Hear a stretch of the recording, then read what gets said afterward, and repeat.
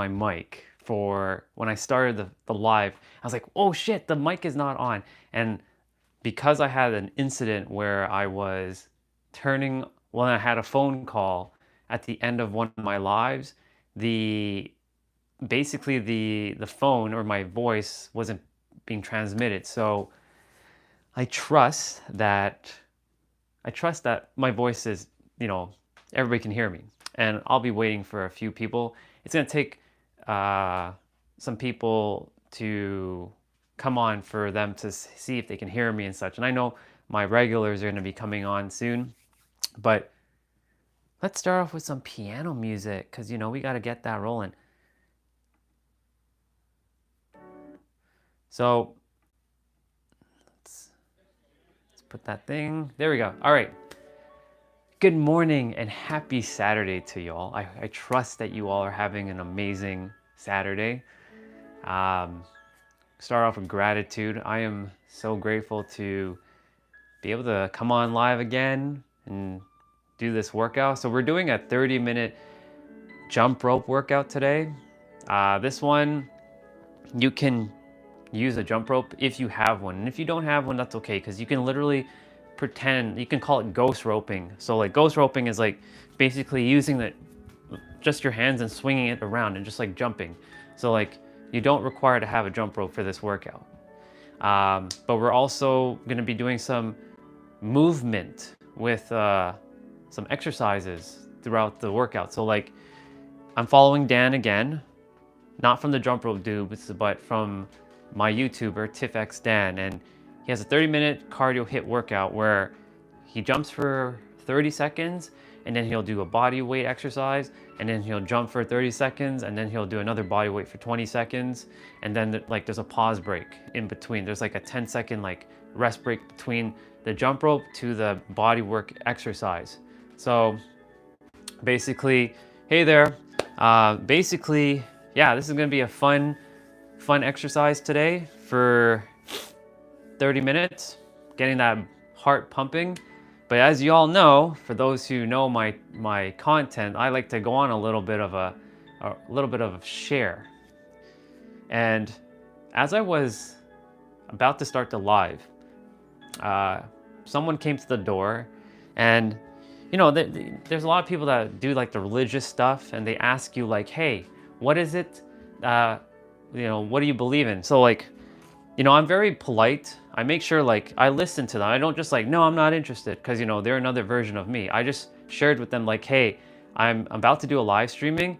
I'm doing great. How are you doing, EM? I'm doing amazing, brother. But yeah, I say like I have to get to my live stream. So, they gave me this pamphlet. Now, I don't follow any religious like practice. I believe in all of it, but I am one with the universe, just like you're one with the universe. But they asked me a very simple question. The question is actually on this pamphlet, and it says, how do you view the future? How do you view the future? And I was like, that's a really good question. And I actually answered them before I had to come back in, because first of all, it was cold. Secondly, I was about to start this live stream. And I said, I have a very simple answer for you. It's being in the now. Focusing your energy in the now. Being present in the now. Now, once upon a time, I have a story to share with y'all. I've been in this personal development, spiritual development for about 5 years. And there's been a lot of confusing messaging, like this person says this, that person says that. Who do you listen to? Like they have contradicting beliefs, but here's the thing, everybody's right. And you have to work with what feels aligned to you. And I had to go within myself and figure out what felt aligned to me. Because I said this to someone yesterday, I think I also said this on the live that I did yesterday, there are many paths to the same destination. Just because someone went this way doesn't mean that they went the wrong way. If it leads them to where they're going, and it's leading you to where you're going, how is it wrong? So I'm bringing back this whole presentness. So like, for example, like I used to be like hearing from all these personal development and spiritual development people, you have to be present. Now, of course, I'm listening to that on YouTube or I'm reading in a book, and I don't have physical access to them to ask them that question. And the thing is, a lot of people just says, you got to be in the present. Well, what does that mean? What the hell does that mean, being in the present? It took me a long time to figure out what that really meant for me. And it's going to be different for you. But for me, my definition of being in the present is connecting with my internal feelings, whether I'm sitting, standing, and I'm doing nothing and I'm just being. Literally. How much are you doing today is a lot of the vaccine to pronounce. Today is a lot of the to pronounce. I'll get to that shortly. I'll hold that thought. But yeah, the thing is, like, I chose to start sitting with myself, standing, whatever, just being with myself and just feeling what I'm feeling, seeing what I'm thinking, but not thinking about the past and not thinking about the future and not worrying about the past and not worrying about the future, focusing on the now. How do I choose to show up in this present moment? How much are the money for you doing now and get the money 66? I'm attempting to like process your questions there, so bear with me, EM. I'll get to you shortly. I'm in a little bit of a flow, so I want to just share this thing. So just hold on for a sec. Yeah, so like I started focusing on being present in the now, not worrying about the past, because number one, the past, though yes, it has shaped the person that you are, it no longer exists. It's gone. The future is always being written in the present moment. And the question when they asked me on this pamphlet, like, how do you view the future? See, the future is not written yet. The future is being written in every present moment. So I have a great example, like, y'all know my story. 20 years, hating people. I created that story. So in that version of me, I was seeing as, I'm gonna hate people for the rest of my life. I'm never gonna be successful. I'm gonna be broke ass. I'm gonna be poor. I'm never gonna amount to any success. I'm never gonna be this. I'm never gonna be that, because I was creating that story in the present moment. And I was perpetuating it, and it kept coming. And every moment was perpetuating the same thing. And how do you start breaking out of a pattern like that? What up, dude? It's great to have you back on. What do you start doing to break out of that pattern? How are you able to open your heart? I will never be a low-key monkey. Honestly, never be a low-key. You're always be high vibe, dude. And to my other brother who asked the question, how was I able to open my heart? I desired to live a better quality of life. I desired to be better because I knew that I could have been better. But the answers didn't just drop into me. I had to have other mirrors to remind me of, like, oh, I can actually change. So some of you don't know that I've mentioned this on a couple of my lives, that there was a personal development person. His name is Jim Quick. He's the author of the book Limitless. And he talks about the brain. And he grew up he called himself, he's the boy with the broken brain, because he had an accident when he was 5 years old. I made a monkey. And he had a brain accident. Like, he fell and he cracked something in his brain, like in his skull, I should say. And it did a lot of damage to him. And over time, he grew up having very bad like anxiety going to school, not being able to learn. But then he went and he was with his friend's father, and his friend's father gave him a question of, like, do you believe that you can be smart? And Jim Quick said no. And then the father, this is like, I'm kind of paraphrasing, but the father basically said, you can be anything you choose to be. I am a monkey. That's awesome. Um, but he was the one that reminded me that, my brain isn't broken and your brain isn't broken. The thing is, it's our mind that's getting in the way. The brain isn't broken. Yes, people have injuries. Yes, shit happens. But the thing is, you can actually use 100% of your brain. And once upon a time when I was a child, I was told that I can only use 10% of my brain. And some of you may have heard that the average human can only use like 10% of their brain, or even like the geniuses could use 14% of the brain. But in reality, we actually use 100% of our brain. So I'm going to answer your question. How was I able to open your heart? So I'm getting there. Hold on. When Jim Quick said that in a YouTube video, and then I read it in his book, he literally blasted open my mind as I basically was given the keys to the kingdom. Literally. He said that, you can use 100% of your brain. Somebody may have told you that you only use like 8% or even 10% or maybe even 12 or 14%.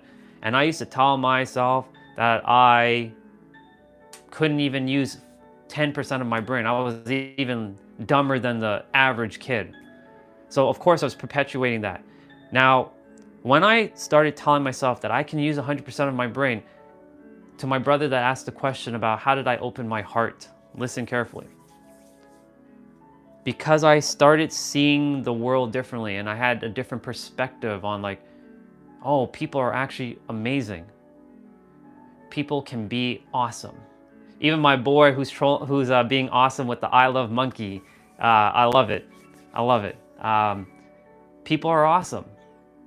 And I started to open my heart, but I had to work on my internal love for myself first.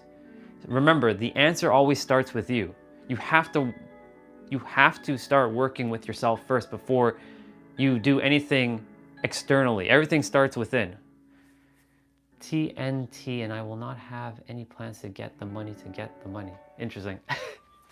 I'm gonna just like, EM is being awesome here. I love his comments. It's random and it's fun. I love it. I freaking love it. Thank you, brother, for just being on and just sharing whatever you feel like. And that's the thing, like, who says that you have to be a certain way? Who created the rules that, you need to be this or you need to be that? Well, of course, like there's some, proper social cues to take, but like, who said that you have to be this and you have to be that? I love the fact that EM is just like sending so much love, doing it, and I have to be able to for you. Yeah. I don't know. Anyways, so back to my brother who asked, like, how did I open my heart? I had to work within myself to love myself first. And when I started loving myself, that energy started pouring out. You've probably heard the expression, filling your cup first before you can pour on to others. I was filling my cup to the overflow, to the max, so that I could give to others. And that's how hey, Tiny Problem, it's good to see you on. I started blasting open my heart chakra, and then my love started pouring out to others because I had enough for myself that I was able to give, and my heart just opened. But the thing is, it also started with my mind, because I told myself for many years that I'm a dumbass. I'm stupid. Hey, Giannis, welcome back. We're gonna be doing a jump workout. I promise it's not gonna be as long as yesterday, so I will get to it. But yeah, if you want to come and jump rope, by all means. We're gonna be starting. I'm gonna actually set a timer for this time we're gonna chat for about maybe 10, 15 more minutes, and then we're starting. So at 30-minute mark, I'm gonna just like start the workout. But I had to change my perspective on life. And when Jim Quick told me that I could use 100% of my brain, are you fucking kidding me? Like, I told myself that I only could use 10%, and only smart people can use 14%. Geniuses can use more than that. I never thought of myself as a genius or as intellectually smart. Thank you, brother. You know what? I appreciate that. And you see, that's the thing. Like, I'm coming on to be that mirror for you, to remind you that you have the power and to give you that perspective shifts. Because I'm really good at seeing things for what they are and seeing things in a different way.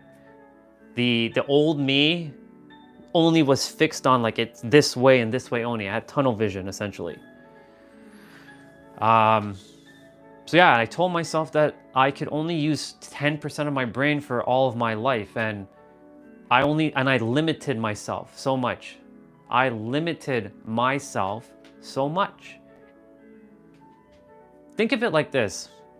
For those of you who know Kenpachi Zaraki from Bleach, the anime character,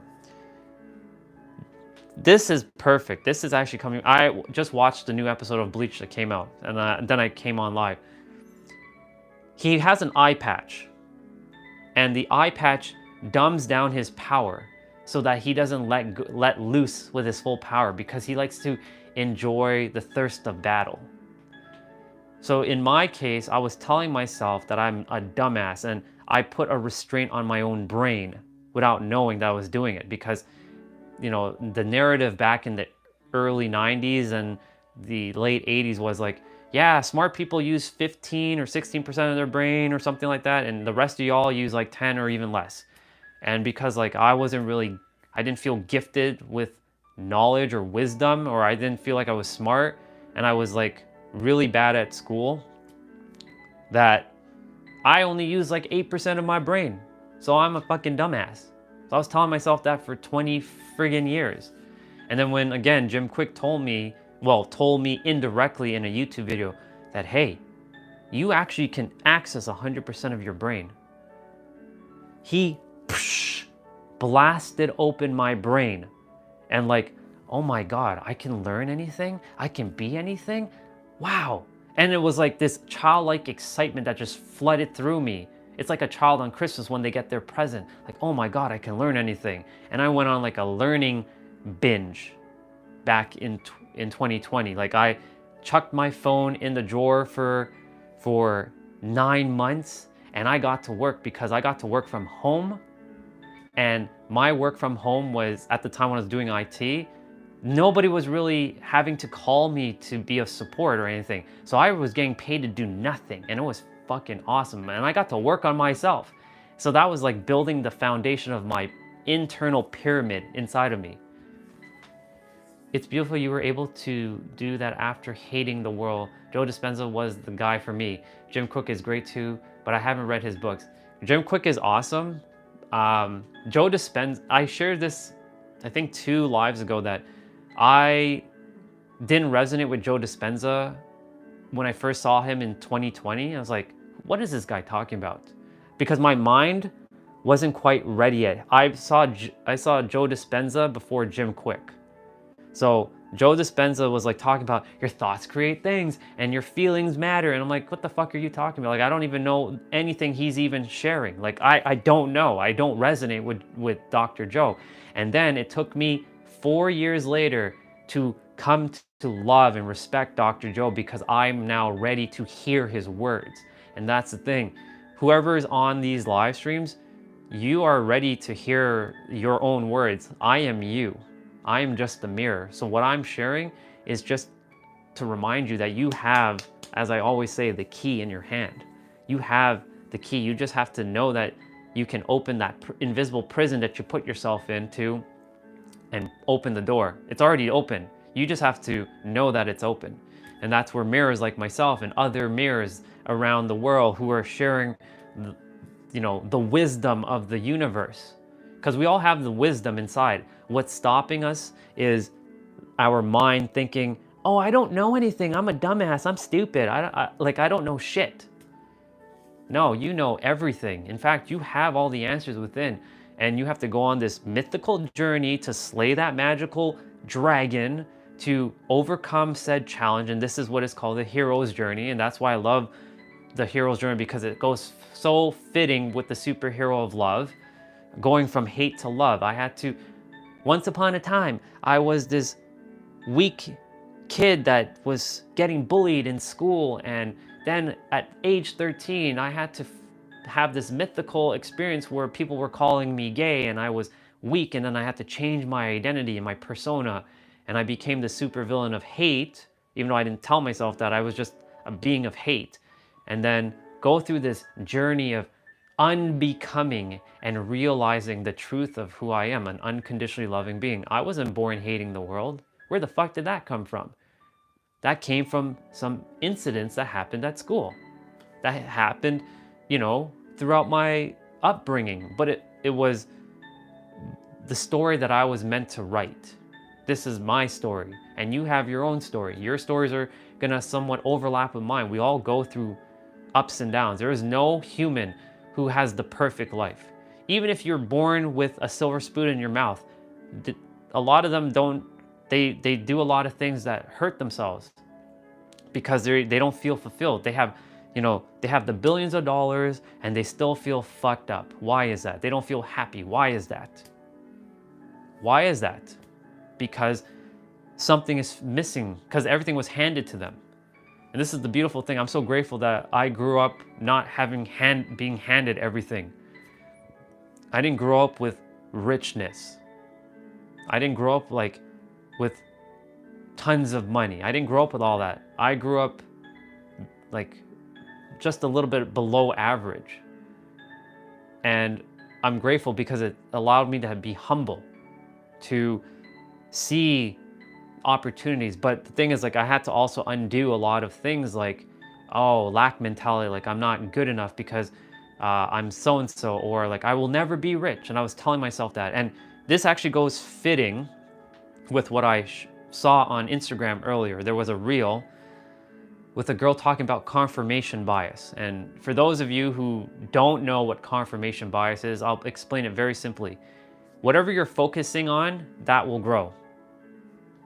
So if you keep saying, today's gonna be a shitty day, your brain is gonna seek out things to make your day shitty. If you're gonna see the day as the day is amazing, how can this be amazing? Your brain's gonna seek out things to make it amazing. I used to judge people who were full of hate, but they need love the most. The thing is, I used to judge people, period. And it's okay. Everybody's on their own journey. And I'm glad you came to realize that, brother, because, the thing is, we all judge.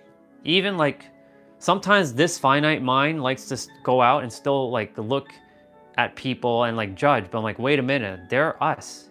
They're just another version of God, because God is all of us wearing a mask. We're the mask of God, basically. You have your mask of God on. I have the mask of God on. Everyone else who's watching has their own version of their mask on from God. But we're all one and the same. We're all unique, but we're all one and the same at the same time. It's holding those two truths. And the thing is, the way I started breaking judgment was, if I'm judging them, I'm judging myself. And there's no damn way I'm going backwards that I'm hating myself, because really all that hate came from not loving myself first. Again, the answer comes from within. For example, I desire to love a partner, or I desire to just love people. But they felt that energy of clingy or needy, or I must have that love.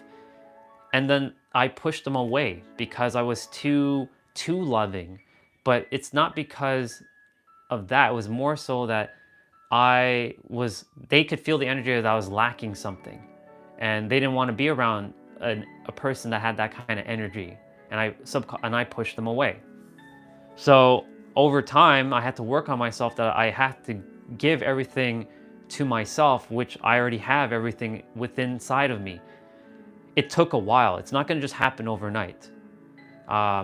It took a while for me to get to this, and I'm still in the process of really understanding that I have everything within. Even though I'm sharing it as a mirror, I'm reminding myself that even though I'm sharing it, I must also feel it, because the last thing I desire to be is be a hypocrite, saying one thing and acting like a complete other thing, because that's integrity for me goes beyond anything in this world. I must be integral with my words, because when I'm sharing, my goal is to make sure whoever else is listening, that it's helping them, that I'm not giving them misinformation. And sure, there are times I'm fucking wrong.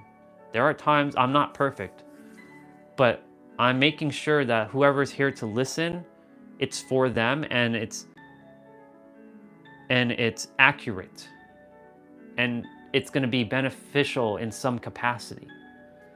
Because like, that's the thing that was really causing me a lot of confusion when I was listening to all the podcasts and reading the books. Like, who is telling the truth?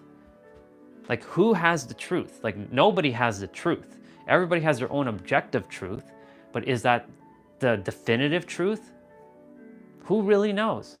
Like, yes, right now I'm saying that you are the master creator and creation is finished and everything you've created in your life is serving you. I feel that as true, but that may evolve, maybe even like next year. That might change. Like, I know that you're beyond the master creator, because saying the word God or creator is limited. Our language has limitation. It is our frequency that has no limits. But the problem is, when we use words, it limits it. And you have to be effective with what you're sharing. Like right now, I'm sharing some things with you all, and I'm doing my best to blast open those words so there's no limitation.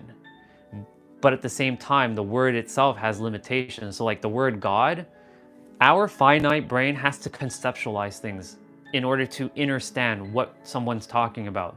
So if I said God, you guys you all know at least what that may look like for you. But if I said nothing, how can you conceptualize nothing? That's why we have to give labels to things. Vaccine and the money is not a lot of pronouns. If for you have, but you guys are on the. I'm just kind of reading what EM is saying there. But yeah, the thing is, like, you are beyond God. The word God is limited. Think about it for a moment. Like, really sit with that. Who came up with the word God? Somebody did. Who came up with the word the universe or creator? Those words have a limit, because it goes way beyond that. And that's what we are as well. It's just that in our current human form, we've been, let's say we've been not dumbed down, but we have some universal law limits. Like we can't technically fly like birds. Like, we don't have the ability to like flap our hands to like fly. The way we fly is by using instruments like a backpack to make you fly, or flying in an airplane, or going in a hot air balloon, or taking a spaceship up into space. That's our way of flying, or jumping out of an airplane and using like those suits where you can fly and glide. There are, some humans may be able to levitate. But the thing is, as it stands right now, we have to abide by some of the laws of the universe, right? So there's some limits there. There's actual limits, and then there are self-imposed limits. And it's what I'm getting at, to break your self-imposed limits of, I'm not worthy because I'm too short. I'm not worthy because I don't look like a certain way, or I'm not 6'5", or I'm not the fully figured woman. Like, I'm kind of chunky in some spots. Remember, I'm very passionate about fitness, because like y'all, I showed you all yesterday the transformation between the old me and the new me, because I had enough of living that version of myself. I had to love him, but I had to, like, if I continued to live that life, first of all, I wouldn't be here. I think I would have already been 6 feet in the ground by now. Well, the body, the physical vessel. I know exactly where I'm going when I'm done with this life, but yeah, I had to choose to live differently. And that's the thing, like, the very thing that I went through is the very thing I'm here to be of service for, to remind others that there is a light at the end of the tunnel. You may not see the light right now, but I'm here to remind you that there is a light. Take it from me, from dubbing myself, and I wore this as a badge of fucking honor, as the most hated human on this planet. I considered myself the most hated person on the planet. I considered myself the worst human on the planet. I considered myself to just hate and wore that as a badge of friggin' honor, as like a virtuous thing. It's so virtuous that I hate everybody. Woo, yes, yes. I hate everybody so much. I wore that as a badge. But now, like, I changed that. And if I was able to do it, so can you, because you're no different from me. You're exactly like me, and I'm exactly like you. We're one. We just been programmed that we've been separated. Yes, you're in your own body. I don't know what you're feeling. I don't know what you're thinking. I don't know what you're seeing and what you're smelling. I don't know what you're doing.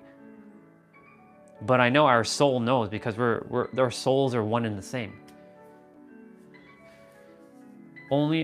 Our only limit is what you put on yourself. Exactly. Fear is part of God too, but it denies God. Exactly. That's a great way of saying that.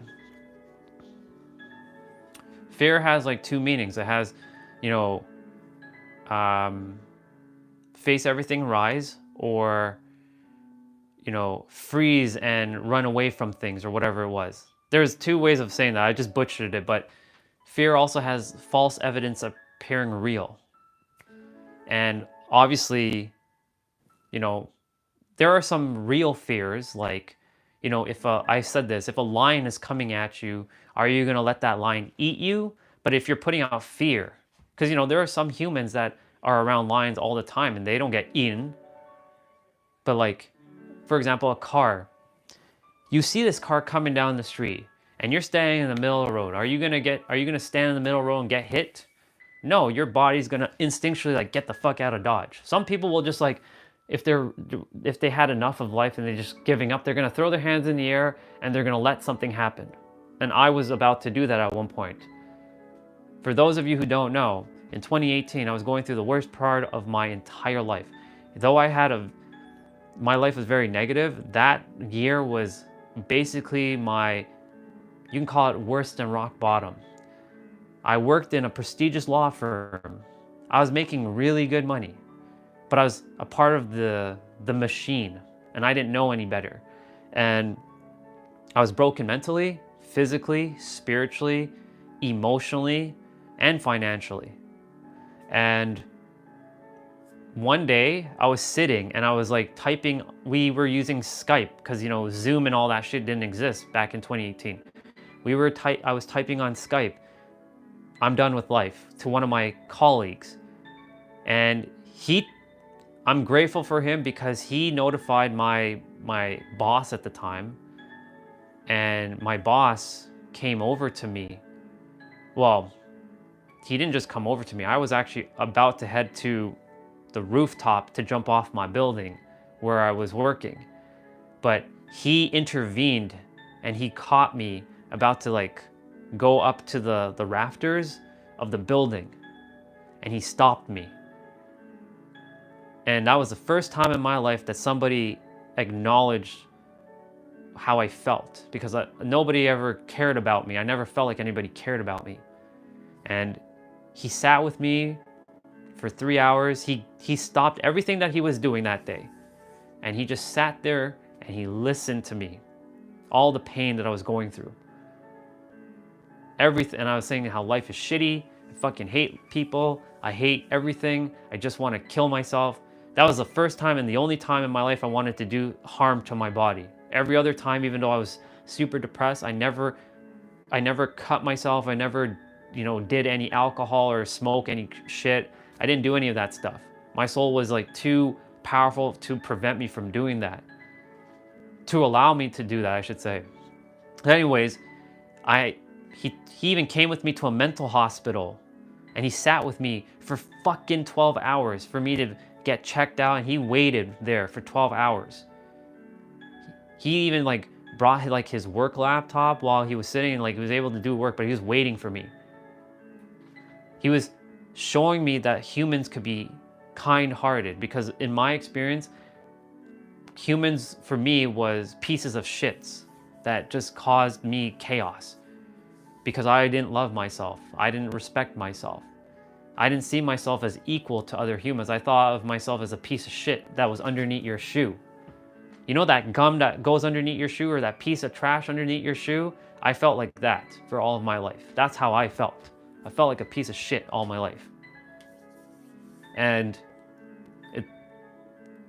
of course, as time went on, my perspective changed, and he started reminding me self-care, self-love. So he was already planting the seeds 1 year before me having my spiritual awakening, which Miss Angel, who's the one that was lifeless in her car, she's the one who helped me break free of the, oh my God, like what am I doing here? Her death was my rebirth. Her death being lifeless in her car was meant for me to see, for me to wake the fuck up. And here we are today, 5 years later. But the thing is, like, there's a light at the end of the tunnel. There is a fucking light at the end of the tunnel. Imagine I threw in the towel in 2018. Imagine I jumped off the building. Imagine I jumped off the building. I wouldn't have been here. Some of you would have never been able to hear this. You could probably hear it from someone else who may have had a similar experience, but you wouldn't have heard it from me. You may have heard it maybe 10 years from now, but everything's happening exactly the way it's supposed to happen. And here's the thing, as I keep sharing, my coach, the coach that I had back in 2022, she always says, Andre, the longer you take to go out and serve people, the longer you're making them suffer. You're being a disservice every day, the longer you take. And I was a chicken shit for coming on live for however long, you know, live streaming was a thing. I could have been on Twitch, but Twitch back then was more gaming. YouTube didn't have YouTube Live well, YouTube Live probably started like early 2021, but I didn't feel like I was ready because I felt like there was so much I had to learn. But the thing is, there's a trap there too. I had to get out of the trap of learning, because when you keep learning, you're staying in a safety bubble. Like, oh, I'm going to keep improving. I'm going to keep learning. I'm going to keep learning. And look, nothing's wrong with that. There's a time and place for that. But I was using the self-help personal development, like staying, I'm going to learn. I'm going to keep learning, and I'm going to keep learning. And I'm never going to share. I'm going to just keep learning. And guess what?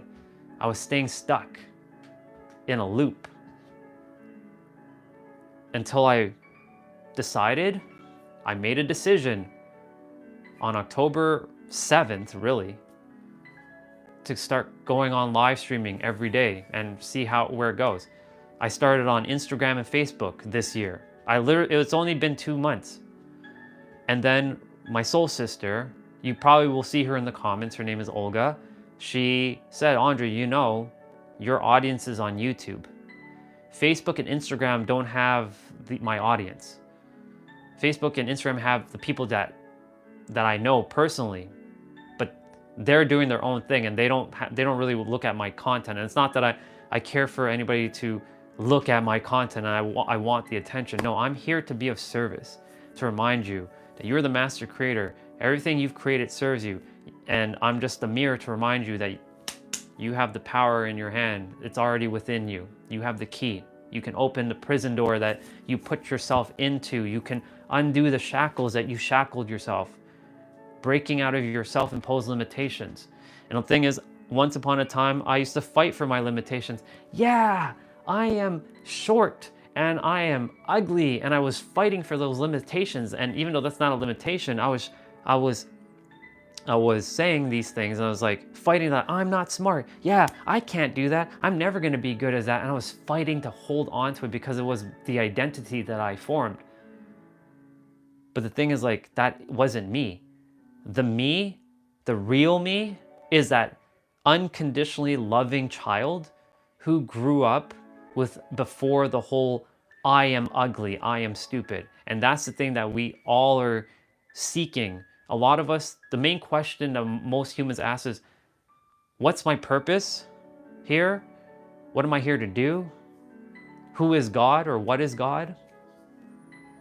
And, you know, love.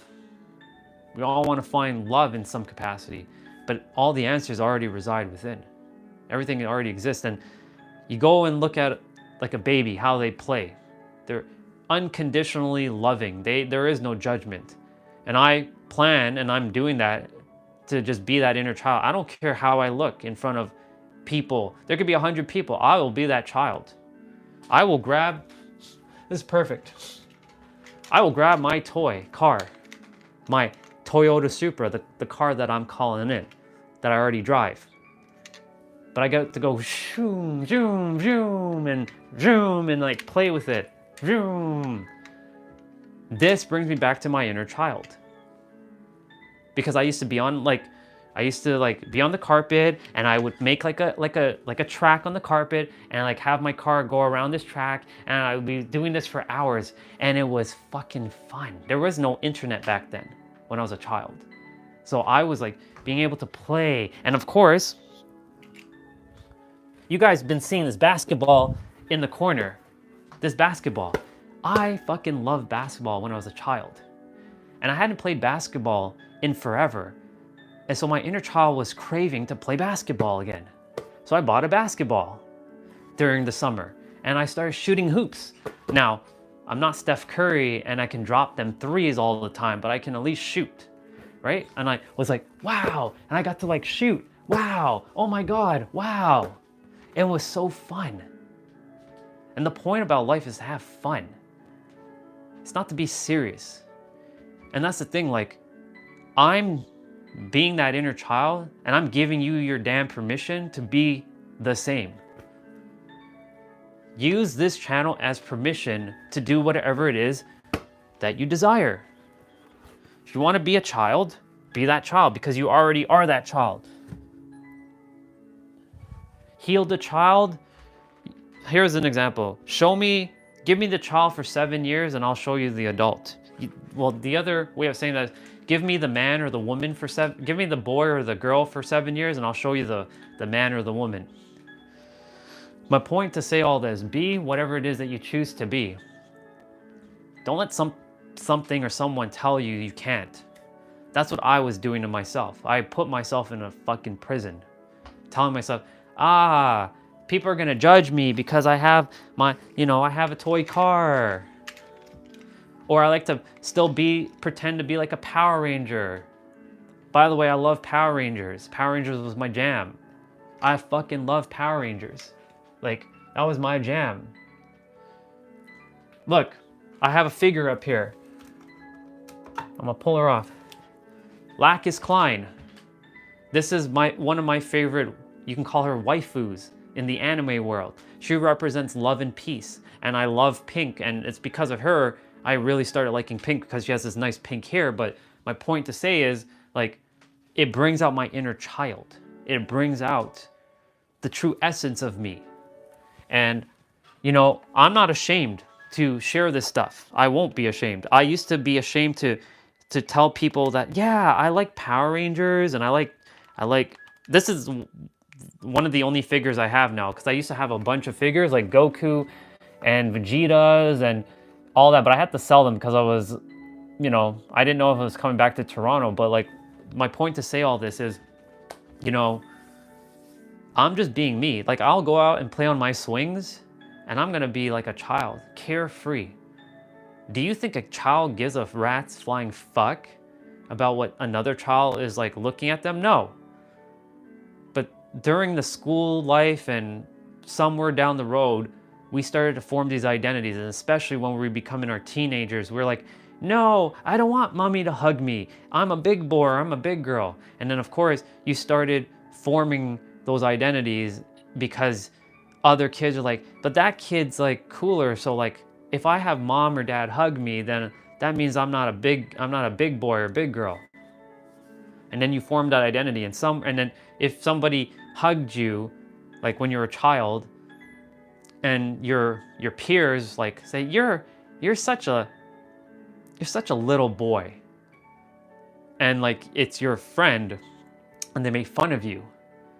Thing is, for us as kids, the classroom and the people around us is our life. Without it, we feel like we're gonna die. But the thing is, like, of course, we're We don't have the intellect at that time. We're still navigating who we are as a person. So this is why like a lot of the stuff that you probably are feeling is coming from your childhood. A lot of things that I had to deal with came from the childhood. I sat and I have this conversation. Ladies and gentlemen, I want to share with you that I have 38 different versions of me inside of me because I'm 39 right now. So there's the 1-year-old, the 2-year-old, the 3-year-old, the 4-year-old, the 5-year-old. Now I really spent a lot of time with the 5-year-old because it was the 5-year-old that got his hopes and dreams crushed by the teacher saying, superheroes don't exist. You can't be a superhero. You can never be a superhero. You have to think they're not real. And then the 13-year-old who was told that he was gay. And that was like a cardinal sin, being told that you're gay. Like, that was like death. It was like you're gonna be burned at the stake back then. Now, of course, it's more accepted. I have only love and respect for those who designate for the LGBTQ. I'm not a part of that, but I respect everybody's choices. And that's the thing that has allowed me to be who I am, is to allow people to be who they are and not put them in a fucking box.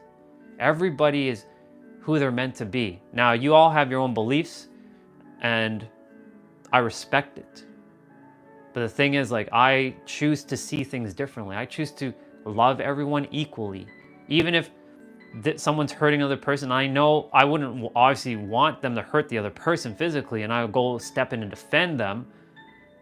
But there's a reason why that person is hurting that person. Because just like my brother said, those who have hate, you know, they basically require love, and they didn't get the love. But they don't know that the love is actually within them. They have to be reminded that, hey, you have the answer. It's already within you. You have to just show them a mirror of themselves. And of course, they're going to look at it and like, ugh, this piece of shit again? Like, really? This piece of shit again? Like, I'm seeing my piece of shit every morning. I used to tell myself every day, I am a piece of shit. I fucking hate people. I am the ugliest person on the planet. I am hideous. I am a loser. I'm a jackass. I'm an asshole. I'm worse than scum. For those of you who know Naruto and Kakashi, I used to tell myself all that shit. I'm done with that.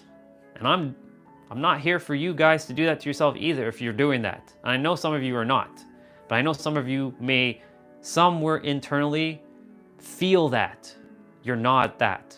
That's just something that you picked up. You know who you really are? You're this unconditionally loving being. This being that desires to have love and to give love. To be seen and heard. That's who you are. That is who you are at your core. Now, of course, like, you know, take it from me, from a person who hated himself, who didn't love himself, who thought of himself as an asshole, as a piece of shit, the trash underneath your feet when you're walking, the litter on the ground. You're an unconditionally loving being. Period. The end. There's no reason.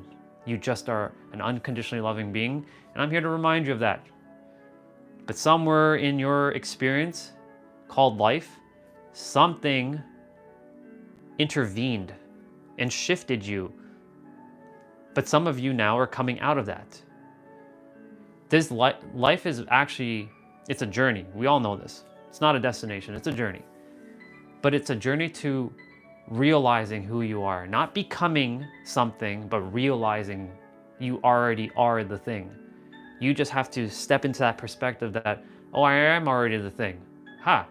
Interesting. I didn't know that I was already the thing. And the thing is, you're already enough. You're already this. Done. The end.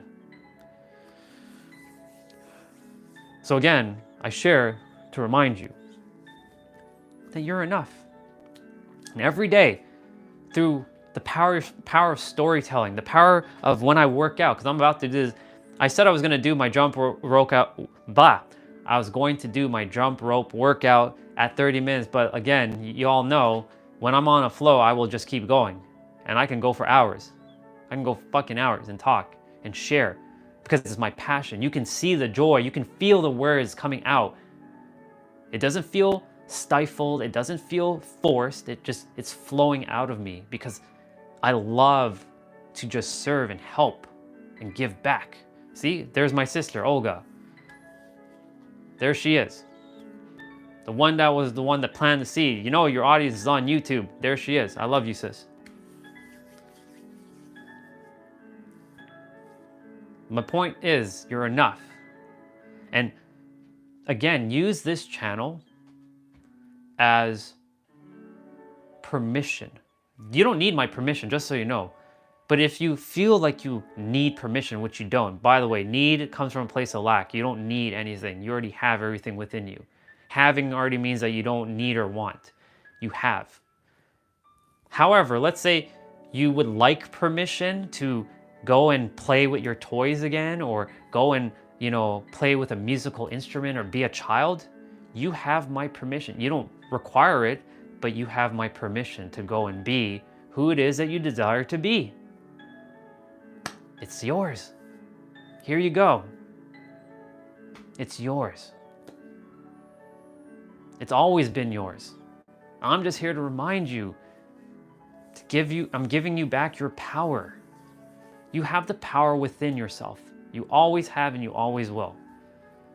A lot of us, we've been programmed from, you're watching TV, especially us kids in the 80s and the 90s. We had no fucking internet. For those of you who were born in the late 90s and the 2000s, there was no fucking internet. So what did we have to do? We were watching TV, and guess what? We're being programmed by the commercials, by, yeah, you gotta take this pill to feel better, or you have to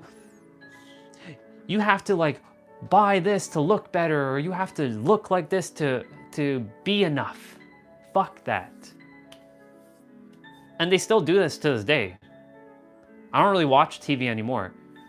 I occasionally will turn on the TV to just turn on the TV, but I don't watch anything.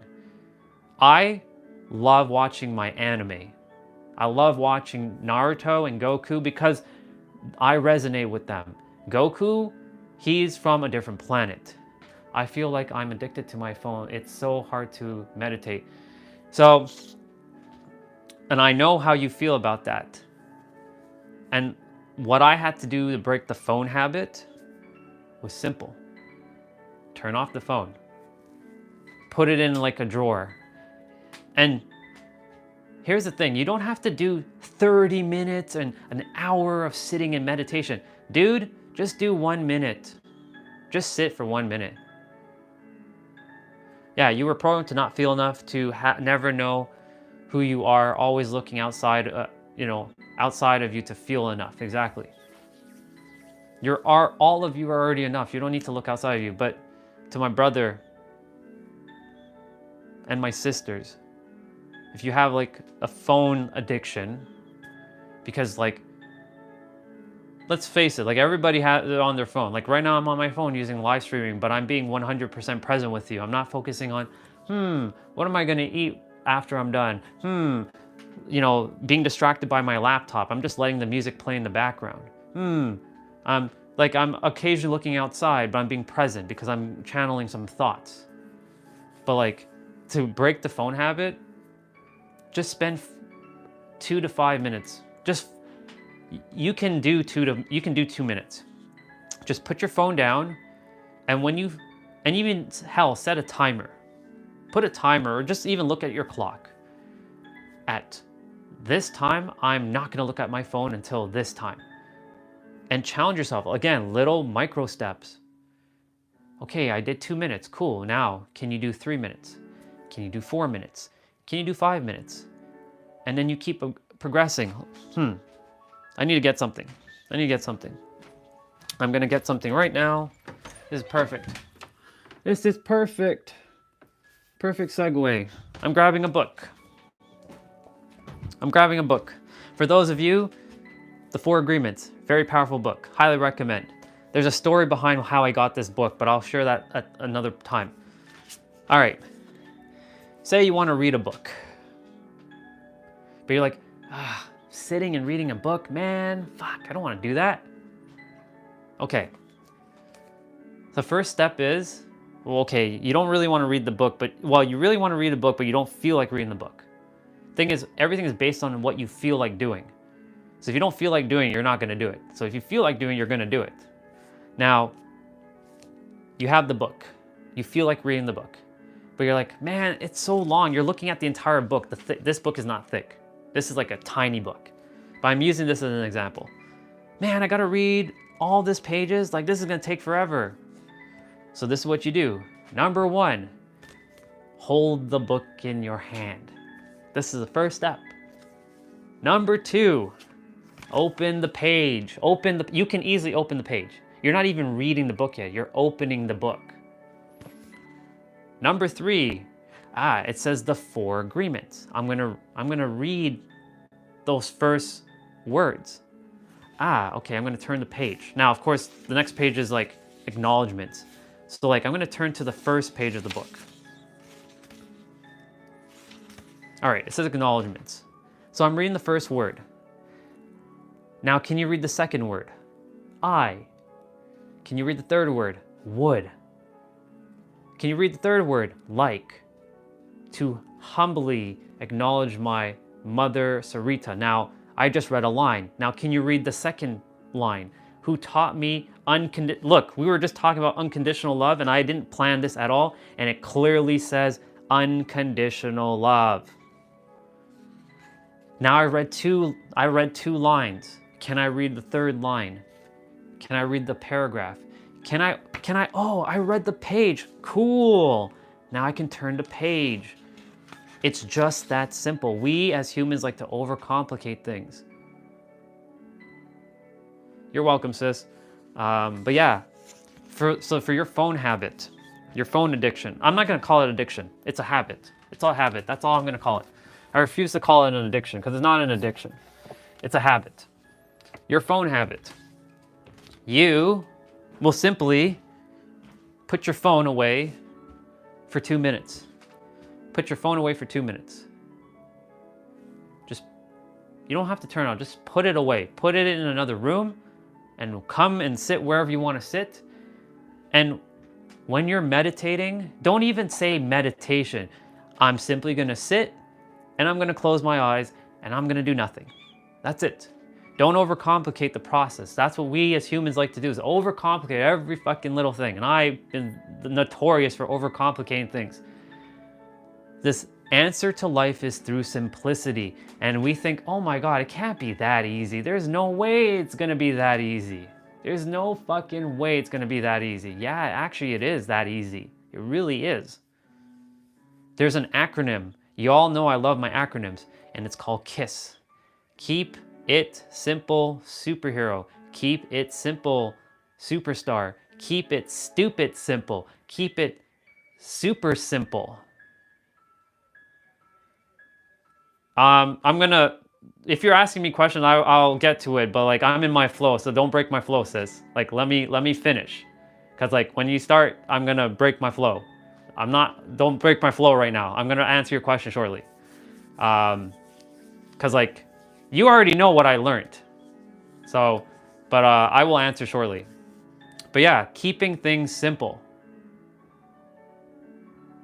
Keep things extremely simple. But I'm gonna answer your question now. What did I learn from that book? Stop judging other people. Because when you judge other people, you're judging yourself. I mentioned to a lot of you that I used to spit poison. And when I'm spitting poison at you, who am I really spitting poison at? Me. I'm poisoning myself every time I spit poison at you. How ridiculous is that? Thank you, sis, for asking that question. Spitting poison. I spit fucking poison at you.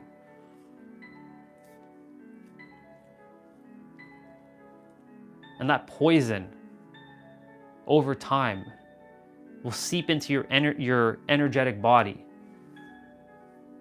And it's gonna fucking destroy you. And it did for a very long time for me. My sister knows the poison that I was spitting for a very long time. She had her own journey that she's growing through as well, but like the poison.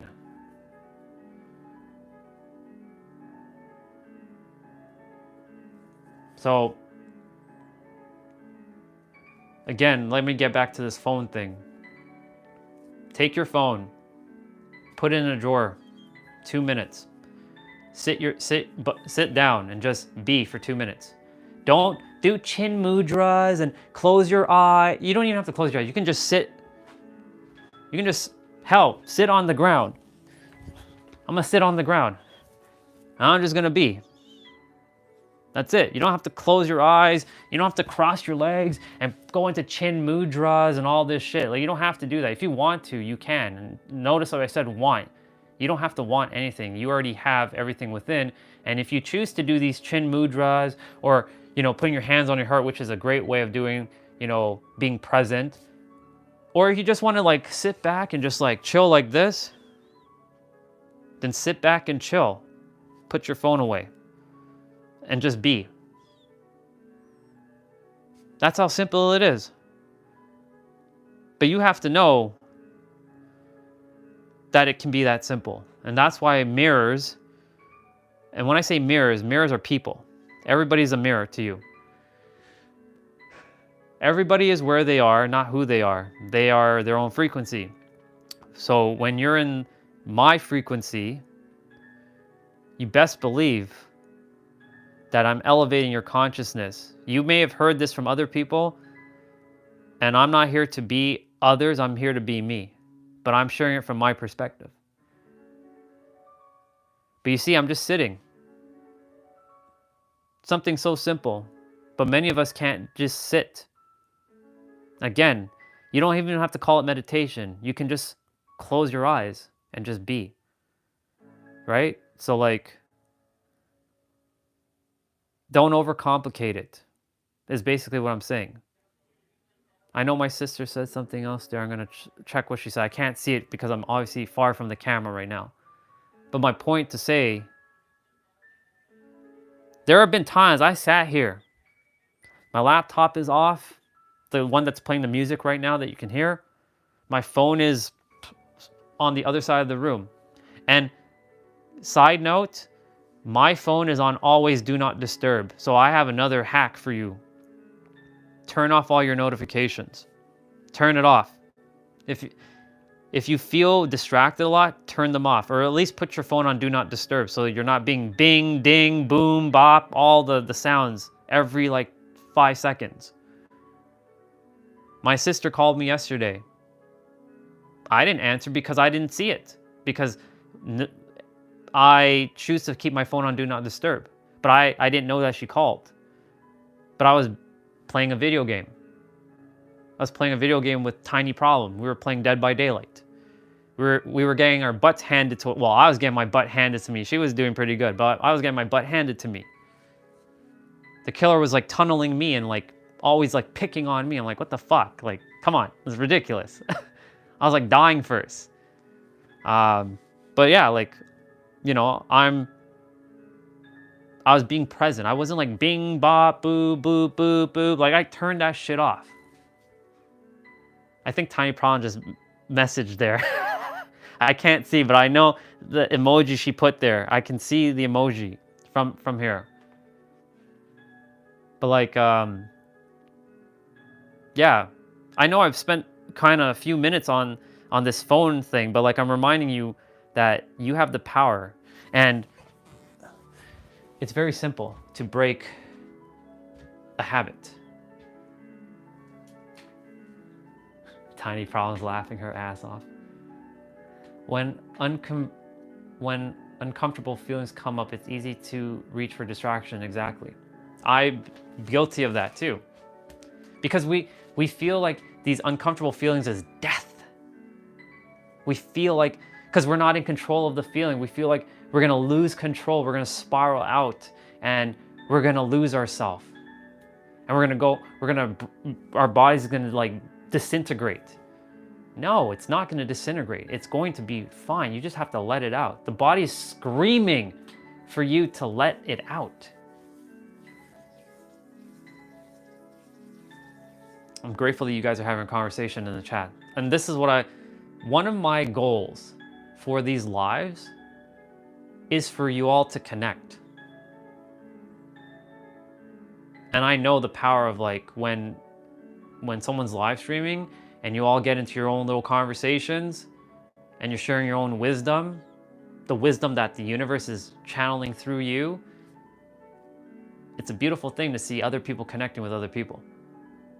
That's one of my secret sauce that I have, is to connect other people with other people. So this platform is to meet other like-minded people. And this channel is definitely for that. I'm grateful for Tiny Problem for being on, for my sister being on, for everyone else who's being, I'm not done, but I'm grateful that you're all here. So once again, I'm going to share. You are the master creator. Now, what does that mean? Simply put, you're God. Now, I say that to say it's not in an arrogant way or a condescending way or like you're having a God complex, like I'm the God of you. No, you're not doing it. No, I'm God in human form. You're not projecting this God complex on anybody. You're just tapping into, you know who you are, you know who everyone else is too. They're also God walking around with the mask, because that's who everyone is, God wearing a mask. This is why I love this mask. This $5 mask that I bought in San Diego. You're just wearing a mask of God. That's all you are. That's all you're doing. But yeah, you are the master creator. Everything you desired already resides within you. I'm still laughing at that emoji that Tiny Problem dropped. I'm getting distracted by the laughing emoji there that she put. That's awesome. Yeah, everything you desire is already within you and creation is finished. Meaning what you desire is done, but you have to know that. Not believe it, not have faith, but know it. Knowing goes way beyond believing and faith, just so you all know. Believing is the entry point. Faith is like in the middle, and knowing goes beyond that. Like for example, I share this all the time. All right, you just saw me walk backwards. Now I'm gonna walk forwards. Do I have to believe that I can walk, or do I know I can walk? Do I have to have faith that I can walk backwards or walk forwards, or do I know that I can do it? I know I can do it. Which emoji? The blue one? Yeah, the blue one that's there. It's catching me off guard. It's awesome. I love the blue emoji that's there. But yeah, like, do you have to have belief and faith that you can walk, or do you know you can walk? The answer is you know you can walk. Do you know that your eyes can blink, or do you have to have belief or faith that your eyes can blink? Ah, yeah. Another blue emoji with the eyes. That's awesome. Thank you all for showering me with those emojis. They're awesome. That brings out my inner child too. That's why I'm like, it's like I'm giggling inside. What else was I gonna say? Yeah. You know, our body, our subconscious is running a lot of things in the background, so we don't have to think about it. Because we know it's like when we're eating food. Do we have to have faith and belief that the food's gonna be digested, or do we know that the food's gonna be digested?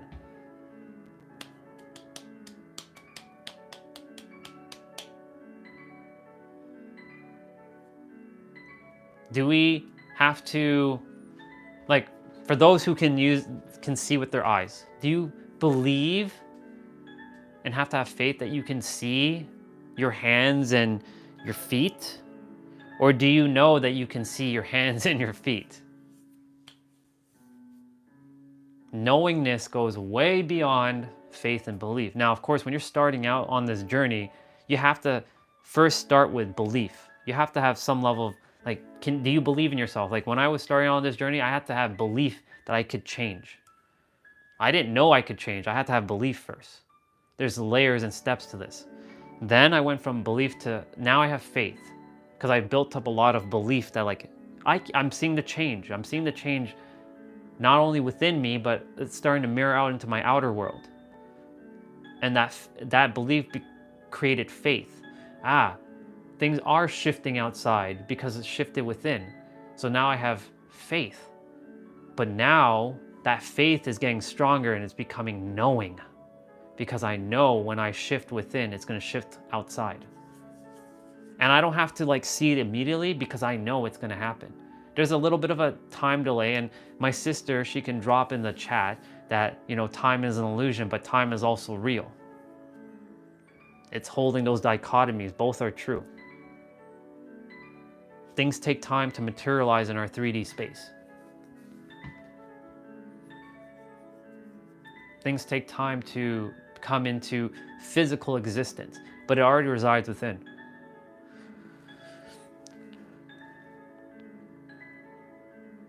So my point, like, is, I don't even remember whatever. It's all good. We're gonna roll with it. Yeah, knowing.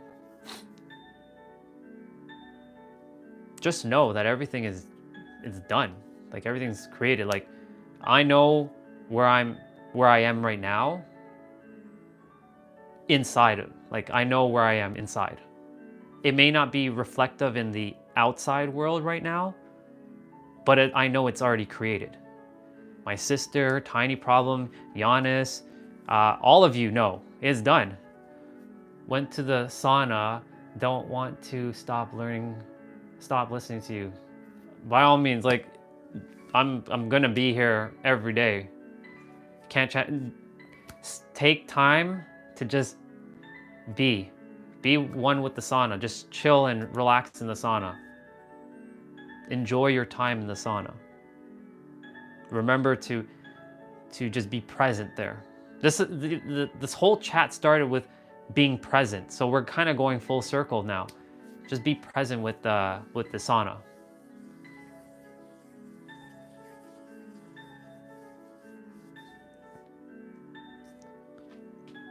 My sister, I'm sure you're still here.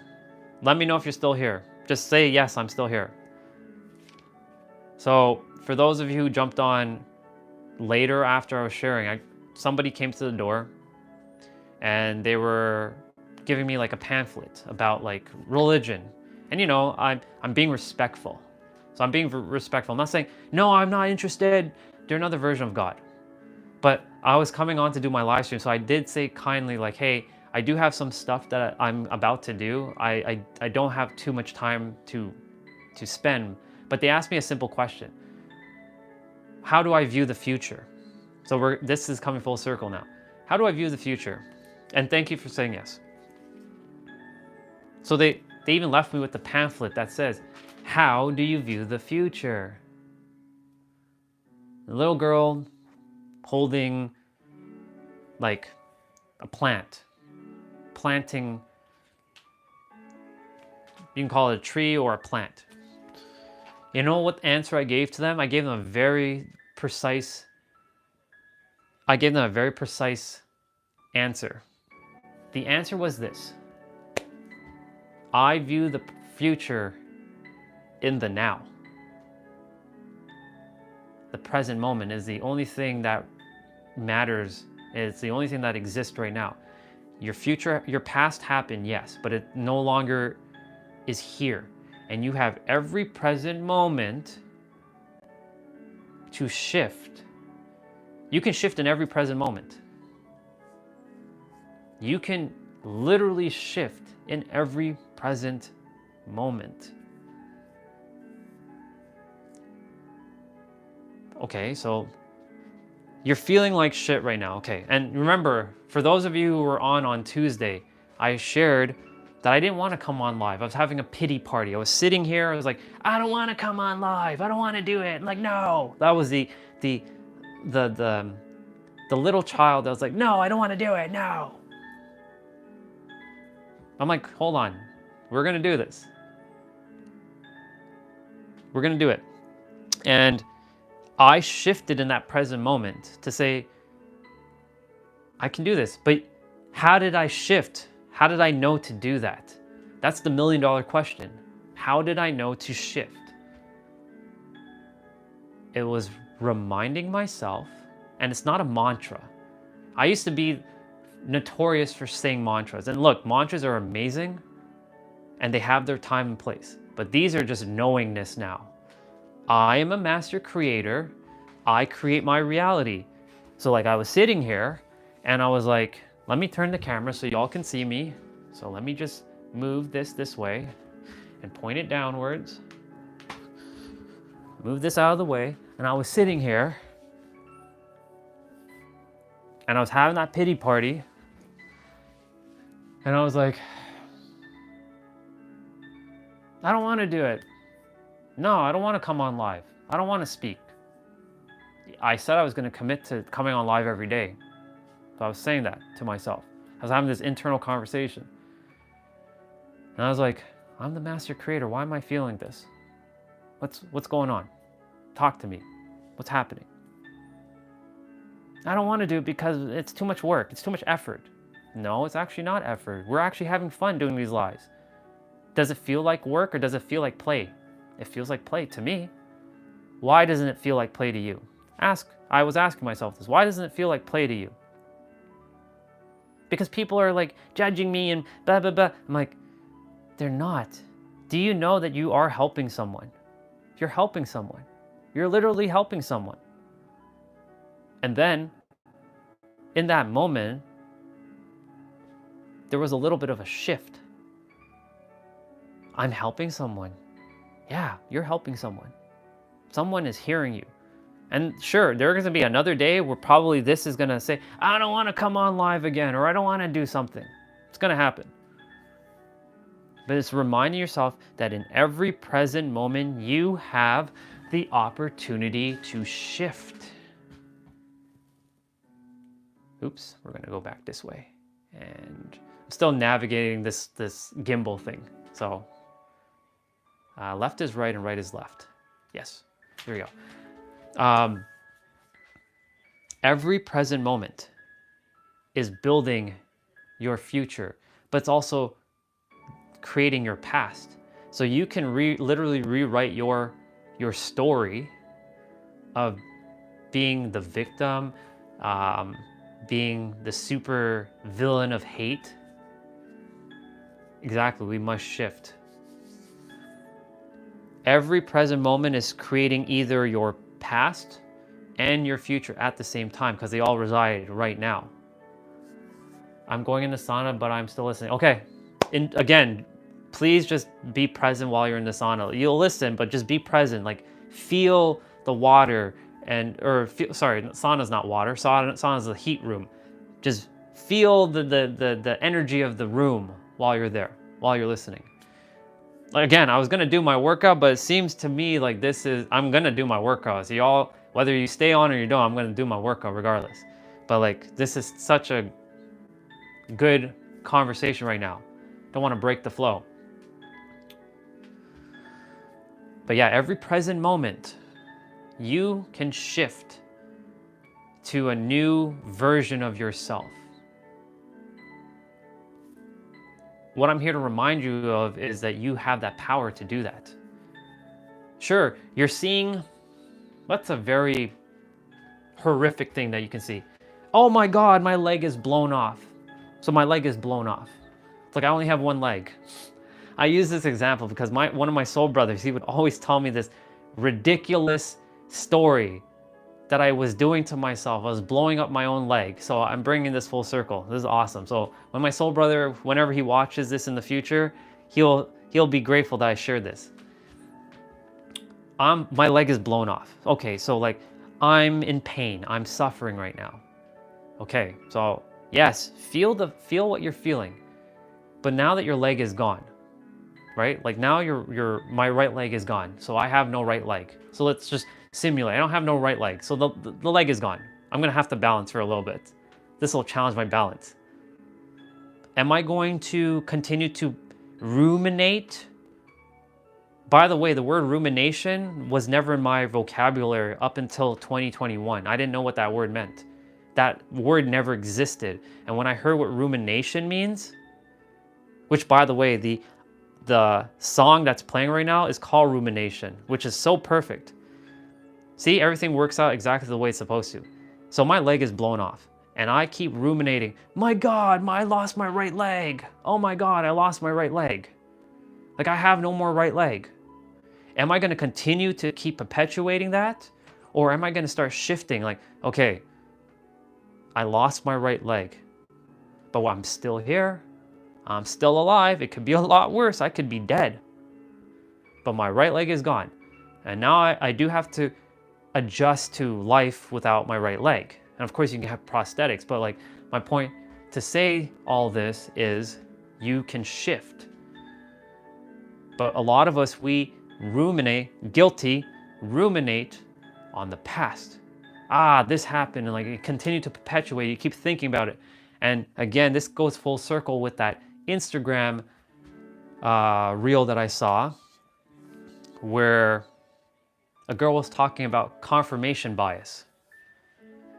Confirmation bias is, again, simply put, what you put your attention on, it will feed. So if you keep perpetuating, today's gonna be a shitty day, your brain is gonna seek out things to make this day shitty.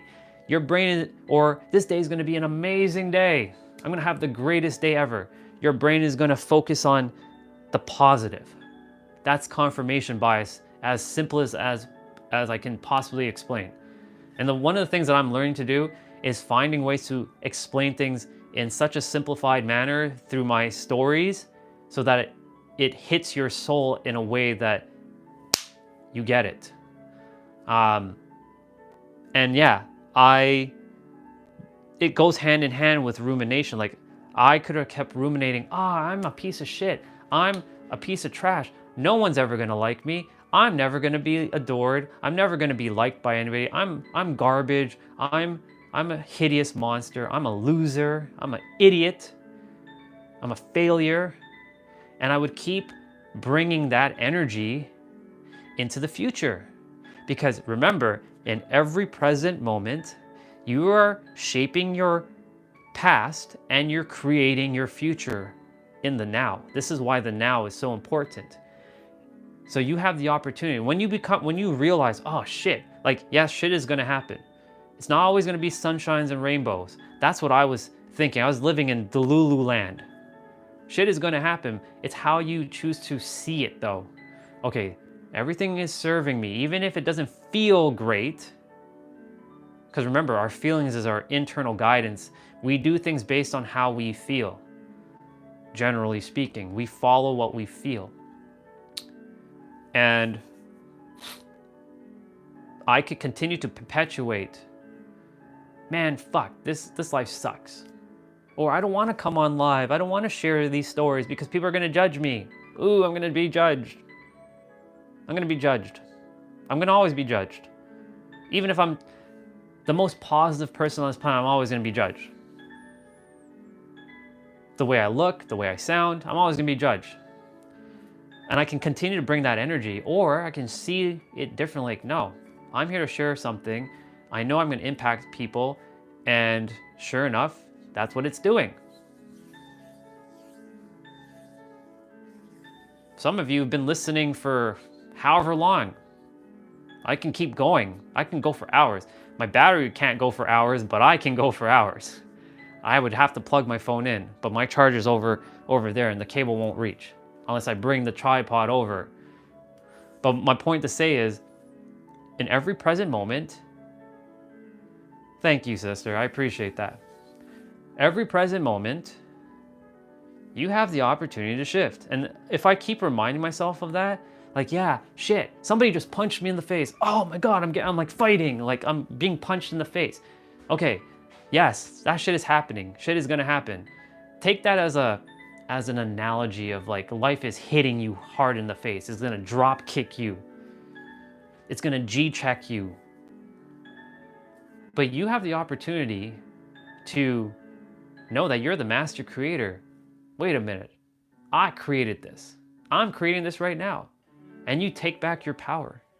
You have the power. The power has always been with you. The power is always with you. You are the divine in human form. You are a sovereign being. Period. The end. You don't have to, because I was born under the astrology sign of, Cancer or Aries. Look, on my wall, I'm gonna turn it this way for a moment. That tapestry has all of the zodiacs. I love it because it looks cool. Now, do I, like, I was born under the Aries like sign, which is like right here, but I feel more Libra, which is over here. But here's the thing. Do I identify as an Aries or a Libra? No, I use the energies. I can be any one of those zodiac signs if I choose to be. Yes, I know that a lot of you are like saying that astrology is like, it's real. I'm not saying it's not real, but like you can transcend astrology. You can transcend intermediaries. My point to tell you is that you are the sovereign being. When you give power to, like, I'm an Aries, so I'm locked as an Aries. So for those of you who knows the Aries are leaders, but Aries are stubborn. Aries are hotheads.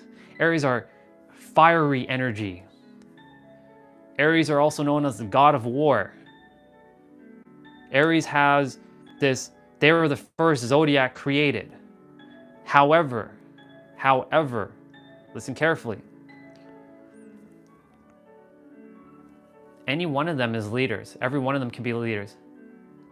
Don't like to be told what to do. I don't like to be told what to do either. Nobody likes to be told what to do. But I'm just reminding you that you have the power. You have the power within you, tiny problem. Aries don't like to be told what to do. I know. Aries don't like to be told what to do. We're fucking leaders. But the thing is, every one of us is leaders.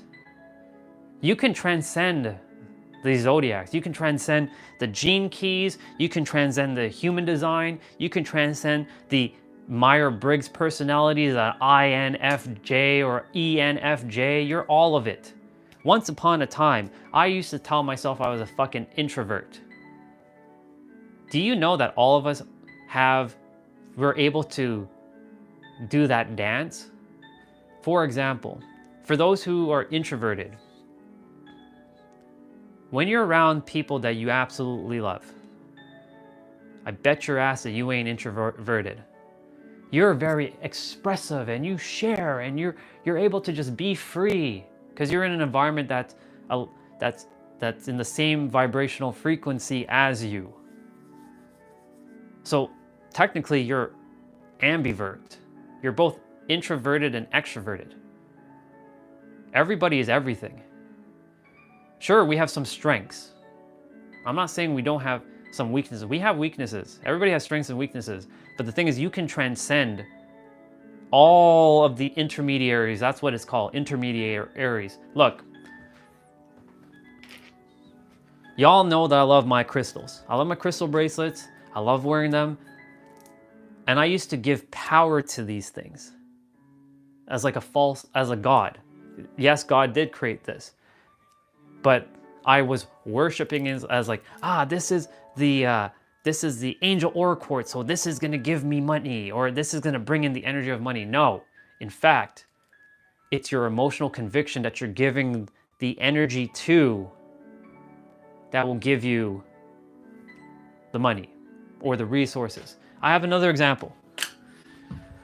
Where are you? I put this under my pillow because I like to. I have a pouch of like crystals. Now, some of you who know the crystal world and the stone world, I'm gonna rock your world right about now and I'm gonna change your perspective. I gotta just grab it out of here. I have 3 pieces of this thing. For those of you who know, come on, get out.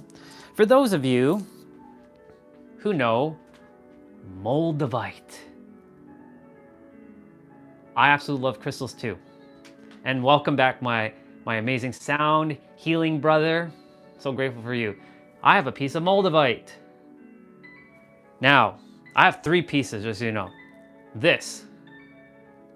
I have 3 pieces of Moldavite.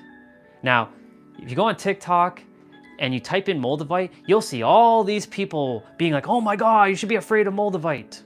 Like, it's scary and it's gonna cause a lot of calamity and shit in your life and all that, because they're giving it emotional conviction for that to happen. I choose to see this as a stone of love. But I am the love. It's very powerful. And yeah, I do believe in the power of the stones. But the thing is, I choose to also transcend beyond the stones because God created these stones. You're God. You're God in human form. But my point to say is, like one of my other soul sisters, I love her. When I first went to her house, she had a piece of Moldavite and she would take it off when I would come. And she would be like, oh my God, I'm afraid. I don't want anything to happen to you, Andre. Like, please, like, be careful. She would never allow me to touch it, and I would never ask because, like, I know her energy. But she instilled a fear into me about this stone that, oh, it's gonna cause shit. It's gonna cause shit in your life. Be careful when you're holding Moldavite. Do you know this stone? I bought this last year at my soul brother's crystal store in San Diego. And he was the one that gave me a perspective shift. He's like, you know, if you gave the power to the stone, you're basically its slave, theoretically. Now, of course, how you see the stone, and I choose to see the stone as it's one with me. I choose to see this stone as one with me. I love my crystals. I absolutely love my crystals. I absolutely fucking love my crystals. Now, do I have to wear 20 crystals and get into like a chin mudra to call in the power of God? No, because God is already here right now in this present moment. I have this crackle quartz. I love pink. Anything pink and me, I love pink. For y'all, I love pink. Pink is my jam. This crackle quartz, right? Like, I can sit with it and meditate. And yes, it has vibrational properties. I'm not saying it doesn't.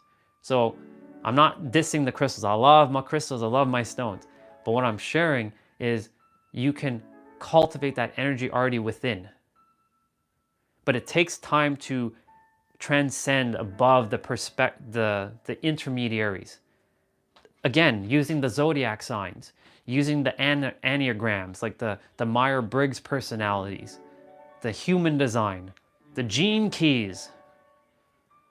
They are great tools when you're on your journey, but when you get to a point where the goal is to let go of the attachment to the tools and to realize that you already have everything within. I love that. Thank you for sharing that, brother. That helps. I'm gonna look for some of that when I go. I appreciate that. See, that's why I said if I didn't come on live, I would have never met Anthony. Would have never met him. And he drops a lot of wisdom in the chat. I'm grateful to him. But yeah, point being. And why do I leave it under my pillow? Because I choose to. Because I like to still be that child pretending to like a tooth fairy's coming and putting money under my pillow. Like when your teeth comes out, you know, you put your tooth underneath the pillow, you know that it's your parents giving you the money. But like, you know, when you're a little child and I did that a lot, where I took my tooth and put it under the pillow, and sure enough, I got like $10. If you never met me, you'd had a quiet, peaceful life. Actually, no, my life was very like. My sister Olga is on still, so she can fill you in on that. But again, the goal, my objective for this channel is, number one, to connect you all together, like-minded. Yeah. Yep, the hell of life he had, and the hell of life she had, and the hell of life that some of us had to experience. But yeah, the objective is to connect you all, to remind you that you have the power every day. Every day, you have the power within. It may take 100 times for it to set in. Hell, it's going to be taking me, I'm the master creator and creation is finished and everything I create serves me. It's taking me a while for it to really settle in, but it's starting to settle in. I can start to feel something shifting when I keep saying it. When you first say something, it may not hit right away. And I have another great example. Exactly. When Anthony said this on the first live that he came on, I was like, that is fucking powerful. You can't heal your history to your destiny. Or, you can't take your history to your destiny. I love it.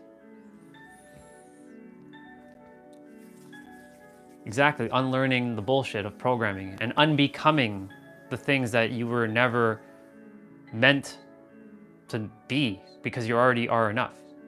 Where was I going? I don't know where I was going, but whatever. Roll with it. My point is, like, every day is to keep settling into this idea. Going beyond the perspectives of, you're not just a human. You are a god in human form, a god, a goddess, whatever name you give it in human form. I love all religions equally. I don't follow any of them at all, but I love them and I respect them all.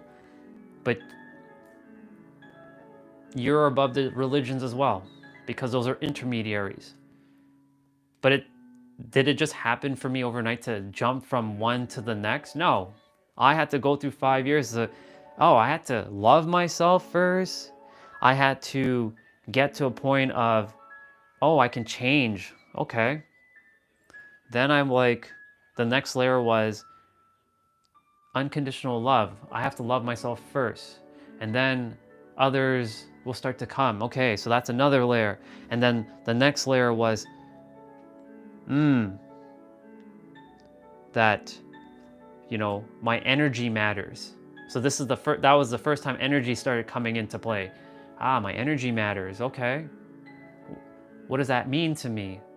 And then one thing led to the next. And then last year was the interconnectedness of life through cymatics and crystals and sound healing and all of the things that interconnect and intertwine and interweave through life. I made a little diagram when I came back from San Diego in May of last year, and the universe, God, whatever name you give it, gave me the greatest epiphany. My son. I was sitting in my rental car, my son. And that came through a feeling. The answer to life is through sound and vibration. Because everything is created with vibration. Everything is vibrating. Everything in the known universe is vibrating. And sound is vibration in an audible form. And everything has a frequency, and they're all intertwined. And I created like a little diagram of it's like a mind map of so this is how this is linked. And then I realized, this is linked to masculine and feminine energy. This is where balance comes in. And I started interconnecting things little by little. And this is why everything is linked. We're the microcosm of the macrocosm. Like when you look at the universe, like the veins of the universe, we have the same energy flowing through us. When you look at the eye, like our eyes, like the pupils and stuff, looks like a galaxy. Luckily enough, I was taught by my mother the origins of life, programming, high vibrations on healing. See, you're lucky, brother, that you had this incredible experience at a young age. See, that's the thing. You didn't know any better. You only knew of high vibration. You didn't know of the other things. And this is why I'm saying all of this is information. All of this is literally information.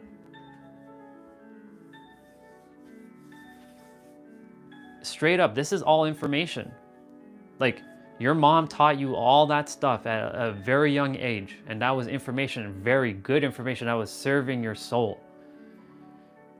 And a lot of us, we had to go through the other direction to then unbecome it, because we chose a path in life for us to have like a soul growth.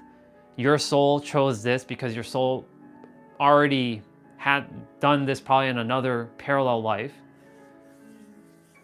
And yeah, in the beginning was there was a noise, and that noise was the voice of God. My mother said basically vibration was the creator of life, and it's extremely deeper than this, but it's yeah, exactly. The thing is, our language, our words are a vibration, but at the same time, it is also very limited because our words can go way beyond that. I said the word God earlier for those who jumped on late. The word God is a limit because we have to use a word to conceptualize what God is, but our finite mind has to have something to put something to, whereas our soul already knows what God is. And it's not a word, it's a feeling, it's a vibration, it's a frequency. And it goes, you can't conceptualize it. It's fucking infinite, literally. It is infinite, but our words limit. And that's why when, communicators, they have to effectively communicate what they're attempting to say. That's why some are able to communicate effectively to get their point across, and they can explain things very simply. I'm still in the process of really simplifying how to explain things through the story, the power of storytelling, and share with you all. But basically the answer to life is that you are God, and you have the power. That's it. That is it. You are God and you have the power. You can either be the master of your universe or you can be the slave of the universe. The choice is yours at the end of the day. See, I'm so grateful you guys are having your own conversation while I'm still chatting. I'm reading, but like I'm just going the flow, and you guys are having your own conversation. This is awesome. This makes me happy. Right here. This right here. With Olga and Anthony, right here. So thank you. I'm grateful for both of you for just being on at the same time, and for you all to reconnect in this lifetime, because you all know each other. We're just re-meeting again in this experience. Exactly. And that's why I'm. This is another reason why I'm coming on live, because like I know the power of connection, and my AirPod is dying, so I'm gonna basically put these to charge because I didn't do the workout yet, and that's okay because we're gonna do the workout in a bit. And I keep saying that, and I promise I'm gonna do the jump rope workout, but I'm on a flow, so we're gonna just keep going. I do have to charge it though. Where's my cable? It's right here. All right, but yeah, the power of like connections. Yeah, exactly. This is why I choose to do these lives, and I'm seeing that I had no idea what the lives were gonna be like. I was just gonna come on, do my workout, break out of my comfort zone. I'm going to be vulnerable, share some things, and see where it goes. And sure enough, slowly but surely, things are starting to take form. And you all, whether you are sharing something or you're sharing it with each other, it's divinely orchestrated. It is happening exactly the way it's supposed to. Well, most people have seen some of my workouts. It's the jump rope workout this will be the second one I've done now on YouTube. This one, it's not going to be 30 minutes straight jumping, but it's going to be 30 minutes of jump rope and cardio. So there's going to be some body weight workout. But I'm so passionate about working out. And since I don't think Anthony was here when I showed this yesterday, the reason for those of you why I'm so damn passionate about working out, I got to go on Facebook. I got to go to my pin post. I'm so damn passionate about working out because Once upon a time, the person on your left or your right, the one with the bald head, that was me. 80 to 90 pounds overweight, stressed, and I was younger back then than the one in the other photo. I look younger, but I was older. How is that possible? Because fitness and being positive and starting to live a life of unconditional love saved my life. And this photo, this one right here, I didn't want to take this photo. And this is not a real smile. Like the smile, you can tell is kind of, it was starting to break through, but it wasn't quite full. The funny story about this photo, my colleague, he just got the new iPhone 7. Yeah, we're going back a few years now. The iPhone 7, when the iPhone 7 was the new kid in school. And he wanted to test the cameras out. That's awesome. I'm so grateful that you had a great time in the sauna. That makes me happy to hear. And he wanted to take a photo.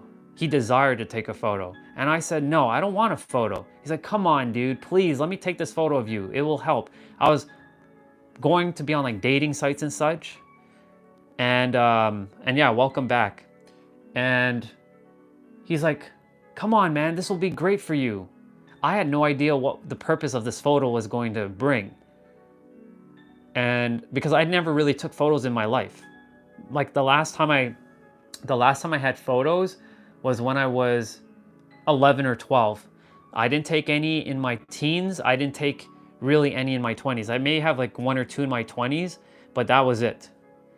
So I didn't have any way to document like my journey. Like, you know how some people you can see like their life when they're growing up? You can't really tell only by, I'll join in with your fitness. Your transition is incredible. Thank you. So yeah, he took this photo. And again, I didn't know what was the purpose of this photo. And then this was taken in 2018, the year that I wanted to just give up and throw the towel in. I'm grateful that he took it because this photo served as a catalyst. And then in 2022, I went on Canva and I put these 2 photos together. And I shared my story on Facebook about my change. And this was around the time when the name, the superhero of love, came back to me, because the superhero of love always existed, but I killed him because, you know, my teacher, when I was 5 years old, said, superheroes don't exist. So this photo, I'm forever grateful for, because at least it shows me this is the thing that keeps showing me, if I keep going back the way I used to, this is what I'm going to end up like again. But I don't want to end up like this again. I respect and I love him for who he was, but it's that version of me that I choose to be. Well, it's the version I am right now, I should say. Healthy, full of life, vibrant. And the thing is, after I posted this photo, I went on YouTube and there was, this was way before I posted the photo. In 2020, when I was starting my fitness journey, there was 2 people, a guy and a girl, in their 99 years being on the planet, still working out. So, and they look like they're pushing maybe early 60s. That's how good they looked. And I'm like, are you fucking kidding me? These 2 are in their 90s. They're almost hitting 100 and they're still alive and they're still pushing. They're not walking with canes as best as I can. And they were inspiration because they worked out every day for since World War I, World War II. And I'm sure they're still alive. I haven't checked on them in years, obviously, but the thing is, they were looking fucking amazing for their age. And they serve the purpose. They don't even know who I am, but the point is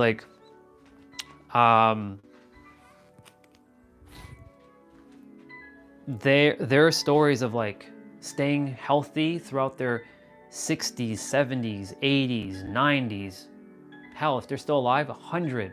and they're still going, we have the greatest opportunity in life right now to be in the best shape of our life. And this is why fitness for me is very passionate. Like, yes, there are days where it's hard as fuck, but it's playtime for me. And it's not hustling and grinding. It's not like being like The Rock and like, "Arr." It's mental fitness. As Giannis would say, it's mental fitness for me. It also obviously helps with physical health. It also helps with emotional health. It's a 3-in-1. And this is why I'm sharing these stories, because like, take it from me who lived through this childhood of hating people, not even loving myself, to then desiring to shift and seeing the good in others and choosing to inspire despite did I have the hardest upbringing? Well, no, there are people who have much harder upbringings than I did. So what's my excuse? But the thing is, like, I could choose to continue every day like I'm the victim, and I was playing the victim for a very long time. I'm the victim. My life sucks. I hate my life. Everybody on this planet sucks. I hate people. I want everybody off this planet, or I want to be off this planet. I was seeking solitude, like complete solitude, loneliness. Like, I wanted to be alone with the animals. And I call animals Bubba because Bubba is awesome. I like that word, B-A-B-A, puts me into my inner child. My sister will tell you, I call everything Bubba. I call the sun Bubba. I call the moon Bubba because I think of the moon and the sun as cute. I like cute things. And I use the word toot, T-O-O-T, instead of cute. Why? Because it brings me into my inner child. And I have no shame at all to say that. But my point is, like, I choose to live a happy, loving life. Yeah, shit still happens. Yeah, I still get mad. I still get angry. The supervillain of hate still exists inside. And I still love him, but I make sure, like, I listen, but I make sure that he isn't the one coming out and like,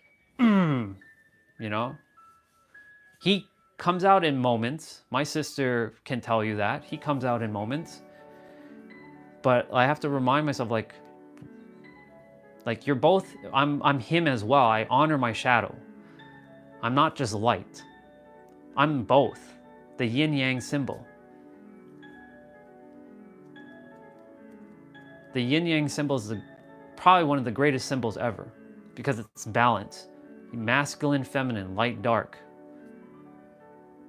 That's why I don't put myself as a light worker. I don't label myself as that. I'm a soul that's just here to be of service, to give you a perspective, to remind you that you have the power within, to remind you every day that you're the master creator, to share with you that you have the key in your hand. The prison door. And my sister, who's here, she's the one that sent me a video on Instagram where it was a cat or an animal, and I showed this yesterday on the video, and I'm gonna do it again because I thought it was pretty awesome. I went back and I watched the video, and the cat, the door is open, and the cat's and then come on, like, get out, like, you have the key, you have the answer.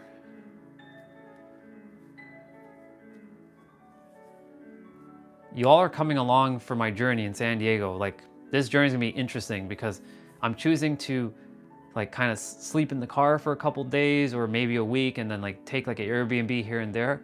And I'm choosing this on purpose because I'm testing my resourcefulness skills, my resilience skills, but you all are coming along to see nature, or see mountains, see ocean with me. And I'm still gonna be sharing what I'm sharing. And again, I always desire to be like a travel vlogger, and who knows what that's gonna open up. And the universe is like, go to San Diego this Christmas again, go, go, go, go, go, listen, go. I'm telling you to go. So I'm listening and I'm going. And, you know, I don't want to just preach and not be what I'm saying. Because like I said, integrity for me is like, I have to be in integrity. I don't want to ever be like a hypocrite saying, yeah, he's a master creator, but he doesn't feel abundant. Oh my God, like he's saying one thing, but he's acting another thing. Like, no, that's the thing I'm here to disprove, that I'm here to just be me, be the master creator, and you all are coming along this journey. And through my channel, you're growing along with me. This is our channel. This isn't my channel. This is our channel. You're coming along, and you bet your ass that your soul, your minds, your hearts is going to be elevated. And we're growing together. And wherever this channel goes, like I'm committed. Like I said, every day, even when I have a pity party, I'm like, every day I'm going to come online, even if I feel like shit. I'm like, fuck, I'm just going to come online and say, hey guys, I'm not feeling 100 right now, but I'm here. I'm here to be of service. And usually that helps me shift.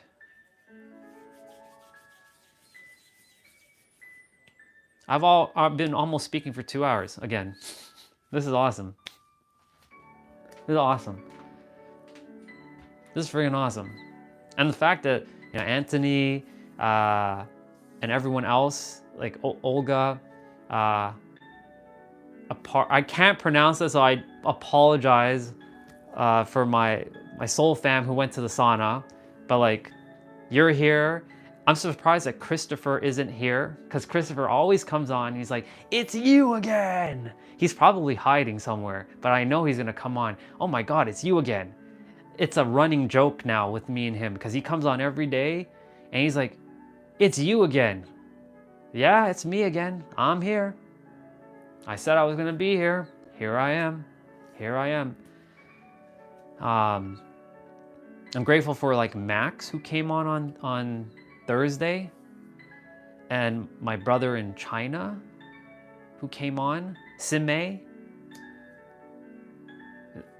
Like, the dude stayed up until like 5 a.m. He's 12 hours ahead of us. I'm in Toronto, so like he's 13 hours ahead, and he stayed up and he was listening.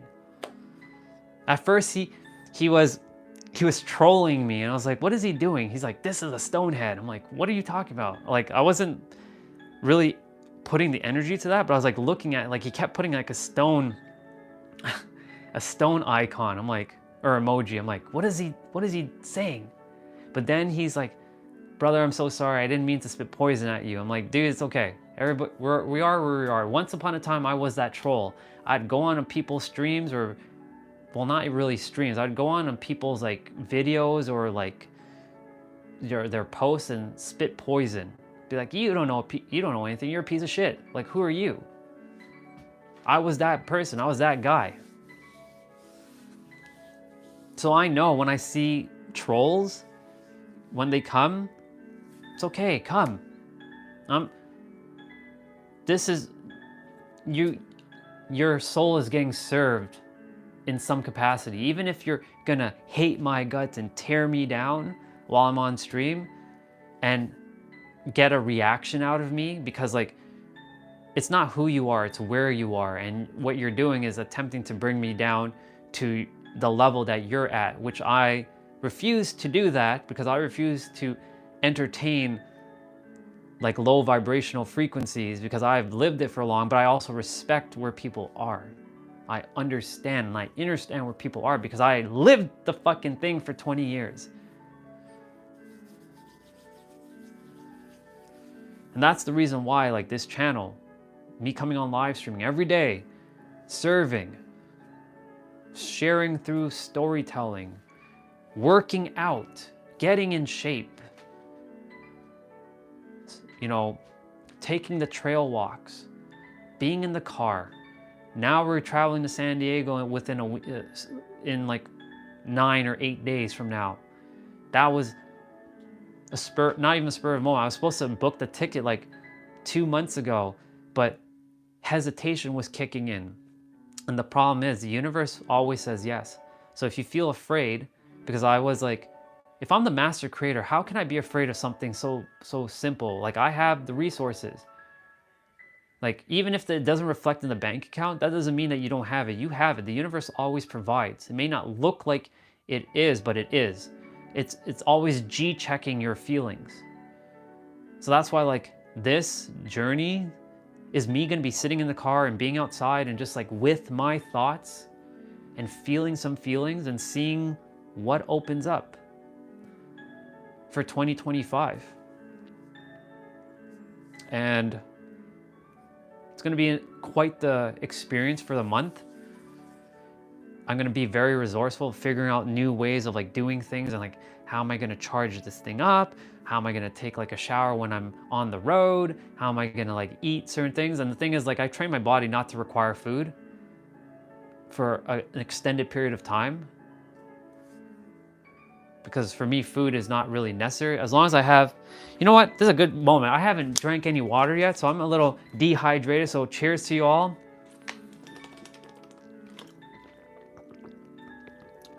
So good. As long as I have water, I'm good.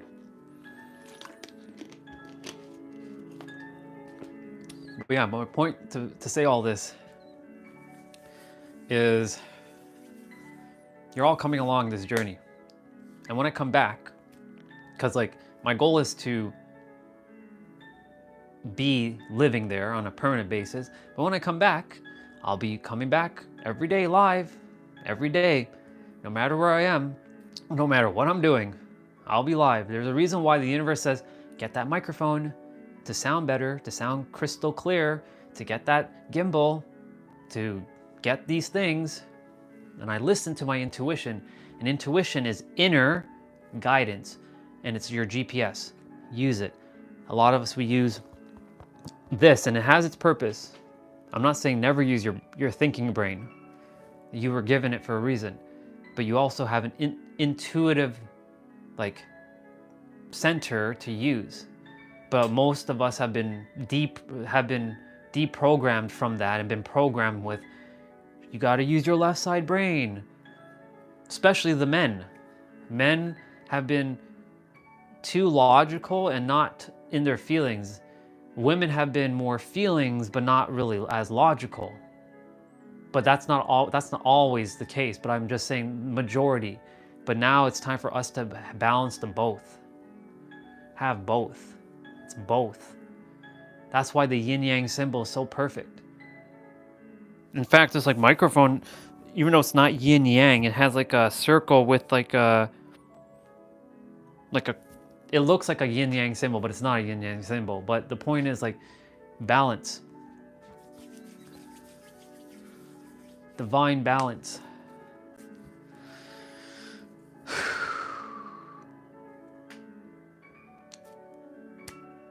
This my soul can go on for hours, as you can tell. I can go on. I can bring up something else and I can keep going. But I'm grateful. Actually, I want to show you all something. You're all coming on for a little bit of a walk with me for a moment. I'm going to take you off the tripod and bring you with me to show you something.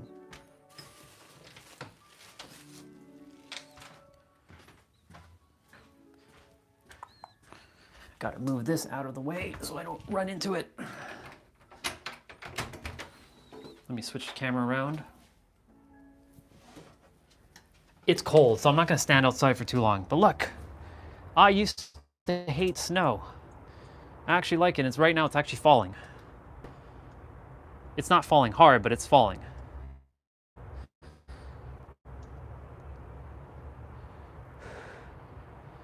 Let me switch the camera to me for momentarily. No, you can't see the breath. But there's my breath. I can see it. But yeah, like I used to hate the snow.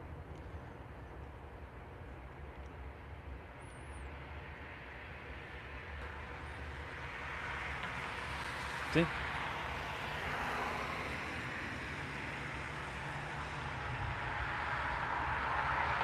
How peaceful is this? Well, except for the cars coming, but like it's peaceful. But yeah, it's snowing right now. It's snowing because you can tell, like that's a good way of showing, like you can see the snowfall, like the snow like falling right now.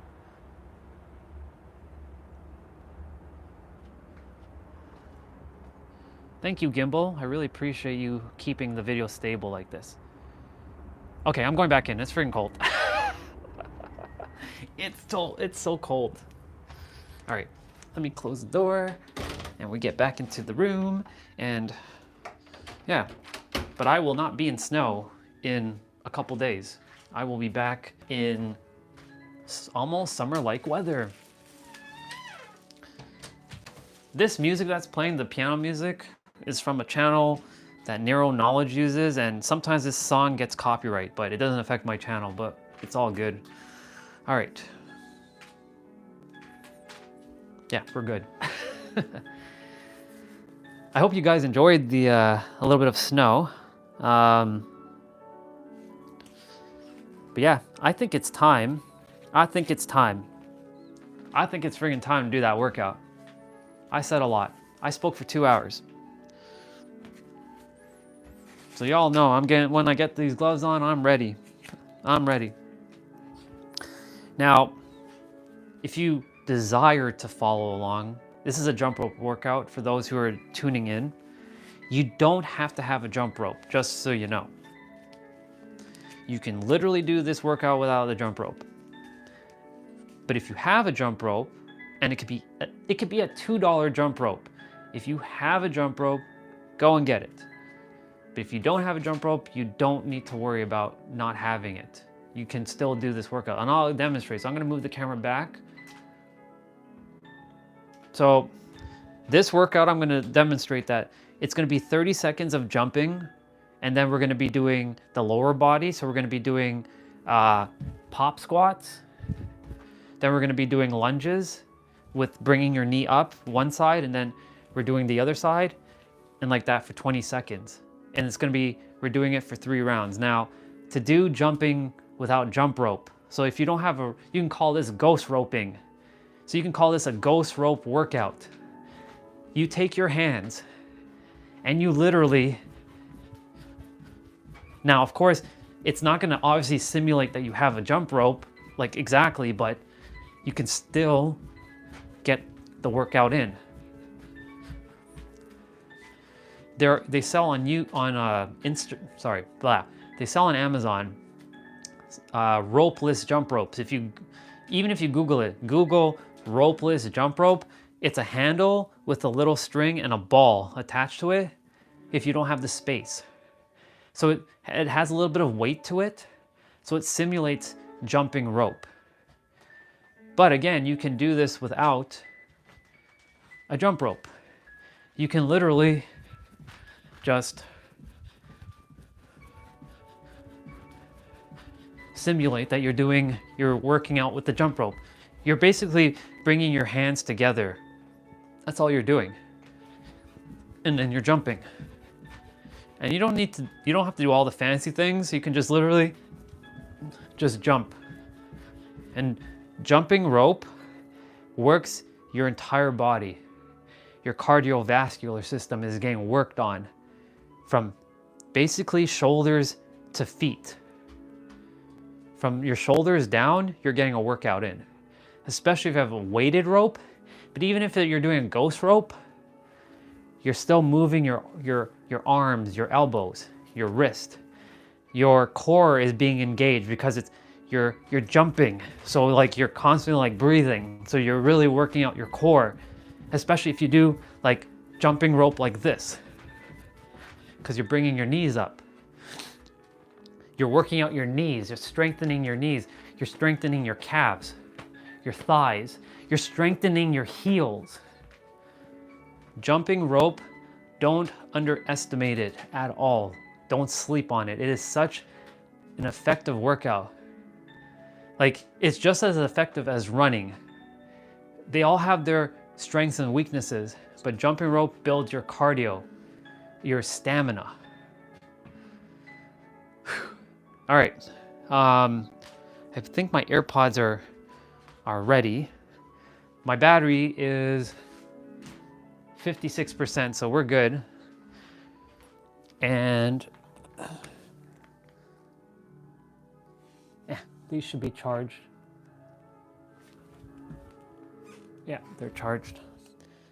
I have an app on my Mac that tells me when my AirPods are fully charged. Now, I have these little like wing tip things. These are old, and I just put my AirPods in there, and it hooks on, and it doesn't fall out of my ears when I'm jumping rope. And the reason why I'm putting these in is because the YouTuber TIFX Dan, they use copyright music, and of course we can't have that. But even though this music's technically, it's safe to use on my channel, it's still sometimes copyrighted. It's weird. But their stuff I can't because it's licensed music. So I listen to them while I'm doing the workout, but I explain what's happening. Okay. So I'll explain again the layout, how this jump rope is gonna work. So again, if you would like to come along with this workout, feel free. If you just wanna tune in and just watch, I'm still gonna be speaking while I'm doing the workout. So don't think that I'm not gonna still drop some wisdom. It's still happening. But yeah, the format's gonna be like this. So we're gonna be jumping rope for 30 seconds. So you can just follow along with me. Then you're gonna get 10 seconds of rest. You're gonna put your rope down, and then you're gonna do the body weight exercise. So whether that's a pop squat. So there's gonna be 9 different exercises in this workout, but we're doing the first round or first set 3 times, the second set 3 times, and the third set 3 times. And the first set has pop squats. So you're going down with one hand, coming up, going down again with the other hand, coming up. Then the second exercise in this set is lunge, putting your legs back, your right leg, coming up and driving your knee and bringing your elbows to reach your knee. And then the third exercise in this set is coming down with your left foot, left leg, coming up, right elbow, right knee. Or right elbow, left knee, sorry. The second set is targeting the upper body. So the first exercise is regular push-ups. So standard push-up. If you want to challenge yourself, you can do narrow push-ups. If you want to challenge yourself even further, triangle push-ups. So that's going to be the first exercise. The second exercise is going to be shoulder taps. So shoulder taps is keeping your back as straight as possible. This is a good example. Let's see if I can do it. Keeping your back as straight as possible. So you see how I put a water bottle on my back? I think you can see it. And making sure you keep your back as straight as possible. Because you see how I'm balancing the water? This means that I'm doing it correctly. Now, if I do this, the water bottle falls down and I'm not doing it correctly. I'm also here to teach you like proper form when you're doing these workouts. When you're doing the shoulder taps, you're targeting your core your muscles as well. And then the final exercise in the second set is swimmers. So let's see. I think I'm gonna have to show you from an angle. So I'm down, I need room. So basically you're on your stomach. So I'm gonna just demonstrate. The bed is in the way, so I have to kind of show you. Hold on, let me move the camera back a little bit more. I need more viewing angle. All right, so you all see I'm down. Swimmers is extending out and exactly what it sounds like, swimming. So paddling like this.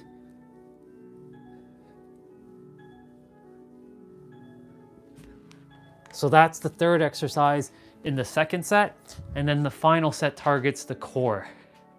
And the core is your ab muscles.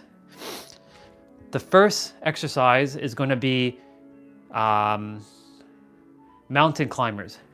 So mountain climbers, again, you're sort of like doing that shoulder tap thing, but you're not. So this time you're bringing your knee towards your chest and you're running it like this. Now, you can keep your back straight or you can arch it, but I would highly recommend, if you're starting out, just go and keep your back slightly bent a bit so that you can get your knee towards your chest. If you want to challenge yourself, you can do cross mountain climber. So it's the same thing, but you're bringing your opposite knee to your opposite elbow, and the same. So left knee to right elbow, right knee to left elbow. So like this. And then the second exercise in the final set is L-sit.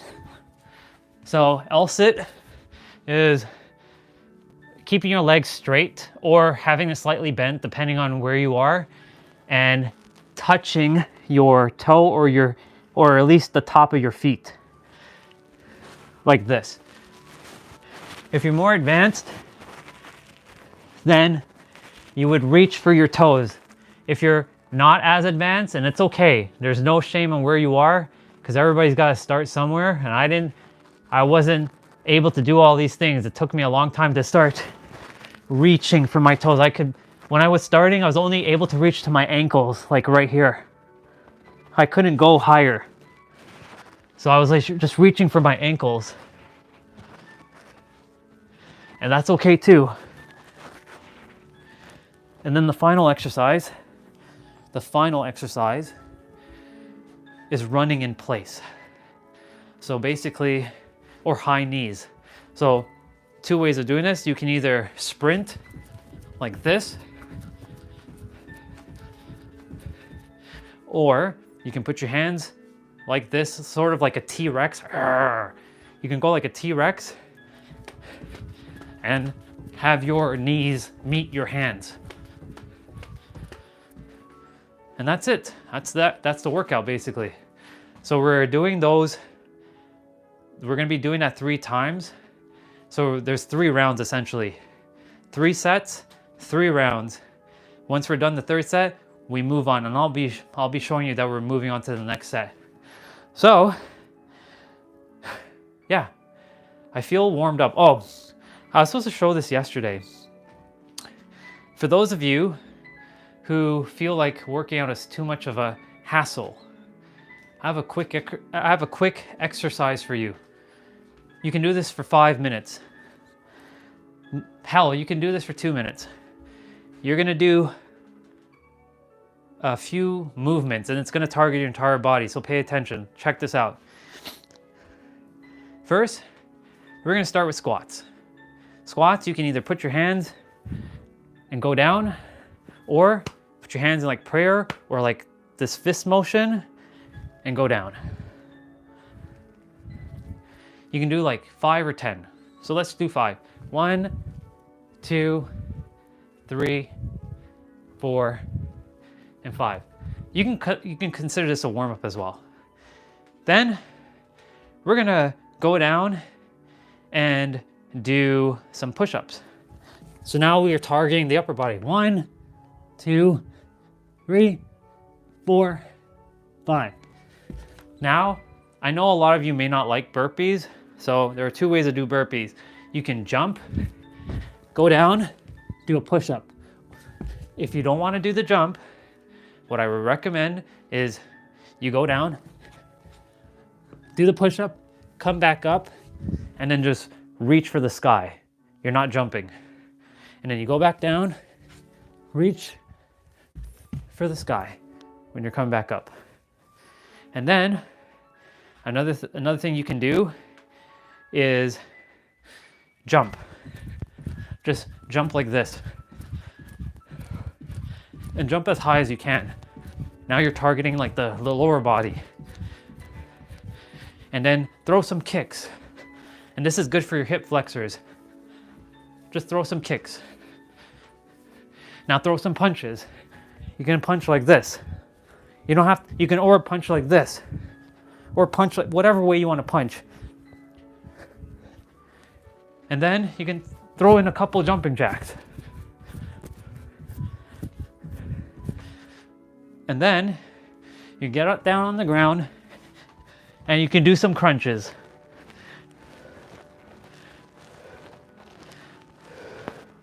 And then you can go down and then do like something called Superman. So you're seeing my shoulder blades extend. And then lastly, you can go in like a dogward position and reach for your toes by doing, it's sort of like a downward dog into plank and reaching for your toes. Then you can just sit and like squat for a couple seconds. And that's it. If you do that for 5 minutes a day, that only took, what, 5 minutes maybe? Because I was explaining, but if you did all that, I guarantee you, number one, your body's gonna love you for it. Number two, you're building some reps within yourself. Number three, you're building flexibility and mobility in your joints. So that's the reason why movement is so important. So important. Again, you don't have to do a 30-minute workout like what I do every day. I do it because it challenges my mental health and my emotional health. You can literally work out for 5 minutes or less a day. Hell, you can just do this. You can just like do this. I don't want to hit the mic, but like you can just do this. And you're like tapping the body, and then you can just do the squats. And then you can run in place, or you can like high knee, or you can just like jump. You're basically shaking out the body and you're getting the blood to move. That's it. It's just that simple. We're not here to overcomplicate things. So yeah. Well, I'm warmed up. So another way, so most of you have seen me warming up, but basically I tap my body. This takes less than a minute. You can tap all over your body.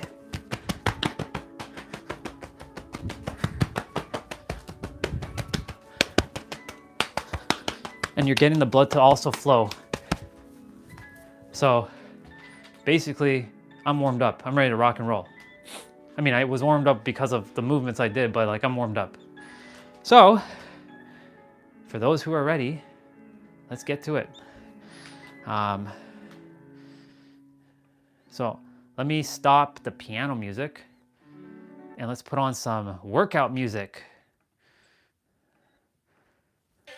So again, you don't have to do this with a jump rope. You can do this literally without a jump rope.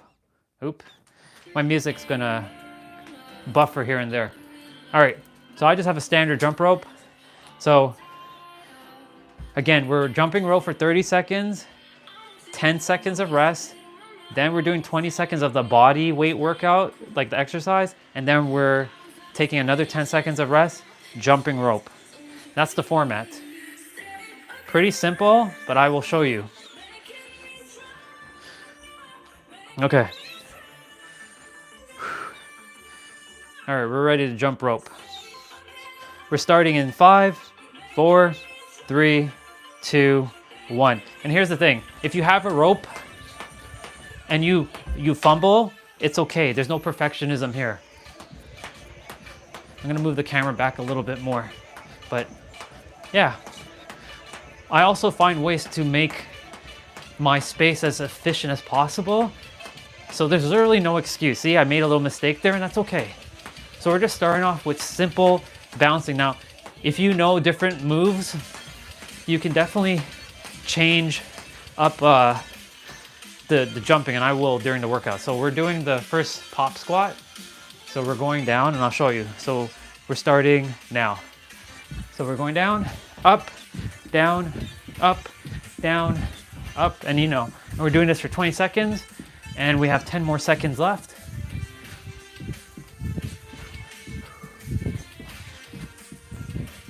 By the end of this, you should be sweating. All right, so now we're jumping, so we have 10 seconds. So you grab your rope again. So we're on set 1, round 1. So now we're jumping. So now I'm gonna switch up my jumps and I'm gonna do run in place. Again, no perfectionism here.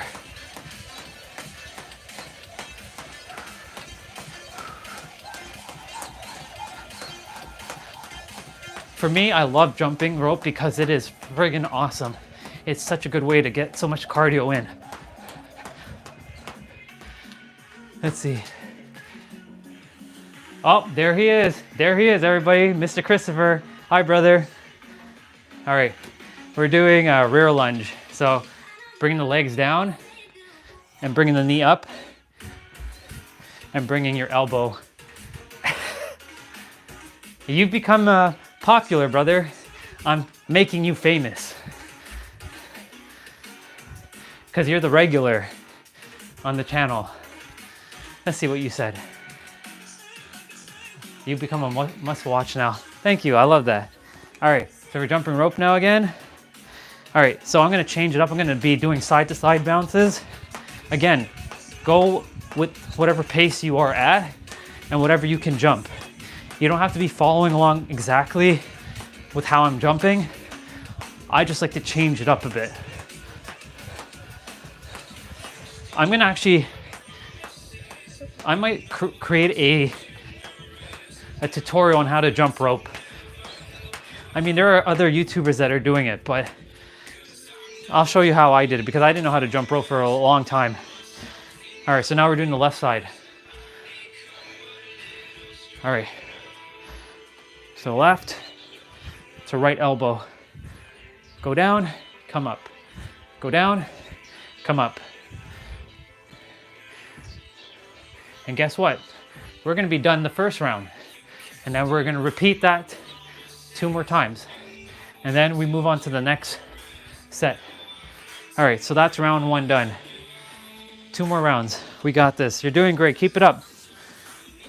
I'm proud of you. All right, so I'm gonna just do boxer skips. So boxer skips is hopping on one foot and switching between. So it should look like this.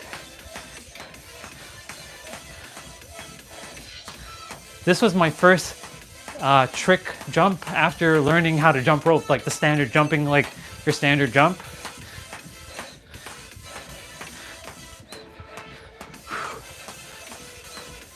Okay, now we're doing pop squats. I'm on plenty of channels. You're awesome, Christopher. I love you, brother. You're amazing. All right, pop squats. So when you're coming down, you can just touch your fingers, or you can make a fist and go down and touch the ground.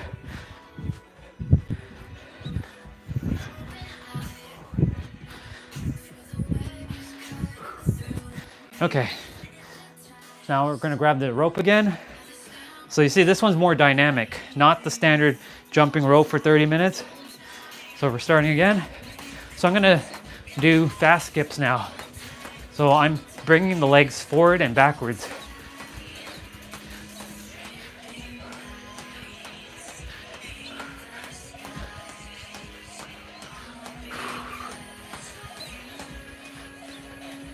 Let's go get it.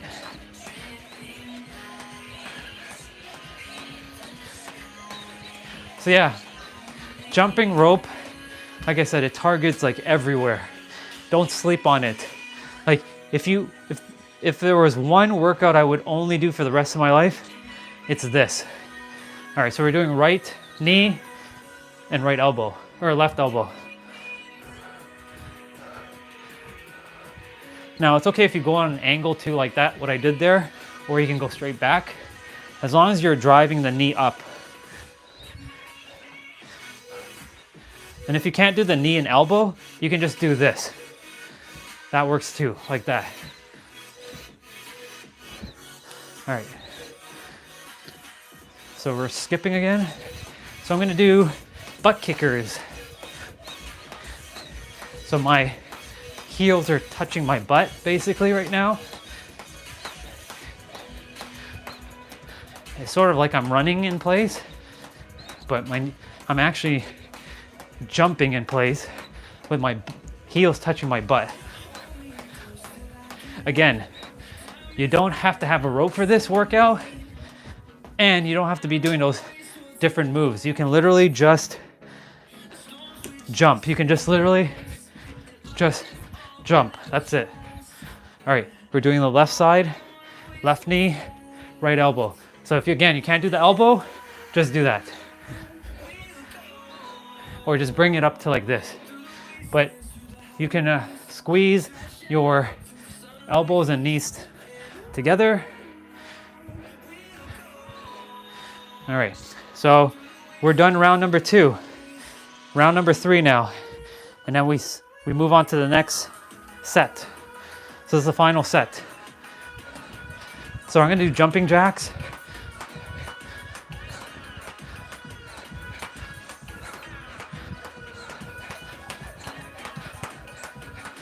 Speed up a little bit here for me, but go at your own pace. There's no competition, and you know, they say it's you versus you. It's not you versus you. It's actually you with yourself. You're not versing yourself. You're not literally versing yourself. It is you with yourself. All right, we're doing pop squats now. So we're going up and then down and then up, down, and change it up. Like if you want to do a fist going down and then touch with your fingers going down, do that. There's no rules. The goal is to just move your body. That's it. All right, 2 exercises more in this set, and then we move on to the next set. All right, so I'm gonna just do boxer skips again.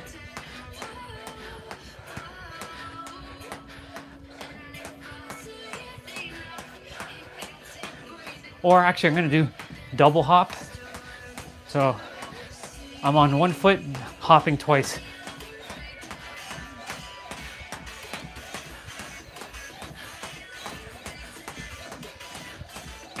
And I messed up there. I lost the rhythm there, but it's okay. See, it's okay if you mess up. No perfectionism. The goal is to break the perfectionism. All right, rear lunge, right side. Right knee going down, bringing it up.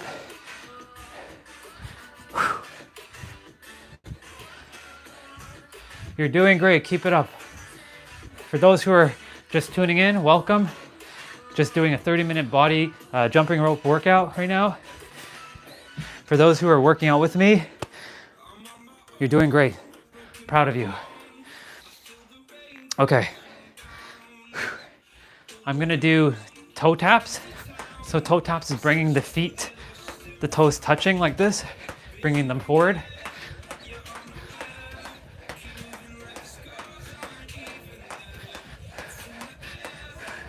Again, you don't have to have a jump rope as I shared. You can literally just be moving, rotating your shoulders and your wrist. When you're jumping rope, you're technically only rotating your wrist, not your shoulders. You're not moving really much of your shoulders. You're spinning the rope like this, not like this. But you can if you want, but you'll cause more damage, but you're still working on your shoulders when you're moving your wrist. All right, we're doing the left side.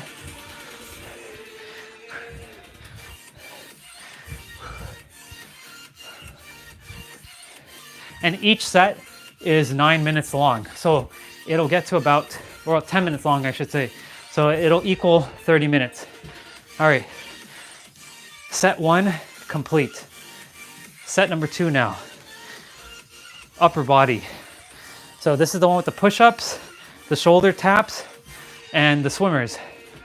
Now, if the swimmers are too difficult, I'll give you an alternative when we get to it. I'll show you.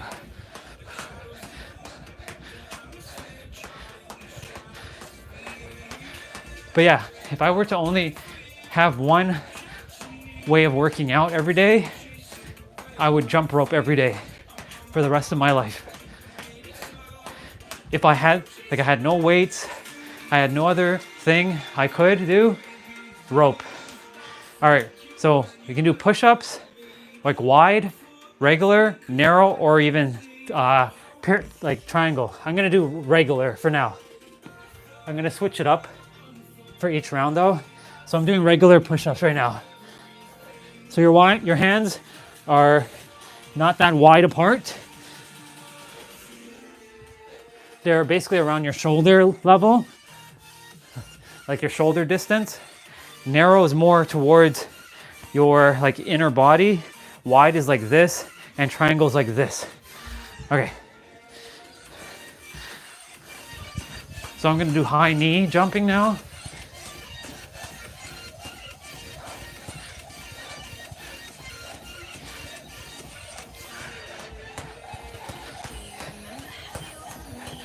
And if you're more intermediate and advanced with the jump rope, go a little faster if you can. Challenge yourself. Just remember one thing I always say, you're challenging yourself, but you're not hurting yourself. You're not hurting yourself whatsoever. All right, shoulder taps. So, shoulder taps, remember, keep your back straight and tap. And engage your core muscles, so like suck in your gut. Remember, you're not doing this. You can, but like, it's more effective to do this. Just imagine you have a water bottle on your back and you're balancing it. You're making sure it doesn't tip over. Okay, so the next exercise is gonna be swimmers after this portion of jumping rope. Okay, so I'm gonna do front to back now.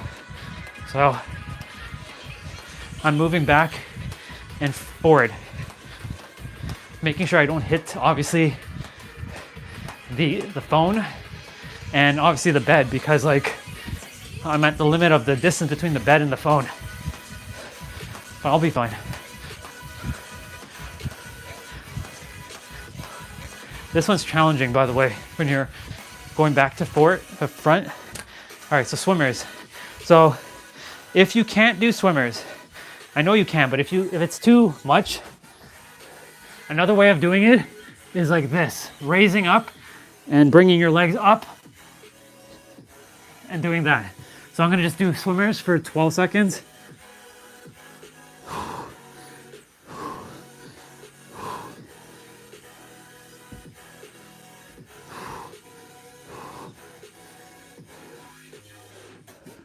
Awesome, so that's round one done. We're on round two. You see how fast this one's going? This one's gonna go really quick. All right.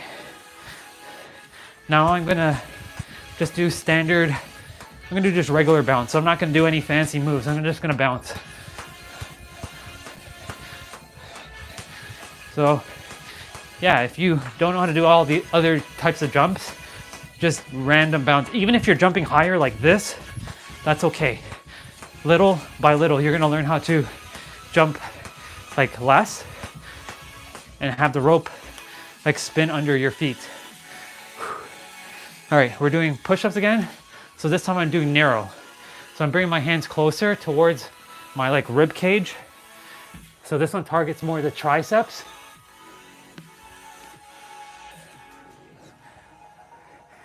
So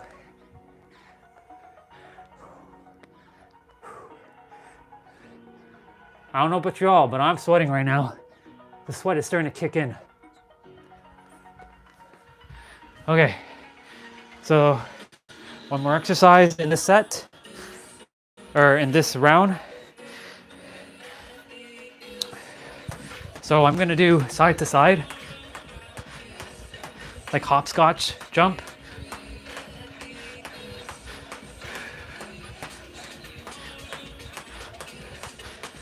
Believe it or not, I only recently learned how to do this one more effectively.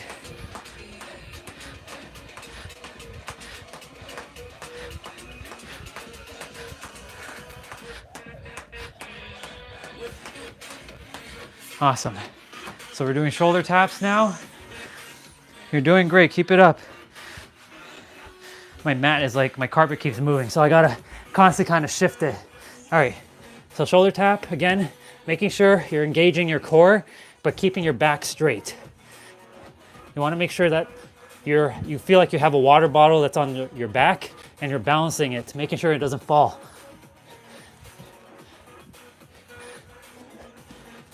Okay. All right. One more here. All right, so here we go. We're gonna be doing swimmers again. So I'm gonna do front, like this is called fast skip. So it's similar to what I was doing earlier, but I'm really pronouncing the kick.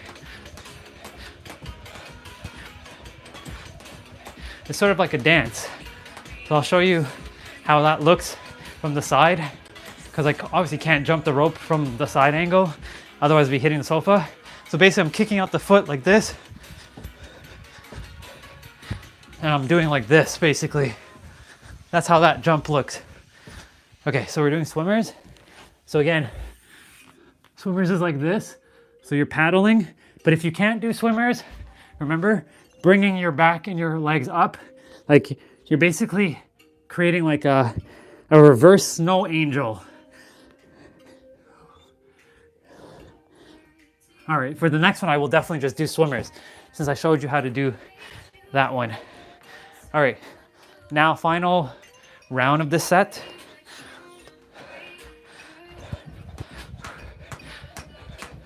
Actually, we're gonna, let's see, which one haven't we done yet? Okay, I'm just thinking which jump I haven't done yet. I'm gonna throw a quick cross in. So, see, I messed up there. And again, no perfectionism. I just, there we go. I got it. Now, I haven't been practicing crosses for a long time because of the space in the room. But yeah, so I'm gonna do wide push-ups this time. So my arms are gonna be much wider. And I'm gonna go down and come up. And the wide ones work on your chest muscles, your pectoral muscles.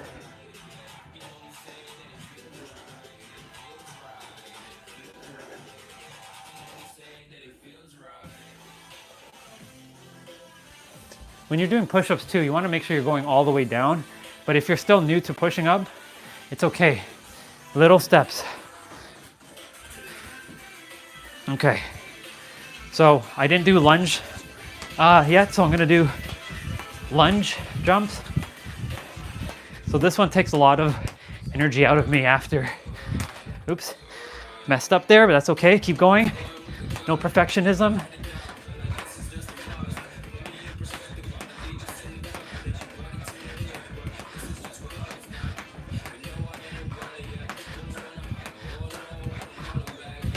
Awesome. Shoulder taps. I see my sister said, you're famous around here, Christopher. That's awesome. Proud of each of you for tuning in and taking in. You can call this medicine for your soul. Energetic medicine. But you're giving yourself your own medicine. I'm just reminding you that you're your own medicine. But I prefer to say you have the wisdom within inside of you, because it's not my wisdom, it's all of our wisdom. All right. I'm gonna do kind of like a twisty, like dance in the, so I'm bringing the foot kind of like in front. There's one where you do like X scissors, but like, actually, let's see. No, see, I don't have the rhythm right now. Okay. So we're doing swimmers now. Doing great, keep it up. All right, so this time I'm doing swimmers. So I showed you guys how to do the alternate to swimmers. So I'm just doing swimmers now.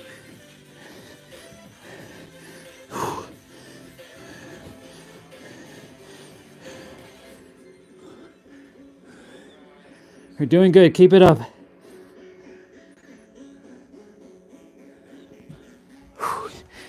All right, guess what? We're done set number 2. One more round, or one more set.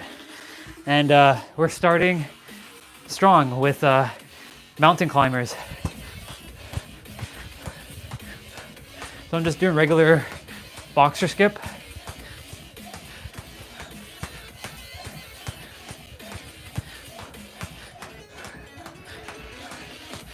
Remember, if you're jumping higher, it's okay. Like if you're jumping really high like this, it's okay. Take your time. You're gonna get slow and smooth motion soon enough to start jumping like shorter. So now we're doing mountain climbers. So again, you can do regular mountain climbers or cross.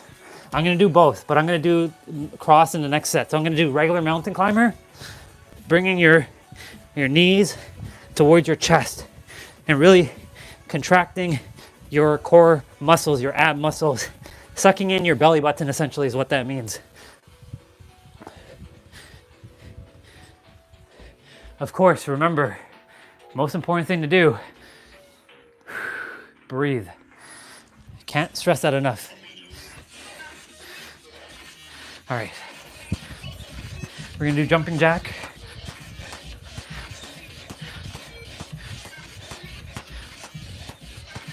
I know which one I haven't done, twisty. I'll do twisty jumps after our next body weight exercise.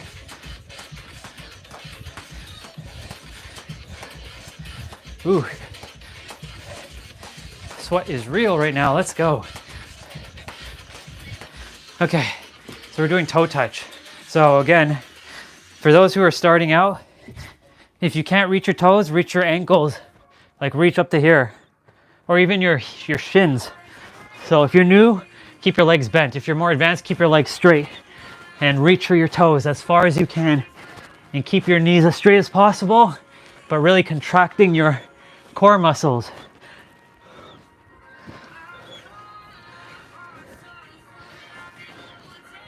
Awesome.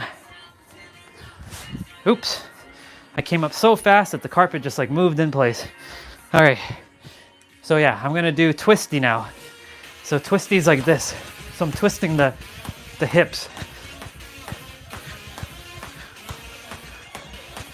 This one is, think of it like you're going down a ski slope.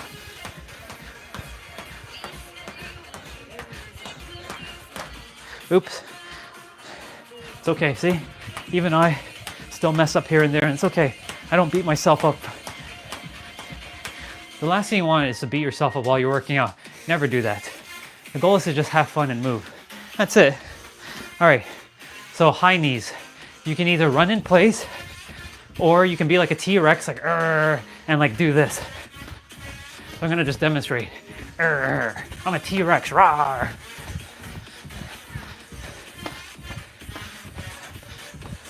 So you're bringing your knee to reach your palms. The next set I'm gonna do run in place. All right, that was round number 1. 2 more rounds, see, we're almost there, we're almost done.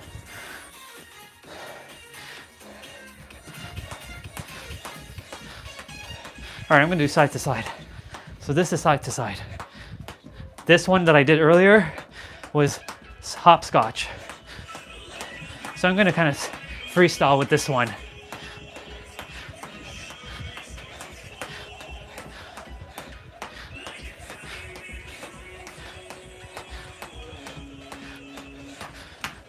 I can even move in place. I can like walk in place and come closer, but I have limited space to do that. Okay, mountain climbers. I'm gonna do cross climbers. So cross climbers is bringing your opposite elbow and knees meeting. So you're bringing your knee to your opposite elbow. So left knee, right elbow, right knee, left elbow. And you're feeling the contraction in your oblique muscles.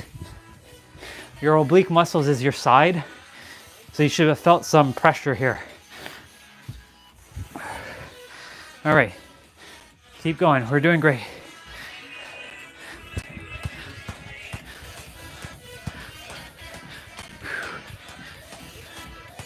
So I'm just doing regular like boxer skips. There's another jump called double unders where you're like, you're spinning the rope super fast. So it's like you like jump twice, but I'm messing up right now. So I'm gonna just catch up quickly because I fumbled a bit. I'm gonna just skip a couple extra here and now get into it. So we're doing toe touch again. So again, going down, coming up.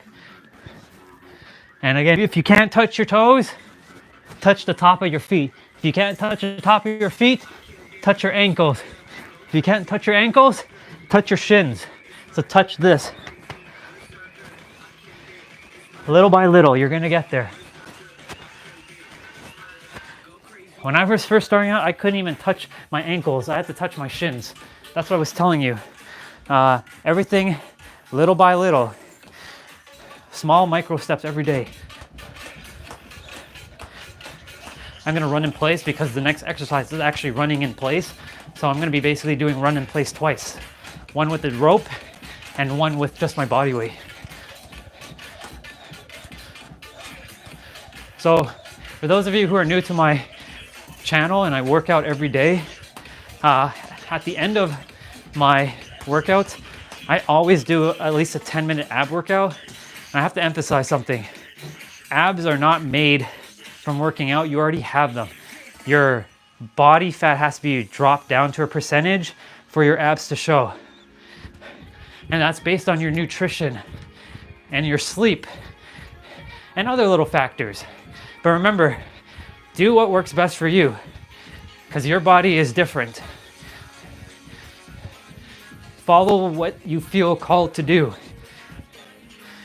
I'm not a nutritionist, but just letting you know, like, it starts with what you're consuming and how you're consuming it and when.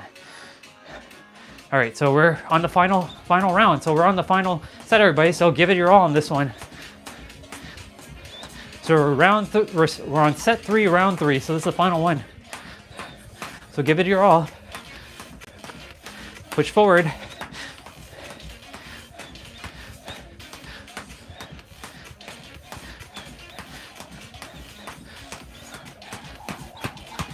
Gonna give me a little bit of a fast skip there. All right, so mountain climbers. So again, you can either do cross climbers where you're bringing your opposite knee to reach your opposite elbow. You can either do it like this or you can run. Or you can just do standard mountain climbers where you're bringing your knees towards your chest. And again, you're really contracting your core muscles here. And every time I say core muscles, I'm referring to ab muscles. And whenever I say contracting, I'm saying to suck in your gut, basically. I can really feel the pressure of you sucking in your belly button into yourself. All right, jumping jacks.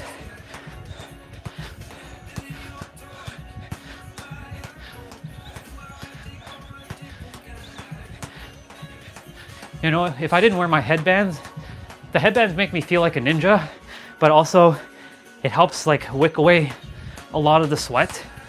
The thing is, like, if I didn't have it on, I'd be like sweating profusely. Like, I sweat a lot and I messed up there, and it's okay. We have toe touch. Like right now I can feel my headband like soaked. All right, so again, if you're new to toe touching, touch your top of your feet. Some days you may not be able to touch your toes, and that's okay. It doesn't mean that you're going backwards. Some days I can't touch my toes. Like right now, I'm not really reaching for my toes. I'm reaching for the top of my feet. All right, one more exercise and one more skip. We're almost there. Final one. Give it your all. So I'm gonna run in place for this one. And I'm gonna really sprint it out with the jump rope and when I do the body weight workout. Or exercise, I should say, sorry.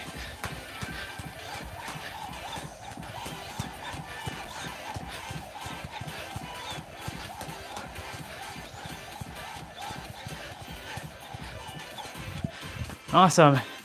One more to go. Almost there.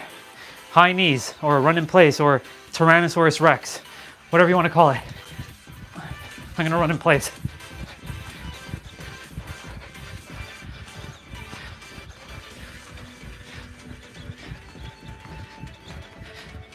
So I'm giving it my all.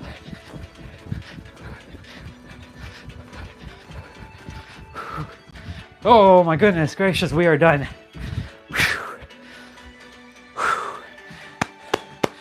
Good job. That was important because a strong abdominal muscle gives you strong core and more visible abs. Exactly, you're right as well. Good job, everybody.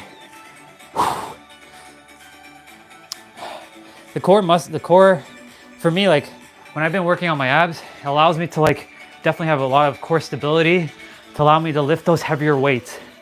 That's why like they do definitely give you visibility for sure, but a lot of it is through nutrition. But you're also correct. Both ways are right. But yeah, everybody, good job. Grab your water or whatever you have to hydrate, and cheers.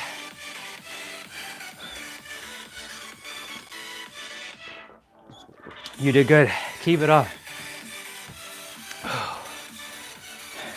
And that was only 30 minutes. And I feel fucking on fire now. I have even more energy than I did while I was chatting. Oh man, that was good. All right, I'm going to cue up a quick like ab workout. It'll be for like 10 minutes. And yeah, let me get the mat ready for this one. And I'm putting it on an angle. I'm definitely using my towel this time because my back is like sweating and I don't want my back to be stuck to the mat. So the towel helps with that. And this one's gonna be 10 minutes of working out. So it's gonna be 50 seconds of work and only 5 seconds of rest, if I'm not mistaken. Let me see what the setup is. Hold on. Let's see. No, 30 seconds of work, 5 seconds of rest. So you're literally continuously moving in this one. So first off, we're starting off with just standard crunches. So you're gonna put your hands behind your head. You're putting your back as flat as possible. And you can lift up and you're contracting your core muscles. You're bringing it downwards and in. Remember to breathe as well.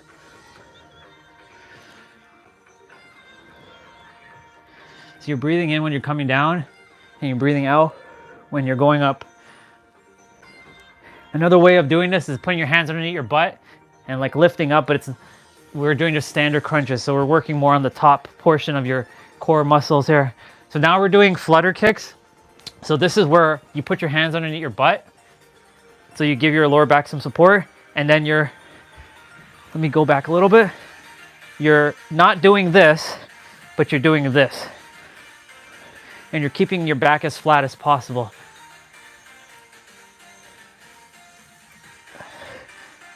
So you see, there was barely any rest between that jump rope workout and this ab workout. So normally when I wasn't coming on live and doing my workouts on like YouTube, when I'm like just doing it by myself, I don't give myself a break. I just go straight into the ab workout. So we're doing leg lowers. So again, keep your hand underneath your butt like this, giving your lower back some support, raising up, bring your knees back towards your chest as far as you can. And then bringing your feet down, not touching the ground, keeping it elevated, hovering over the ground, and then bringing it back up. Okay, what's the next one? So we are doing seated bicycles. So seated bicycles, you're leaning back, you're putting your hands on your head, you're bringing your right elbow to your left knee, and then your left elbow to your right knee. And I'm grateful for Giannis for like helping me with like explaining some stuff too. So like he he's like our residential like fitness guy as well too. So like he knows. So like whatever he's saying in the chat, also like on point. Every one of us is right in our own way, and we have like our experiences. And yeah, so right now we're doing extended to hollow. So this is extended, or this is hollow, and then this is, well, technically this is extended, but we're just basically doing this movement. I didn't get to see the name of the exercise, but usually this is extended when you're extending out your arm and your legs. Extended to tuck. So I didn't do the tuck, so the tuck was like this, so my bad. It's okay. No perfectionism here. So we're doing oblique kicks. So we're doing the side to side. So we're twisting, and we're sitting on one side of our butt, and we're kicking out. So you should be feeling it in your oblique muscles right now. Now, if this one's too difficult or too challenging, you can just do standard like kick out. But you'd be working on your core, not your obliques. All right. So the next one is tabletop crunch. So you bring your legs up and you're coming up like this. Whew. I'm gonna tell you all, it's a little fatiguing right now, but we got this. Almost done.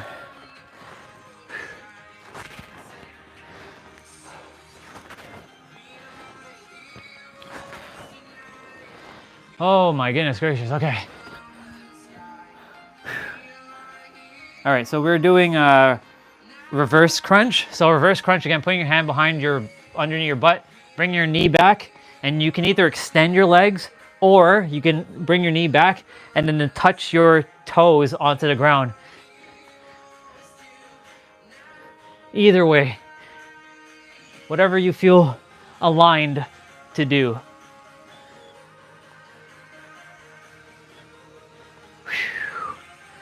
We're doing good, keep it up. Okay, so we're doing Russian twist now. So Russian twist, you're sitting on your butt, you're bringing your legs up, and you're twisting your core from side to side. So there are a couple ways of doing this. You can, if you can't keep your legs up, just lean back more and reach. But for those who can keep the balance, do this. And you can also reach with your elbow as well. So there are two ways. You can do it with your hands or do it with your elbows. Okay, so we're gonna be on the elbows and the lower back, or a little bit of our butt, and we're doing leg circles.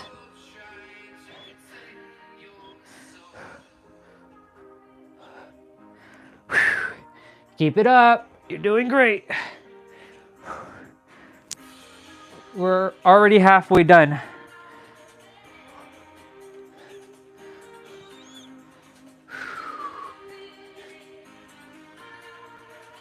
Okay. So we're basically doing 3-point crunch. So 3-point crunch is going down like this, coming up, going in the middle, coming up, going back to the other side, and then just basically doing a 3-point crunch.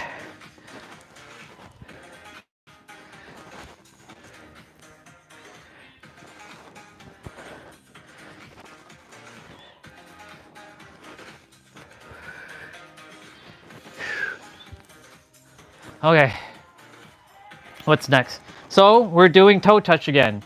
So just like we did in the last jump rope exercise, we're doing toe touch.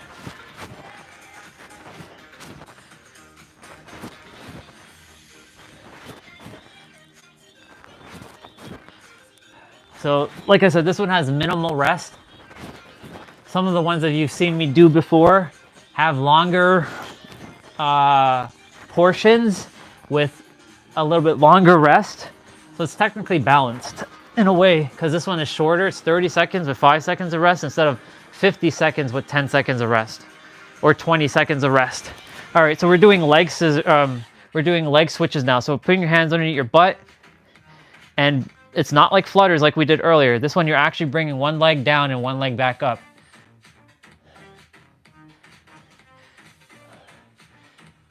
Keep it up. We're doing good.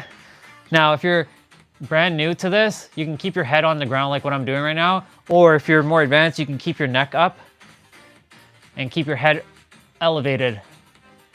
Okay, what's next? Okay, so we're doing knee to heel to knee crunches. So touching the knee, heel, knee, back. Now I'm working with the space in between the bed and the sofa, so I gotta angle myself a little bit here when I'm coming up. But if you have more space behind you, then you'll be going straight back. Okay, so we're gonna be doing a side plank now with a dip. So I'm gonna be on the left elbow, left forearm, holding onto my waist, going down, or my hip. You can also just keep your hand up in the air like this, or you can keep it on your head. And you're really contracting your oblique muscles, the side of your tummy area.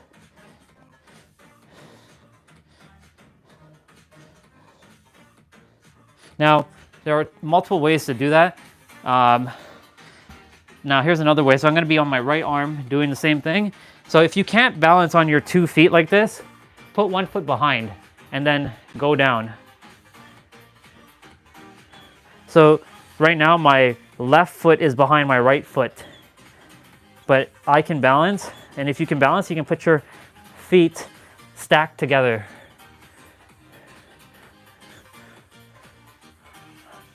We're almost there. Almost there. All right, guess what we're doing? We're doing mountain climbers again. So I gotta move the mat out of the towel out of the way because I'm gonna run into it and make it like catch with my running. So same thing we did in the jump rope workout.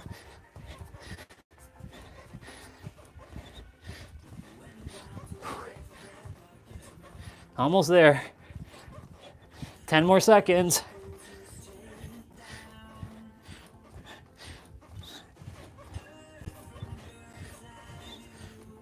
And guess what?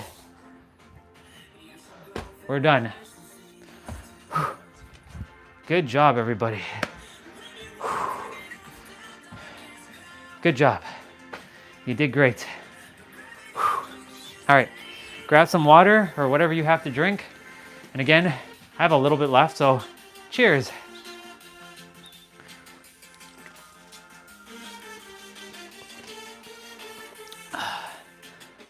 Good job. Thank you, Matt, and thank you, Towel, for this awesome workout. And yes, everybody, I talked to my equipment because everything is God. This is God. This is God. My gloves, my headband, everything that we've created on earth was created through the imagination, and our imagination came from God. So thus everything is God. This towel was created by another human, another soul, and thus it's God. So if you treat everything like God, see everything as God, see everything as one with you, whether it's inanimate, like paper, and you treat it with love, it will love you back. All right, let me pause that, and guess what? Piano music! Wow, I'm gonna bring you guys back here. Okay. Thank you, jump rope. I appreciate the workout. And those who did the jump rope workout, I am so proud of you. Anyone who did any of movement, I'm proud of you. Good job. I'm gonna take off. Let me move the camera back. It's too close. All right. Like I found like a good like speaking like area. So yeah, proud of you all. Just 30 minutes a day is like 4% of your day, just so you know. So you have 96% of the rest of your day. Of course, some of that you'll be sleeping for sure. But like, you have 96, let's say you have, you have like 70% of the day for yourself. and you can choose to like do whatever you want. Yeah, I can't wait till I get my groom on and my haircut like cut from my barber. I was thinking maybe I should live stream while I'm getting my haircut. I don't know if my barber would be like down for that. He'd be like cutting my hair while I'm chatting with you all, but we'll see. That'd be hilarious. He's not a shy guy whatsoever, but like that'd be interesting. But that'll be next Saturday from now. So I'll still do the jump rope workout obviously, but I definitely have to keep the live shorter, or I have to come on earlier and speak, and then yeah. I am gonna go run an errand shortly, or I'll run it tomorrow, depending. And yeah, man, I'm so grateful to all of you. You have no idea. Grateful to my sister who came on, and I'm grateful to my soul brother and my soul sisters that all came on, and I'm so grateful to the person that came to my door that spurred on the topic today of how do I view the future? Well, I view it in the now. Isn't it cold there? And how are you wearing a t-shirt? So it is cold here, but inside it's warm. But if I'm outside, I will be freezing my butt off. So I usually wear a sweater and a jacket. Like I don't like wearing layers. I love being like just t-shirted and like pants. I don't like wearing like sweater and layers and gloves and hat and mitts and scarf and all that. Like it's so much, you know what I'm saying? Like I love summer. That's why, you know, when I'm in San Diego, like in San Diego, the weather in the morning is cooler around this time of the year, but in the afternoon it gets hot. It gets hot really quickly, but in the evening time it gets cold again. So when I say cold, it's not like freezing, but it's cold enough where you have to put on like a light sweater. But yeah, let me show some weather. You're gonna show me some weather, or am I gonna show you some weather? Let me see what you're saying.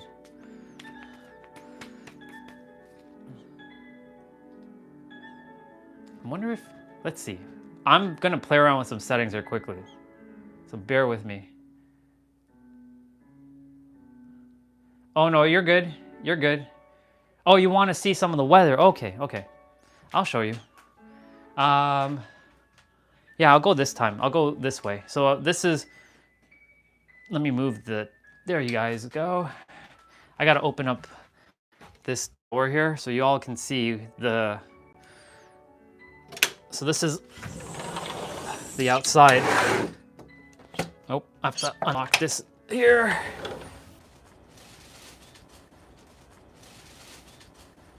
Yeah, it is beautiful. I used to hate snow. I used to absolutely hate snow, but I enjoy it for what it is. I still don't enjoy cleaning it, but it is still beautiful. And I'll just take you, I'll take you to the front. So y'all get to see kind of like the behind the scenes of everything. So I'll show you the front again. So you all get to see a little bit of the behind the scenes of the room and stuff.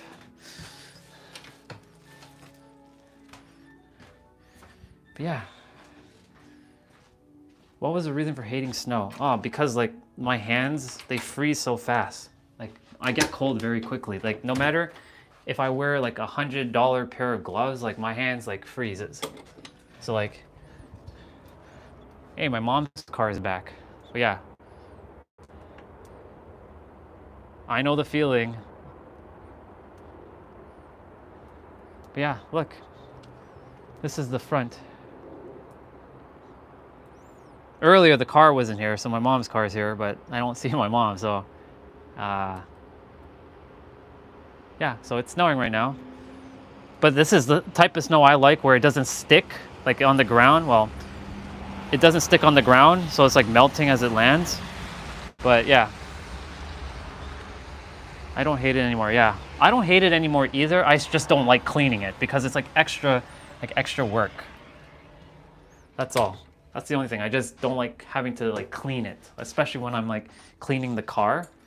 So, yeah. Oh, my mom is home. She's just upstairs. That's all. I was like, I see her jacket here. But yeah, it's pretty cool. I'm gonna put you guys back on the tripod. Ta-da-da. Yeah.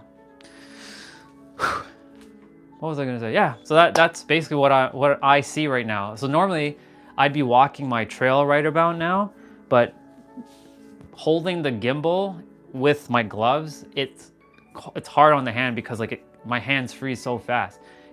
Even if I have hand warmers, like I do have hand warmers, they still don't keep my fingers warm enough. So I'm always having to keep my hands warm.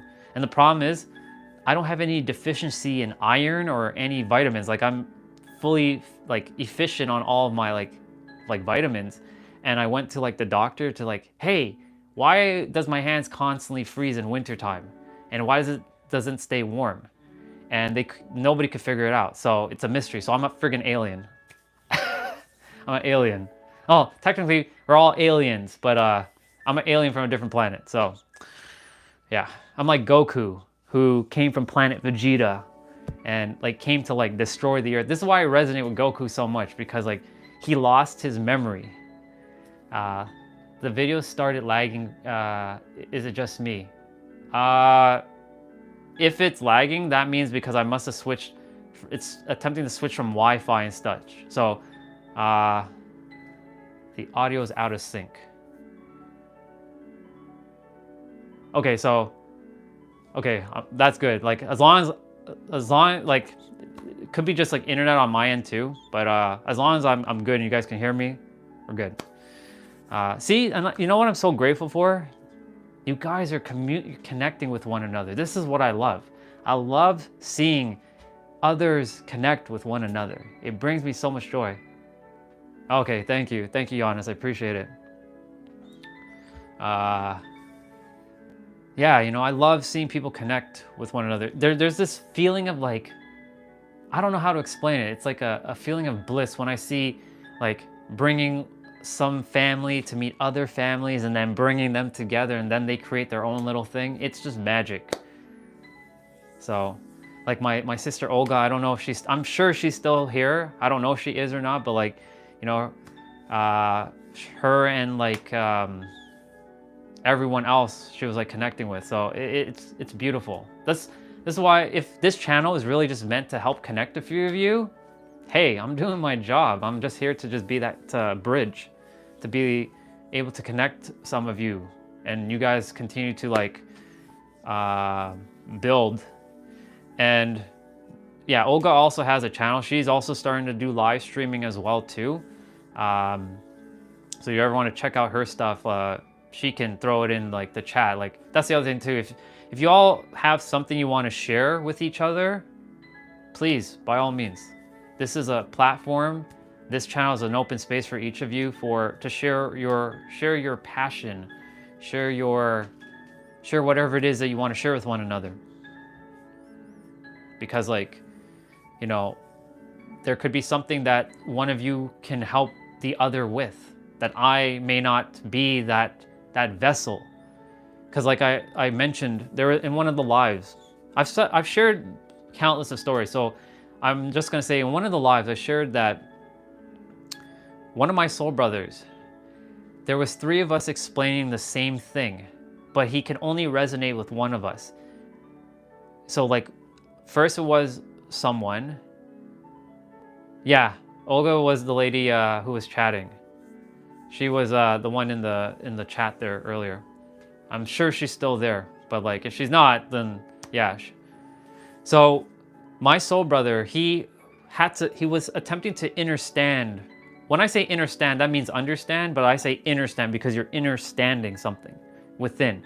Everything's within. So he was attempting to understand a concept. And first, my old business coach, she was explaining something, but it didn't land for him. And we were in a Zoom call. And then I attempted to explain. This was back in like early 2022. So I was still kind of figuring shit out for myself. And I attempted to explain to him as well. And he's like, he's still getting more confused. And then finally, somebody else in the Zoom call, another like sister of ours, she explained it in a way that both me and my coach at the time was unable to explain. And guess what? He got it. And it was the same thing that she shared that we shared, but she shared it in a slightly different way for it to land for him. So what I'm getting at is, maybe the words that are coming out of this vessel may not be reaching your soul like the way it's supposed to. And there might be someone else. And that's why, like I'm saying, like when you're connecting with one another, each of you are a mirror for one another, and you're basically there to guide each other. So that's why I say like this channel is not just my channel, it's our channel. It's all of our channel. So like, you know, I'm so grateful. Like this, I didn't know this was gonna happen, to be honest. But I'm glad that this is happening. Like some connections might be forming. Cause like, I'm sure some of you may have heard the saying, it takes 7 times to know, like, and trust somebody. So like it takes 7 times for you to like see me to like know, like, and trust. Maybe less than that, depending, or it may take you a certain amount of time for you to like, I like him. He's got good energy, right? But they say in the personal development world, it takes 7 times for somebody to like either click on your thing or whatever it is. Yeah, before sleeping, I want to ask you a question. Go for it. Go. Ask me the question. So I can answer, because I know it's late over there.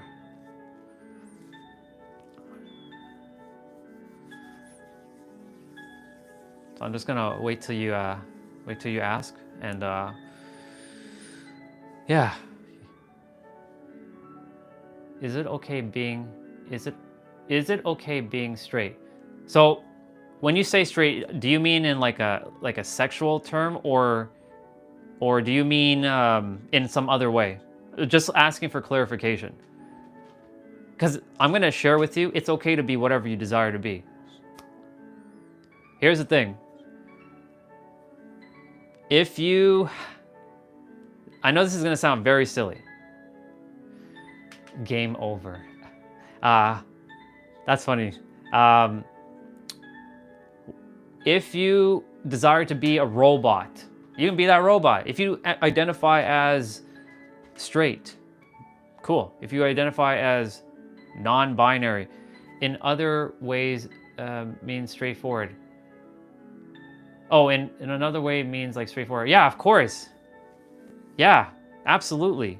Oh, I thought you meant in like a sexual way. No, okay. So yes, straightforward.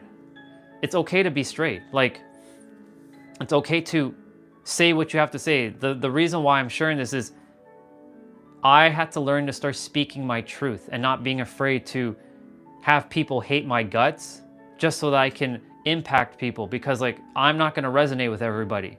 I'm not everybody's cup of tea, right? Like the other soul, the other version of me who came on and was trolling me on Tuesday or Wednesday, he didn't like me just because of the way I looked. He's like, another so-and-so person. I'm like, okay, well, it is what it is, but you know, I came on and I still did the thing. I wasn't going to stop. So yeah, if there's something you feel called to share with somebody, share it. You never know where that may lead. Like, for example, I had to get this out of my system. There was a few like girls I had some like crushes on, like in 2022. And though it didn't go anywhere, I didn't have the regret of not holding, like I don't have the regret of not telling them. I said, hey, I like you. I don't know if we're gonna ever get in this relationship thing, but I like you. But I'm getting it out of my system so that I could liberate myself. Sometimes we thought that if we say no to someone, they will get hurt or something like that. The thing is, you have to say yes to you first. You have to have that boundary for giving yourself everything you desire first. Doesn't mean you're being greedy. It doesn't mean that you don't care about the other person, but you have to say yes to you first. And sometimes that requires saying no to others. Like, for example, I said no to a lot of people, like in terms of like our connection, because I didn't feel in alignment anymore. Like, I still love them. I will always love them, no matter what. And though they're on their own journey now, and I'm on my own journey, and my journey is now with you guys, with everyone on YouTube, I have to say no to them, because like, if I said yes to them, then that means I'm saying no to YouTube, and I would be spending more time with them and not with really myself. So it's okay. And yes, it did hurt them. It did hurt some of them when I said no. Like, I'm choosing me. Like, I went, like, when I, on my physical birthday on April 2nd of this year, I said, I'm gonna get off of social media for however long, I don't know. I'm gonna go on a healing journey. I called it the healing journey because everybody knows what that means. And I went on a healing journey. More importantly, it was more going through the shit, the dark night of the souls. And I went through the dark night of the soul, multiple of them. Even though I was still going outside, I wasn't depressed. I was frustrated that I hadn't figured this shit out yet. Like, I wasn't getting clear as what am I here to do? Who am I here to serve? What am I here to do, God? Like, come on, tell me, God. Like, I'm asking you, God, tell me, what the fuck am I here to do? Like, what the hell? Like, come on, like, I'm asking you. I sometimes get in this thing with God where like, like, why aren't you telling me the answer? Give me the fucking answer. I know the answer is within. I just have to quiet down. The answer is going to come when it's supposed to come. But for those 6 months, I was really kind of by myself. Nobody knew what I was doing. I was just kind of like going out, walking the trail, saying hello to people, but I was still having like a rough time. And there are a few people who I stopped communicating with, and of course, like now, you know, I'm sort of like a stranger to them because like I'm not in their life, because I said like, no, I'm kind of gonna be by myself for a while, and I had to say no to them. Like, I had to respect me, and you know, all is good. Like, everything happens exactly the way it's supposed to happen. The thing is, like, at the end of the day, you got to do what's best for you, and you have to say no to a lot of things.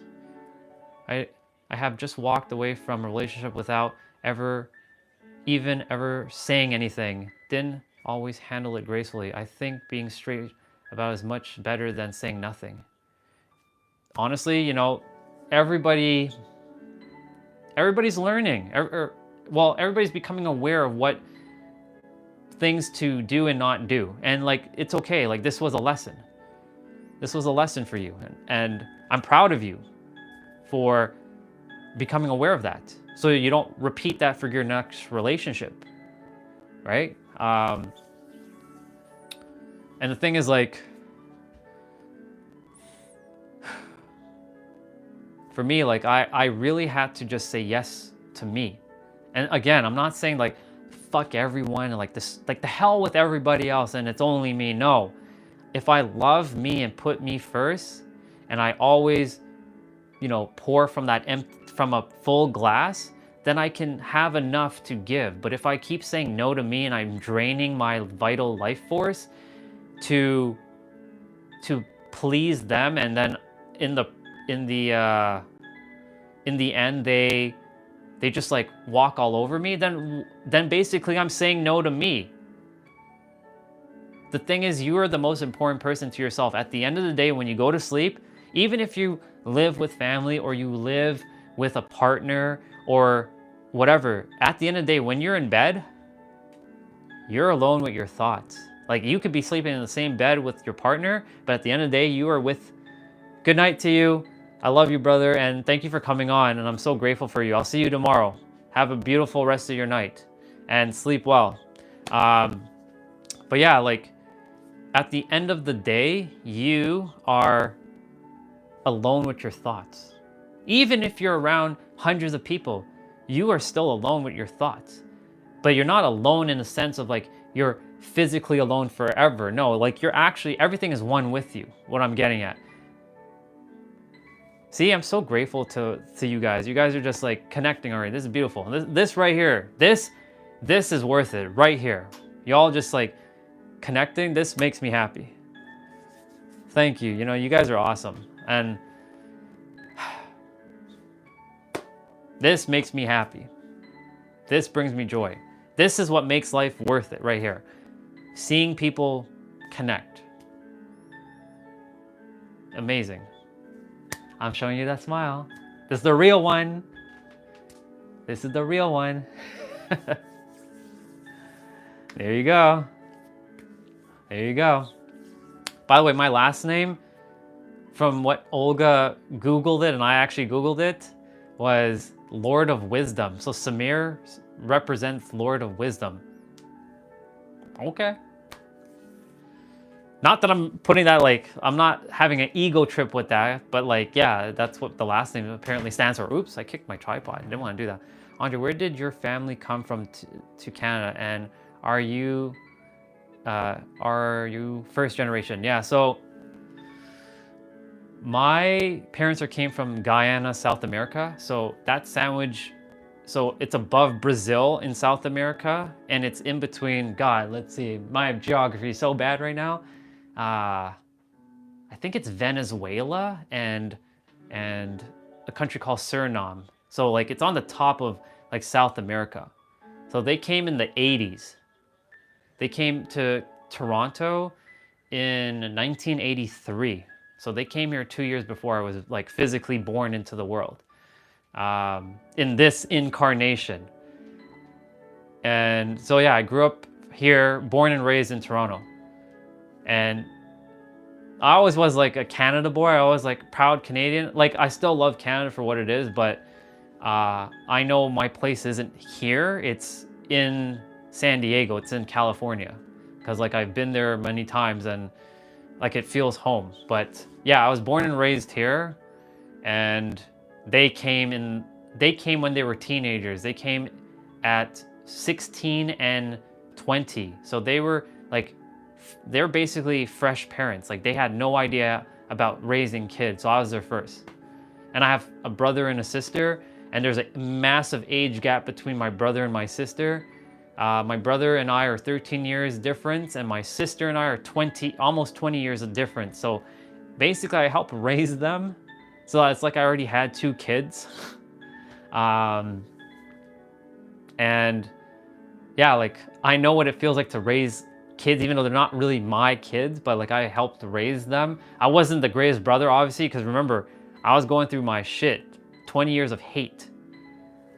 And for those 20 years of hate, like I did my damage to them, unfortunately. So they have their own like healing journey to forgive me and all that stuff. Of course, like I'm fostering the relationship, but like, you know, I did some damage to them while growing up because I didn't know any better. So now that I know, I choose to do better, of course. And my brother and my sister and I were working on it, but like, you know, the thing is like, I'm more connected with, like, I can speak to you guys easier than I can speak to them. Let's just put it that way.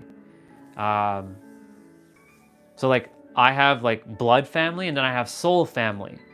So like, each one of you are like soul family to me, because even though we're not physically blood, we're all connected through the soul, because we're all from the one source, oversoul, whatever name you give it. So we're all interconnected. That's why I choose to hate people, because if I hate people, I'm hating myself. And I refuse to hate myself. I've done it too long, and I will never do it again. And sometimes this will like to like, I hate you because blah, blah, blah. No. We're not doing that again. No. I hear you, but we're not doing it again. No. Relax. It's okay. All's good. Wow, Guyana, never heard of that. I thought I knew all the countries. It's fascinating. When I say that country, a lot of people don't know about it, but it's in South America. It's right above Brazil. It's literally right above Brazil. So if you look on the map, it's like this tiny little country. Actually, may as well Google it. Now, just for context, like I never used to like my culture at all. I never felt like I identified as Guyanese or anything like that. I consider myself just a soul. Like I'm just in this meat suit, living out this incarnation because we've all actually lived multiple like lives, and they're still going on in parallel like realities. But like in this incarnation, I chose this vessel to overcome that because like there was something that I had to work through to grow through.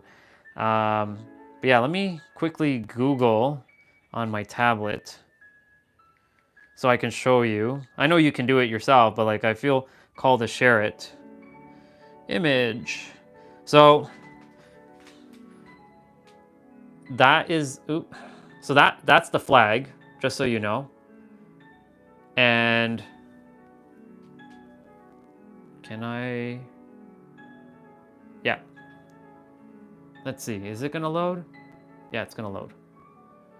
And that country is near Brazil. Oh, that's an ad playing. I was like, what is that video playing in the back over there? I was like, wait a minute, what is going on? Yeah, so that's the country. So that's the country my parents are from. So that country speaks English. Their English is a little bit more broken. So they call it patois English. I don't know how to speak it. I just speak this English. And they also speak Spanish there. And it's also multicultural. So like a lot of Indian people go from India to there. A lot of Jamaican people come from there as well. A lot of white people are actually as well. The thing is, we're all the same. And I don't like saying white people, black people, because we're all human. We're all souls. So I see us, all of us as souls, not the meat suit. But yeah, that country speaks Spanish and English.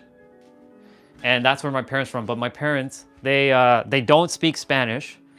They only speak English. So I only learned English. But like when I was going through school in Canada, they teach you French, but it never stuck with me. So like I know the oui, bonjour, ça va très, like I know how to say that, but if you were to start talking to me in French, like, nope.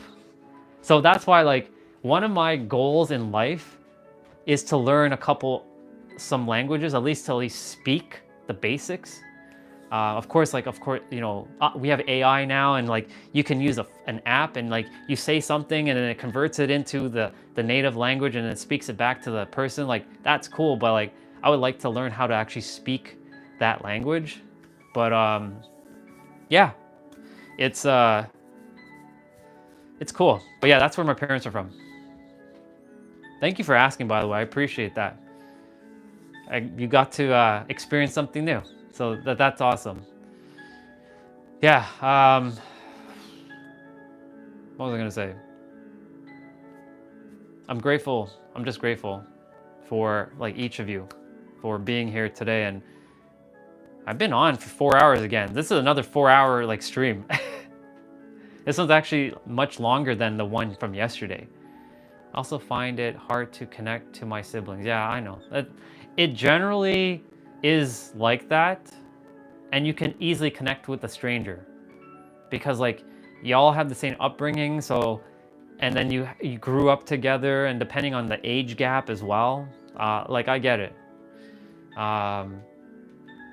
but it's a journey.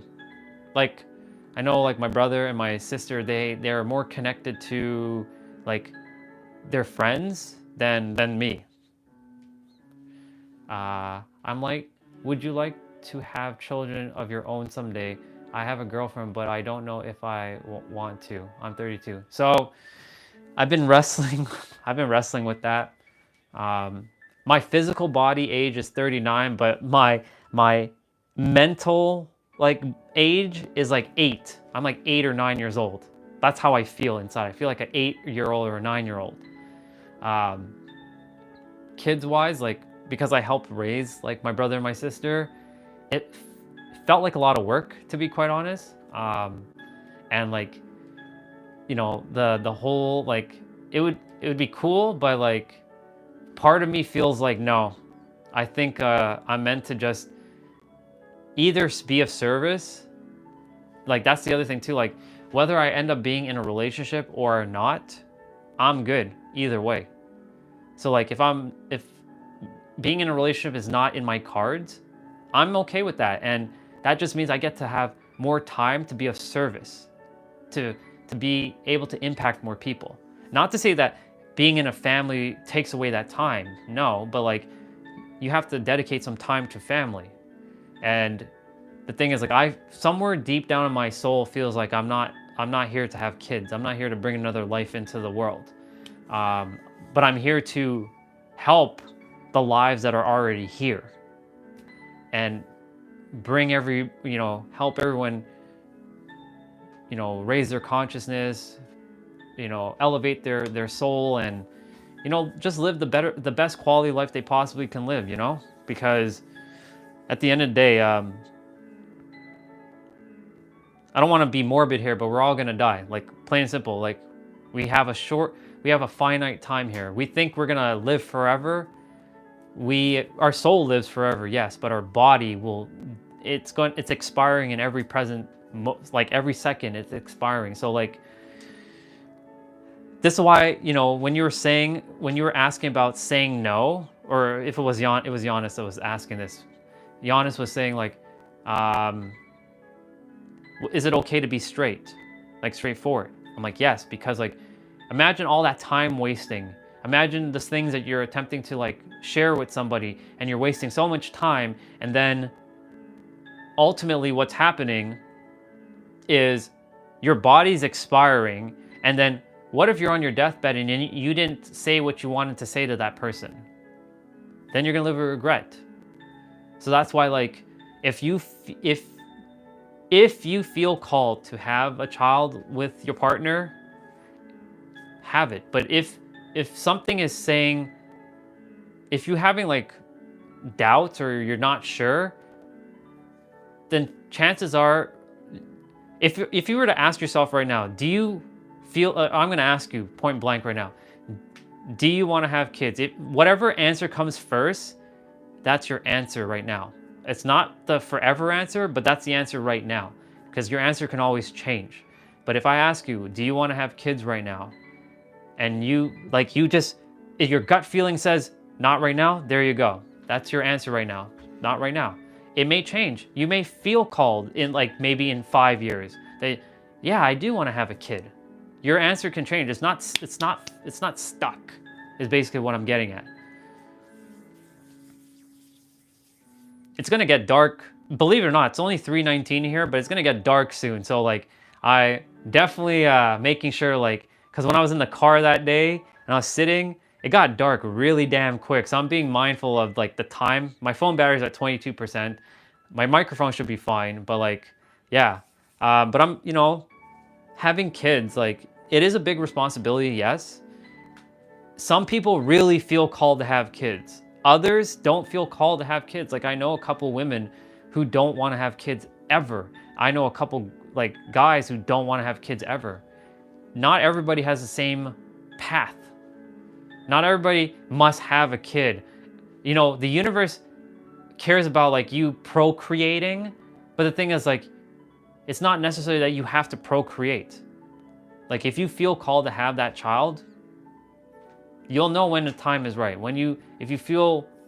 If you don't feel called to have that child, or, some of it may be accidental, but it's not really an accident because that child is coming to be a mirror for you, to share, because I'm going to use teacher here for a moment, even though we transcended beyond the teacher-student paradigm, but your kid is your greatest teacher ever, period, the end. They are your greatest teacher.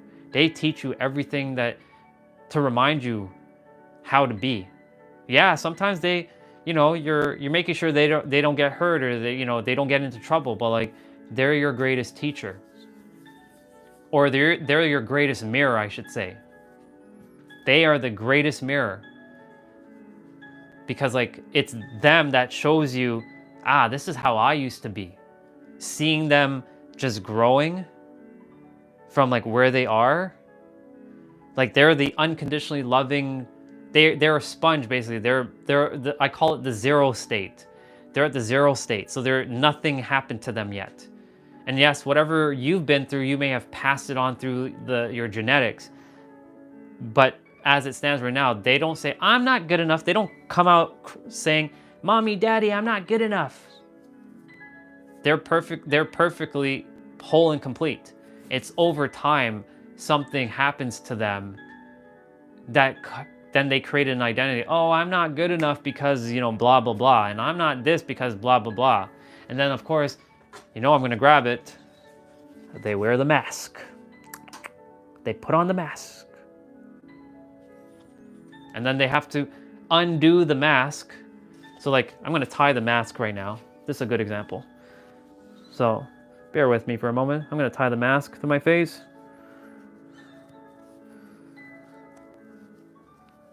All right, so the mask is on my face. So they're going to go through life. You can bear, I know it's like covering a little bit of my eyes, but whatever. They're going to go through life and they're pretending to be something that they're not, or they're forming new identities, and but they're not being their real self. And then as you grow through this life and you start stepping into the real you, real you is the you when you were just born, and that toddler that's running around half naked, peeing and pooping and crying and playing and having fun, and didn't care if you had food on your face, didn't care about judgment of what other people said. And then when you get back to that state, guess what? Not that I'm saying to have food on your face, but I'm just saying you get back to the state that you stop caring what other people think of you. That's what I'm getting at. You start to slowly peel off the mask and you become the real you again. The real you is waiting for you. That's all it is. The real me is this. What you see is what you get. This is who I am. Even when I turn off the camera, I will be exactly as I am. There is no, and you can tell. You can tell when somebody is when you can hear it through the words. If it feels really genuine and authentic versus, I don't know, it feels kind of fake to me. You know what I'm saying? You can tell when somebody's talking, it doesn't feel real. Words are powerful, but you can feel something doesn't feel right, especially when you hear somebody speaking. You can tell, I resonate with that person. That's why a few of you are stuck around and you've been coming back every day or so. Like Christopher, like yourself, like Giannis, Anthony, obviously my soul sister, Tiny Problem, because there's something that resonates with what I'm sharing. You know what I'm saying? Yeah, I've been on the spiritual path since 2021. Since 2023, I felt anxious about my past drug use that I had kept secret from parents. A couple of months ago, I finally told them the truth. It felt so good to take the mask off. I'm so proud of you. I am so fucking proud of you. You have no idea how proud I am of you right now for doing that. And you liberated yourself and you feel so much lighter. It's that feeling of lighter. You see what you said? It felt so good to take off the mask and it's so lighter. I shared with you, our life is based on our emotions and how we feel. And when we feel a certain way, we will take action on a certain thing. You're welcome. You're absolutely welcome. I'm so proud. I'm so fucking proud of you. You have no idea. I'm so proud of you for opening up. And first of all, being vulnerable to sharing that with us, because that takes a lot of courage to share that on a stream with other people. But the thing is, I'm creating a safe space for any of you to share what you desire to share. Because one of the things that I had to learn through my upbringing was I was Mr. Invisible. What does that mean? That means that I wasn't seen, I wasn't heard, I didn't feel safe, I couldn't speak my truth. I was told to shut up a lot. I was told to, shh, you're talking too loud. And over time, I started muzzling myself and I couldn't talk anymore.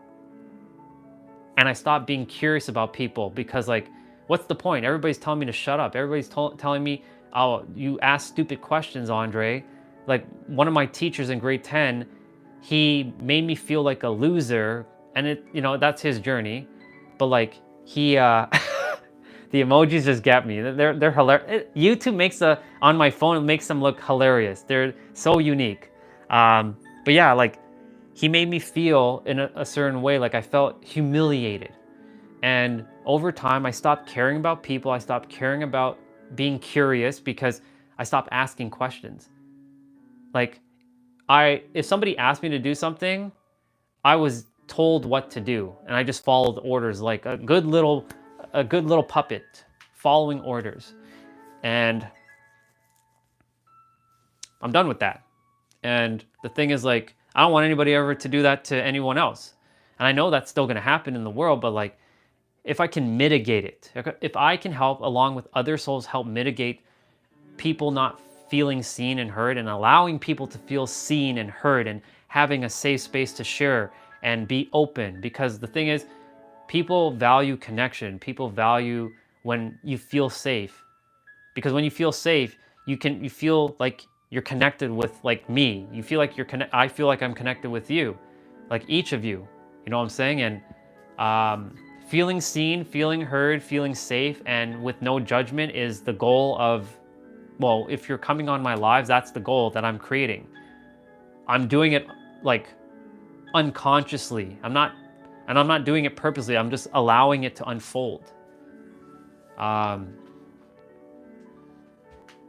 Because, like, again, my upbringing, I was Mr. Invisible. Nobody saw me. And every time I would speak, somebody would always overtalk me. So I just shut up. Like, what's the point of talking? I'm just wasting my breath. Like, I'm saying something and somebody's like either one-upping me in my story. I'm just sharing a story and then somebody's like coming like, hey, did you hear that? Da, da, da, da. And like, I didn't even finish what I was saying and I'm getting cut off. I don't ever want to do that to anybody. And I know I still do that at times. I'm guilty of it. I still do that at times. And I'm being mindful of like, shit, I'm cutting her off or I'm cutting him off while he's speaking. Okay, shh. Let's listen. Come on. Listen with the ears. Not listen with the mind, but listen with the ears. Listen with the soul. You know? I value people to feel seen because I went through not feeling seen. That's really what this all comes down to. Feeling seen, feeling heard, feeling safe. Because I didn't feel safe at all. I didn't feel safe in my body, number one. I didn't feel safe around other people. I didn't feel safe even in my own space. I didn't feel safe. Like, I was terrified in the same room. Like, when I was younger, I was in this room in 2008. I was like 22 or something like that. Depressed, sad, angry, and yeah, you know, it's even though I've left a few times and I've came back and I'm going to be leaving again. The point is, like, this room, you know, I wasn't safe for a long time. I wasn't safe to speak up. I wasn't safe to share things, but now I feel safe to share because I've healed a lot of things within myself. Because the thing is, it's not even really having to heal. It's just realizing, wait a minute, I created all this stuff that is an illusion. Yes, I went through it. I'm not disregarding what happened. Like, I'm not disregarding I got beat up in school and got bullied. I'm not disregarding that. But at the same time, like, I created the masks. So now it's I'm empowering myself by taking off my mask. And I'm reminding you again that I'm a mirror. I'm not your guide, teacher, guru, nothing. I am just a mirror to you to remind you, hey, you have the power and the key in your hand. Here you go. Open the jail. Break that mask. Break that prison door open. You have the power. Here you get to share all you want and you help people. Yeah, exactly. You know, funny enough, for those of you who don't know, I desire to do TikTok more than YouTube. And My current TikTok account can't go live. And even if I get the amount of followers on TikTok, I still can't go live because it's banned. So that was a sign for the universe to tell me I am meant to continue on YouTube. And sure enough, here we are. I don't know how many people are live on YouTube. I really don't know how many people are coming on live on YouTube. But like, I plan to be live on YouTube. Like, other people are on TikTok and other platforms. I'm now sticking to YouTube. This is my place. And sure, one of the goals is like, yeah, it would be awesome if like my channel got monetized and all that. But like, am I like, hey, subscribe to my channel. Like on some of my old videos, you hear me say, hey, like, comment, subscribe to my channel. I'm not here to do that anymore. If you feel called to like and comment and subscribe, cool. If you don't, also cool. All I'm here to do is be of service and give back and be the mirror to remind you that you are the master creator. Everything that you have gone through in life, you've created, and everything is an advantage that you created, and creation is finished. Because everything you desire already resides within, and it's done. Finished.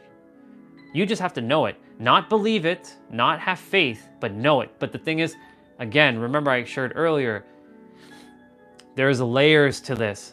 If you don't even know about knowing, you have to start to believing. But like there are certain things that you know. You don't even have to believe or have faith about. Like I showed earlier, you know how to walk, you know how to breathe, you know how to speak, you know how to blink, you know how to eat, you know how to hear, you know how to smell, you know how to do all those stuff without having to have faith. I have faith that I can smell that pizza. You just know you can smell the pizza. And it smells pretty damn good. By the way, I like pizza, by the way. I just love it. I eat it every so often, but yeah. Everything resides within you. And I'm just here to be that mirror to remind you every day that you have the power, empowering yourself, giving you back your power. Actually, I'm not even giving you back your power. I am literally not even telling you, I'm reminding you that you have the power.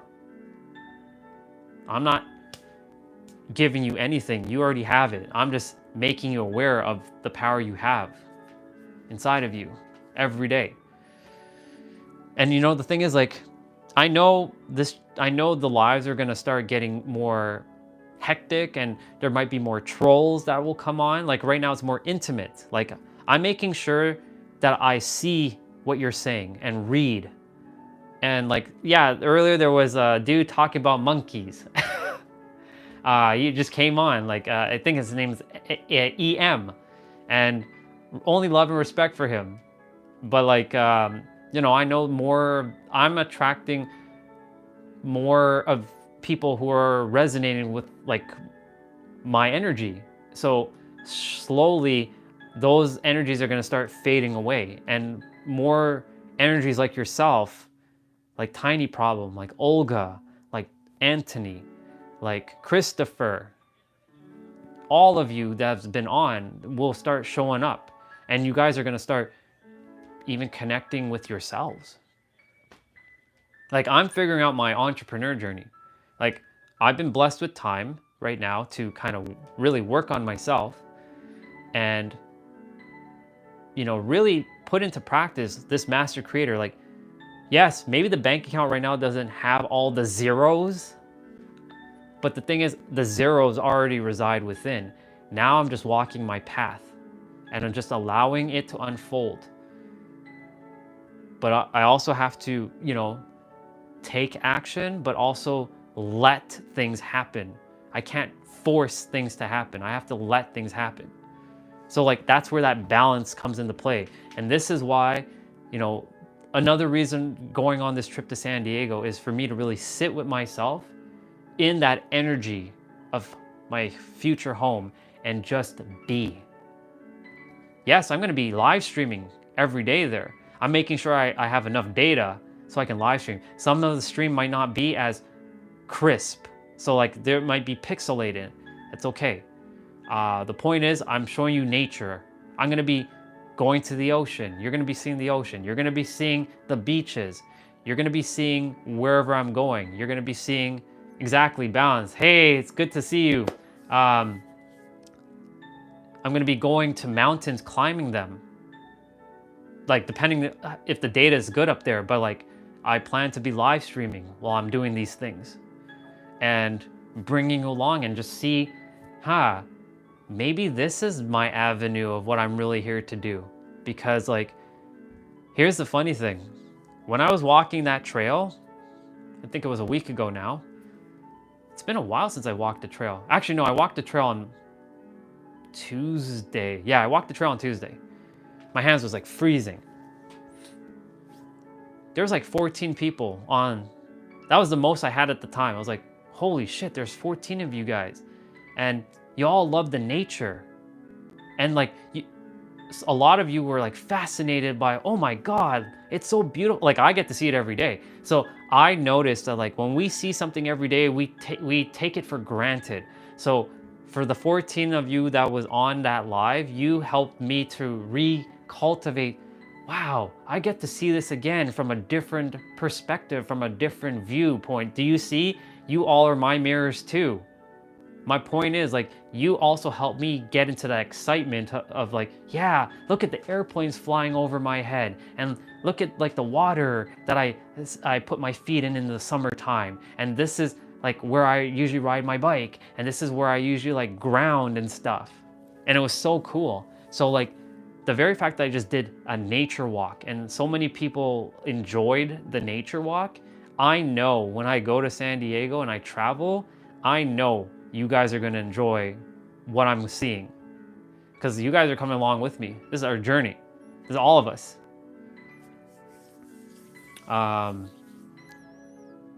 Yeah. Whew. I can't wait to see where we all go together. Cause like my thing is today, this chat was the most, engaging chat of the days that I've been doing lives. And now you guys are starting to connect with one another, or at least acknowledge one another and comment with one another. And that wasn't the goal, but I'm seeing that it is now becoming part of the journey, seeing each of you connecting with one another while I'm like sharing. And like while I'm sharing, you guys share something and it opens up another path for me to share something. And then you guys start connecting and it becomes this beautiful dance. This beautiful dance where we're all just connecting with one another. And yes, you're noticing that the light is starting to get dark. It's starting to get like, it's not dark, but it's the daylight is gonna start fading shortly. So I definitely gotta end soon because like battery's at 15% and yeah. But the very fact that like a lot of you were just like chatting with one another while I was like sharing some things, that was, I can't even put a feeling, I can't put words to the feeling how I felt. I felt great to see that you all were like connecting with one another. And like I said, if there's something that y'all want to share with one another in the chat, please feel free, because this is a space for you to feel safe, to feel seen, to feel heard, to feel understood. Like I'm seeing like, what are ways that I'm gonna monetize? Like, I don't wanna be like every other coach selling like a program and all this stuff. I just desire to give back, and the universe is, through me, is going to help me to achieve what I already desire within. And the thing is, like, if there's something that you feel called to share with someone else, please feel free to share in the chat. Even if it's not for me, share it with someone else. Because like I said, there is something that you have to give that someone is waiting for you to share with. And the thing is, the very fact that like I got out of my comfort zone to be able to be speaking for 245 minutes, because that's how much time I've been on. And Hey, Alexa, what's 245 minutes in hours? 245 minutes is 4 hours and 5 minutes. So I've been speaking for 4 hours and 5 minutes. Well, some of it I was working out, but like majority of this live was me just talking, me just in whatever state that I wanted to share. And I've shared things many, many times in the lives and they repeat, but it's coming from different perspectives. It's coming from different sources. It's come like earlier I was, I brought my little toy car. This brings me back to my inner child. By the way, this is my car that I'm calling in. It already exists in the now, but like I have my toy Supra. I love Supras. Vroom vroom. But yeah, like I still like go on the ground and like play with the car, like what I used to do like when I was a child. I also have like this red ball. Like I like to like throw catch and like throw it on the wall. I used to do this a lot. I used to like throw the ball on the wall and just like catch it. This was endless of hours of fun. Just me throwing the ball on the wall and catching it. I used to play like, the game like Red Ass. If you remember, for those of you who know that game, where you used to like throw the ball at the wall and then somebody has to like run to the wall before you throw the ball to the wall. Otherwise you have to like tag them with the ball. But yeah, like I love playing with the ball. And, of course I showed earlier the basketball, right? Like I love playing basketball and oops, like I'm still practicing how to like spin it, but like, little by little. But the thing is like, I bought a basketball during the summer because my inner child's like, buy a basketball, let's play basketball, let's shoot, right? Let's shoot. Let's be like the Steph Currys. And I hit some threes. Like I'm not the greatest shooter, obviously. I'm not Steph Curry, but like I can hit some threes. Not from court to court, but I can at least shoot, right? And this brought some joy. And that's the thing, like, I forget why I'm bringing all this up, but at the moment, like, I think it's just because I'm just sharing, like, I don't know where this channel is gonna go, and I'm just being able to express myself the way I choose to, and use this channel as inspiration for your own channel or whatever it is that you desire to do, and go and do the thing. If I am doing it, you can do it. I know you can. I'm just lighting a path for you. I know a lot of us feel afraid to put ourselves out there. I felt afraid for all my life to put myself out there. Now I'm doing it. And it feels fucking liberating. Just like, you were sharing earlier about, opening up and sharing with your parents about the drug use. You liberated yourself. You feel lighter. Now I feel lighter. I'm in my bliss. You can call it the zone of genius or the zone of expertise, AKA the Zoe, or the Zog. I'm in my Zog or Zoe, and it feels amazing. Like I said, I can spend hours just shooting the shit, and it just lights me on fire because like I know it's helping someone. Like on Thursday when I was in the car, Tiny Problem was there. Another soul came on. His name is Max. You may have been there too, but like Max came on and I was talking about money. How, money is one of those topics that a lot of people feel like it's taboo. Like, ooh, I shouldn't talk about money. No, money is one with you. My own natural energy yield. That's an acronym. My is W, or wow. My is M, O, own, natural, N, energy, E, yield, Y. My own natural energy yield. So if you think of yourself like Goku, he's going from Super Saiyan 1 to Super Saiyan 2 to Super Saiyan 3 to Super Saiyan 4 and Super Saiyan God and then Super Saiyan Blue and then Kaioken Super Saiyan and Ultra Instinct and Master Ultra Instinct and whatever else form he has. He's raising he's raising his consciousness, but he's raising his you can call it his money frequency with that energy. My own natural energy yield. And when I was sharing that with him, he came on at the right moment. He's like, oh my God, where did you come from? Like, I required to hear that. Like, like I had to hear this. Like, there was a reason why, like, I was swiping up on like YouTube and I saw your short, like your live, and you were talking about money, and I required to hear that. I didn't even know. And he was saying that while I was talking, and I was like, holy shit, see, there's no accidents here. So my point to say, like, whoever is like watching, like there's 7 of you right now, and the number keeps like going and whatnot, but like, there's a reason why you're here. There's a reason why I'm sharing certain things. There's a reason why some of you stuck around. And like Rupi, he came on and he said, yes, balance. And I was talking about balance, and he wasn't, I don't know if he was on the live or she was on the live. I think it's a he. Yeah, he was on the live like earlier, but like he just like talked about balance. Like he just mentioned balance in the comments there. It's crazy like how things happen. Like there are no accidents, there are no coincidences. Everything happens exactly the way it's supposed to be. Now there's 11 of y'all, and there's a reason why I'm saying what I'm saying. Some of the words that are coming out of my throat chakra, out of my vessel, is supposed to be reaching your internal wisdom well and pulling that out to remind you, hey, you have the power in your hand. You have the power, you have the key. Here's your key. Open that prison that you've put yourself into. Because you've put yourself in a prison. Now we're undoing that prison by working on your core beliefs, your core identity, and your big T and little t traumas. Because you are not any of that stuff. Yes, it happened to you.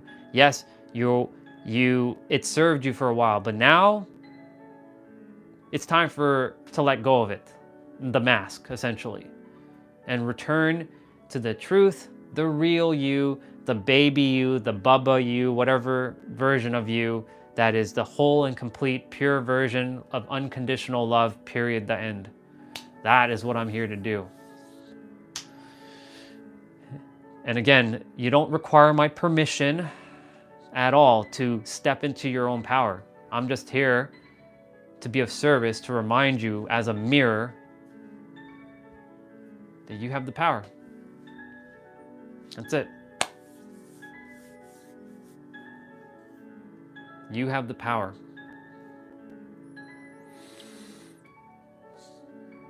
I'm so proud of you for, again, earlier for sharing and for being vulnerable, and anybody really sharing and being vulnerable. And again, this is a safe space for you to be open to sharing with each other. I know there's going to be some people that may judge you, but I'm proud of you for sharing, because number one, you took courage to share, and number two, the fact that you shared what you shared earlier takes a lot of guts, and sharing it with your parents, and you liberated yourself. You freed yourself. You let go of the mask, and you feel fucking amazing now. Imagine you were still holding on to it. How would you still be feeling? Right? So like, and that goes for any of you, whatever you're holding on to. Whatever persona or identity, whatever it is, you know, like you are not your traumas, you're not your identity. You are the I am. Even the I am is limited because we have to put a word to conceptualize what an I am is. But anything after I am can either hinder you or help you. Yeah.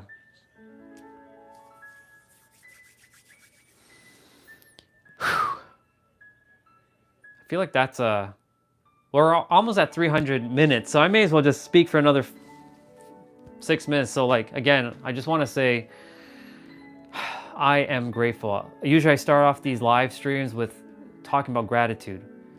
How gratitude was one of the things that saved my life. Being grateful to wake up to see another day. Being grateful that I got another day to be here. Because there was times where I didn't want to be here, but also there were times where I was almost forced to leave the earth. And because of that, I would have never been able to been of service and help. Now I feel like I'm finding my true calling through doing these lives. And like I said, like I'm committing to this. And I know like people drop off after like before the 21 days to form the habit and 63 days for the habit to solidify. If I have to come on for 5 minutes just to say, hey, yo, I'm not feeling 100 today, but I'm here to just be of service and just help and just say something, I'm gonna do it. But like the goal is to be on every day and sharing something. Whether it's my workouts, whether I'm walking in the trail, whether I'm sitting in the car, whether I'm traveling,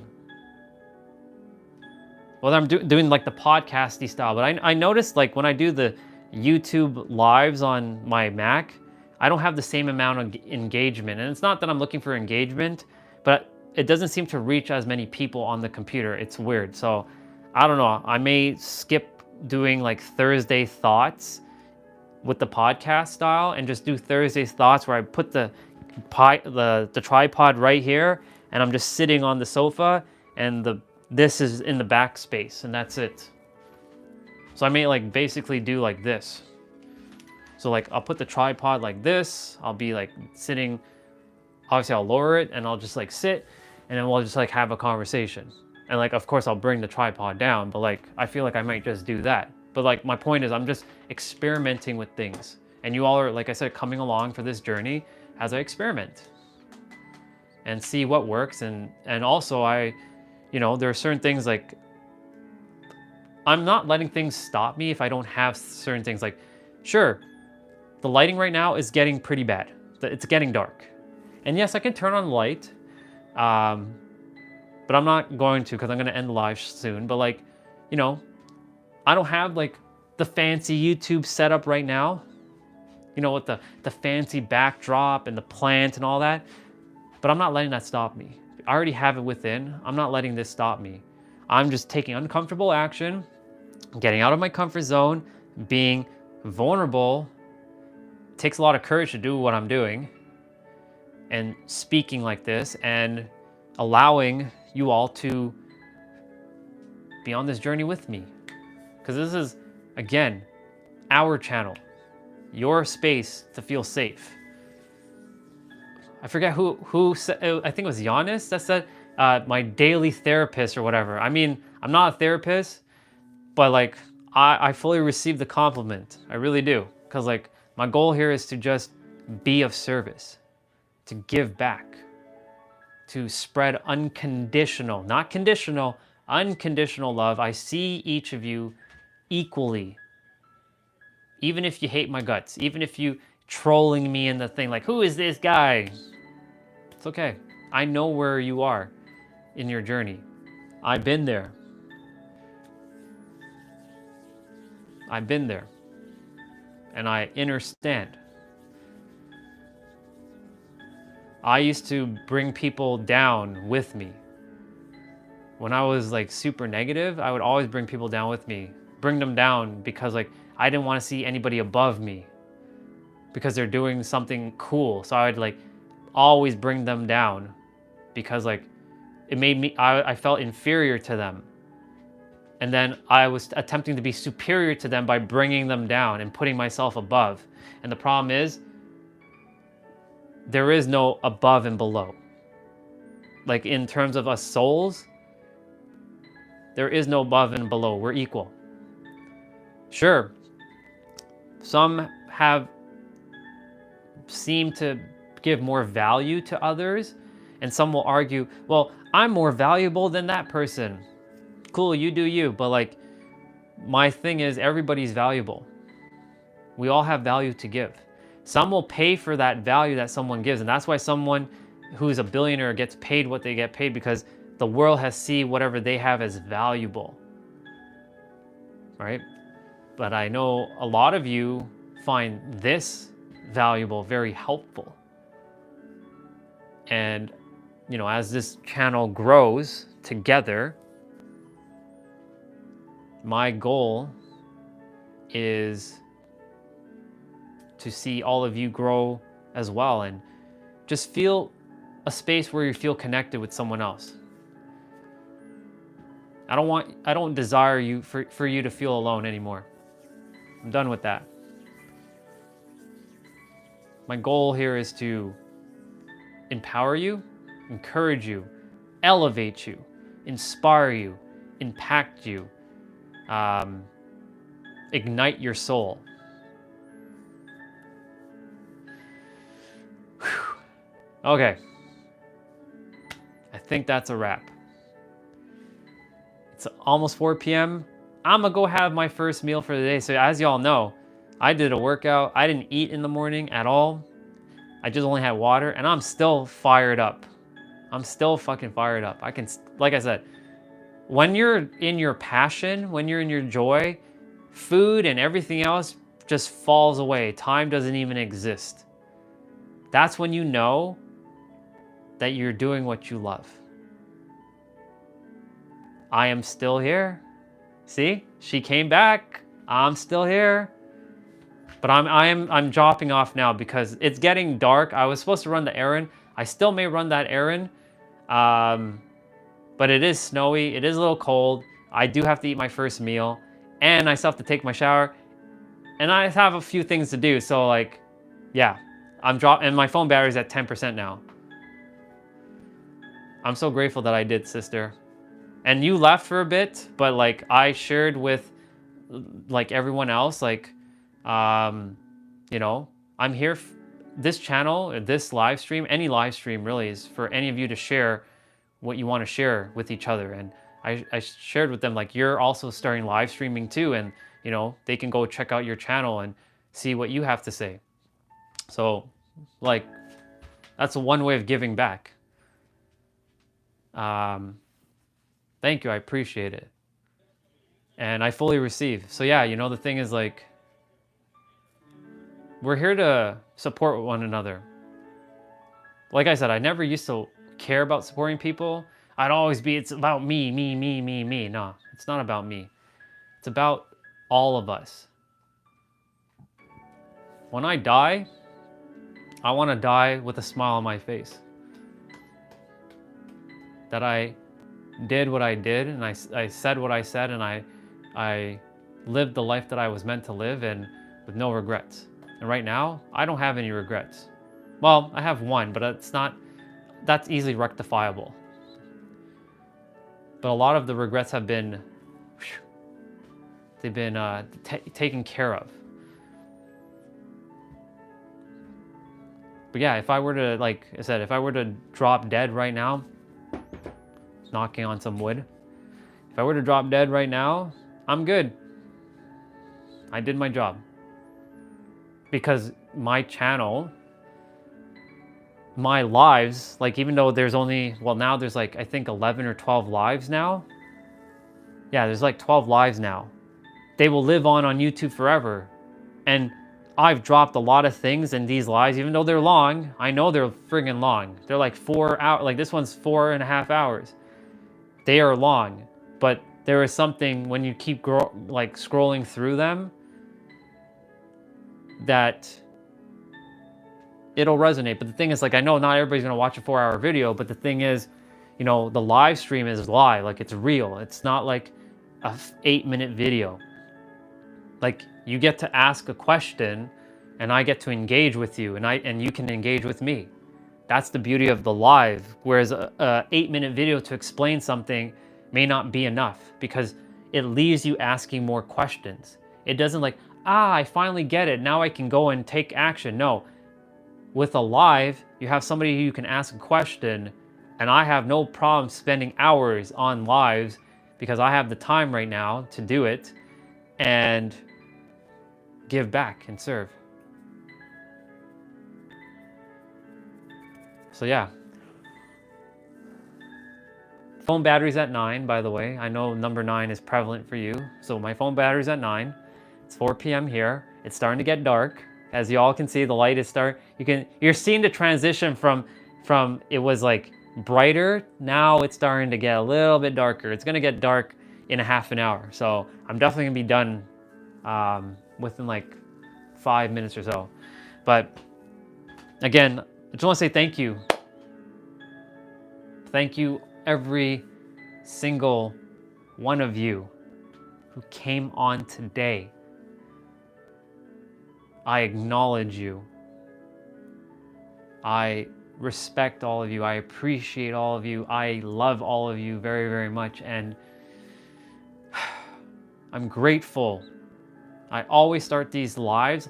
Usually when I start the lives, nobody's on my lives at the beginning. So I'm talking to myself and I say, I am grateful for da da da da da. And then after that, someone will join. But like, I am grateful that I got another day, that I got to help someone, help a few of you. I'm grateful that I got to be of service. I'm grateful to be a mirror. I'm grateful to get to show some nature. I didn't go out today, but like I got to show you some of the weather. You get to see winter. I'm grateful that you got to work out with me. I'm grateful that I got to, you know, this pamphlet came, you know, with the people at the door asking me a question, what do I view of the future? Because it all started with this pamphlet showing up. They asked me, and I told them, like, I don't really have the time, but like, I'll give you a quick answer. I view the future in the now, because the future only resides in the now. It doesn't reside in the future. It happens right in the now. And I left them with that, and I can see it left them with thinking, because I gave them a different answer than they probably expected. But like, I gave them some time to think about that. So I'm grateful for them for showing up before the live stream, for all that to spur on. All right. Time for me to go have my first meal of the day. Time for me to go and, like I said, I may run that errand. I may not today. I may do it tomorrow. We'll see. But yeah, I am grateful. And remember, gratitude is one of those things that can easily shift you from, like, when you're feeling like shit and you're feeling like, it can shift you.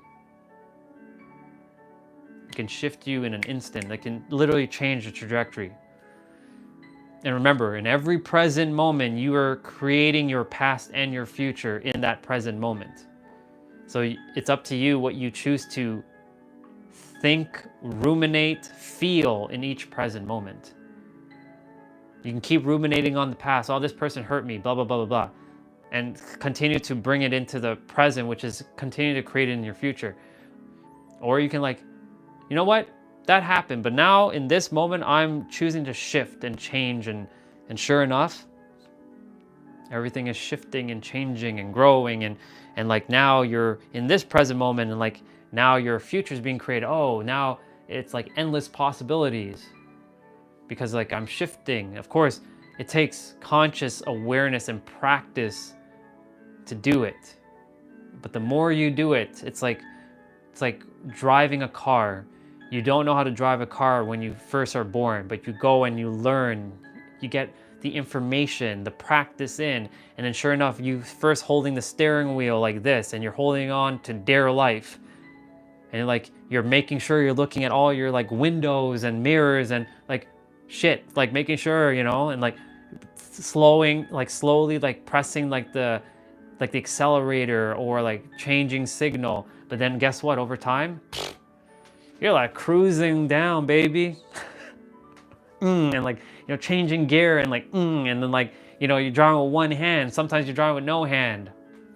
You barely look, well, I would hope that you're looking at your mirrors when you're changing lanes, but like, you know what I'm saying? Like, because you've practiced so much.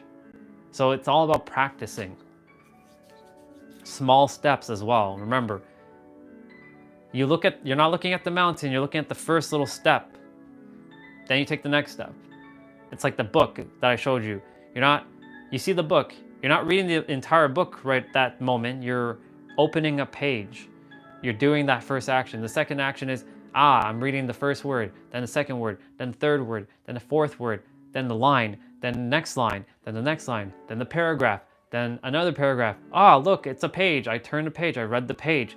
Now I'm reading the second page. Look, I read the second page, third page. Cool. That's how things are built, momentum.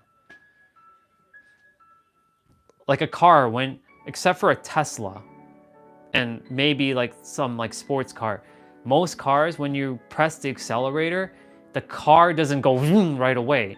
It has to build up some speed. the wheels have to like turn, but it has to start first. It's not like this right away. It has to start first to spin and then go. Cars don't like this all the time. They're not like, the car wheel is not like this all the time. Cause like when it's stopping at a light, the wheels are not turning. It's stopped. And then when you press the accelerator, boom. Like it takes some time, but it winds the wheel up and it goes.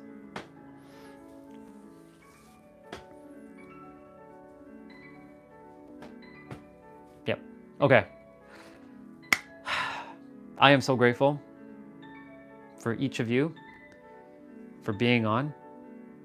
And I'm grateful for my technology for lasting like 6% on my battery on my phone. The gimbal was fully charged last night. This microphone hasn't been even charged. Well, the charging case hasn't been charged since I got it. And that's been like almost a week and a half now, which is mind-boggling that how good this mic is. I'm grateful for my technology. I'm grateful for each of you for coming on, and I will be back on tomorrow. We will be doing cardio workouts. So this one is no equipment whatsoever. It's literally using your body weight. Now, I probably will be going for my errand tomorrow, so I definitely have to like make sure the live is not as long, but it's okay. It's unfolding the way it's supposed to. I'm just letting go and just like, I'm supposed to do this, let it be. But yeah, I'll be back tomorrow, 11:30 Eastern Standard Time. For those of you who are in a different time zone, just calculate what that looks like for you. And yeah, I'm gonna finish off by saying that, again, I love you. You matter, and remember, you matter, because if you did not matter, you would not exist. And because you exist, you are a pivotal and essential part of the universe's progression. You are an essential part and a pivotal part of the universe continuing itself. Know that. And that's it. And with that, you are the master creator. Know that. If you don't know that yet, then start learning to believe that you're the master creator. Again, baby steps. Everything in your life you created is serving you, and everything that you desire is already within you. Creation is finished. Or you can use another word, manifesting is finished. It's done. Let go of the importance. Feel that you already have it by being in first person view. When you're in first person mode or first person view, you're living it. You're not seeing yourself outside having it. You already have it. And that's it. All right. I love you all. I'm so grateful. Have yourselves an amazing rest of your Saturday afternoon, evening, or night, or Sunday morning, afternoon, or evening. Because some of you are in Australia and New Zealand when you do check my live. So you guys are in like the future. Even though time doesn't really exist, time does exist at the same time. And you guys are like 18 to 20 hours ahead of me. So you're already in like Sunday afternoon. So, all right, y'all. I love you. Stay blessed. And I will catch, oh yes, can't forget. May your heart, this guide you. May this be your guiding key. Follow it. This is the CEO of your life. This was running it. This and this are meant to run it together in balance. But let this one be the guide, and let these two work together in harmony and balance, and you will be unstoppable. Kind of like what I am right now. I feel like I'm fucking on fire because like I can continue to talk for another like 10 hours without stopping. I can go on for hours, but I'm not gonna do that. All right. I love you. I'm grateful. Thank you all for coming, and I will see you tomorrow. Bye, y'all.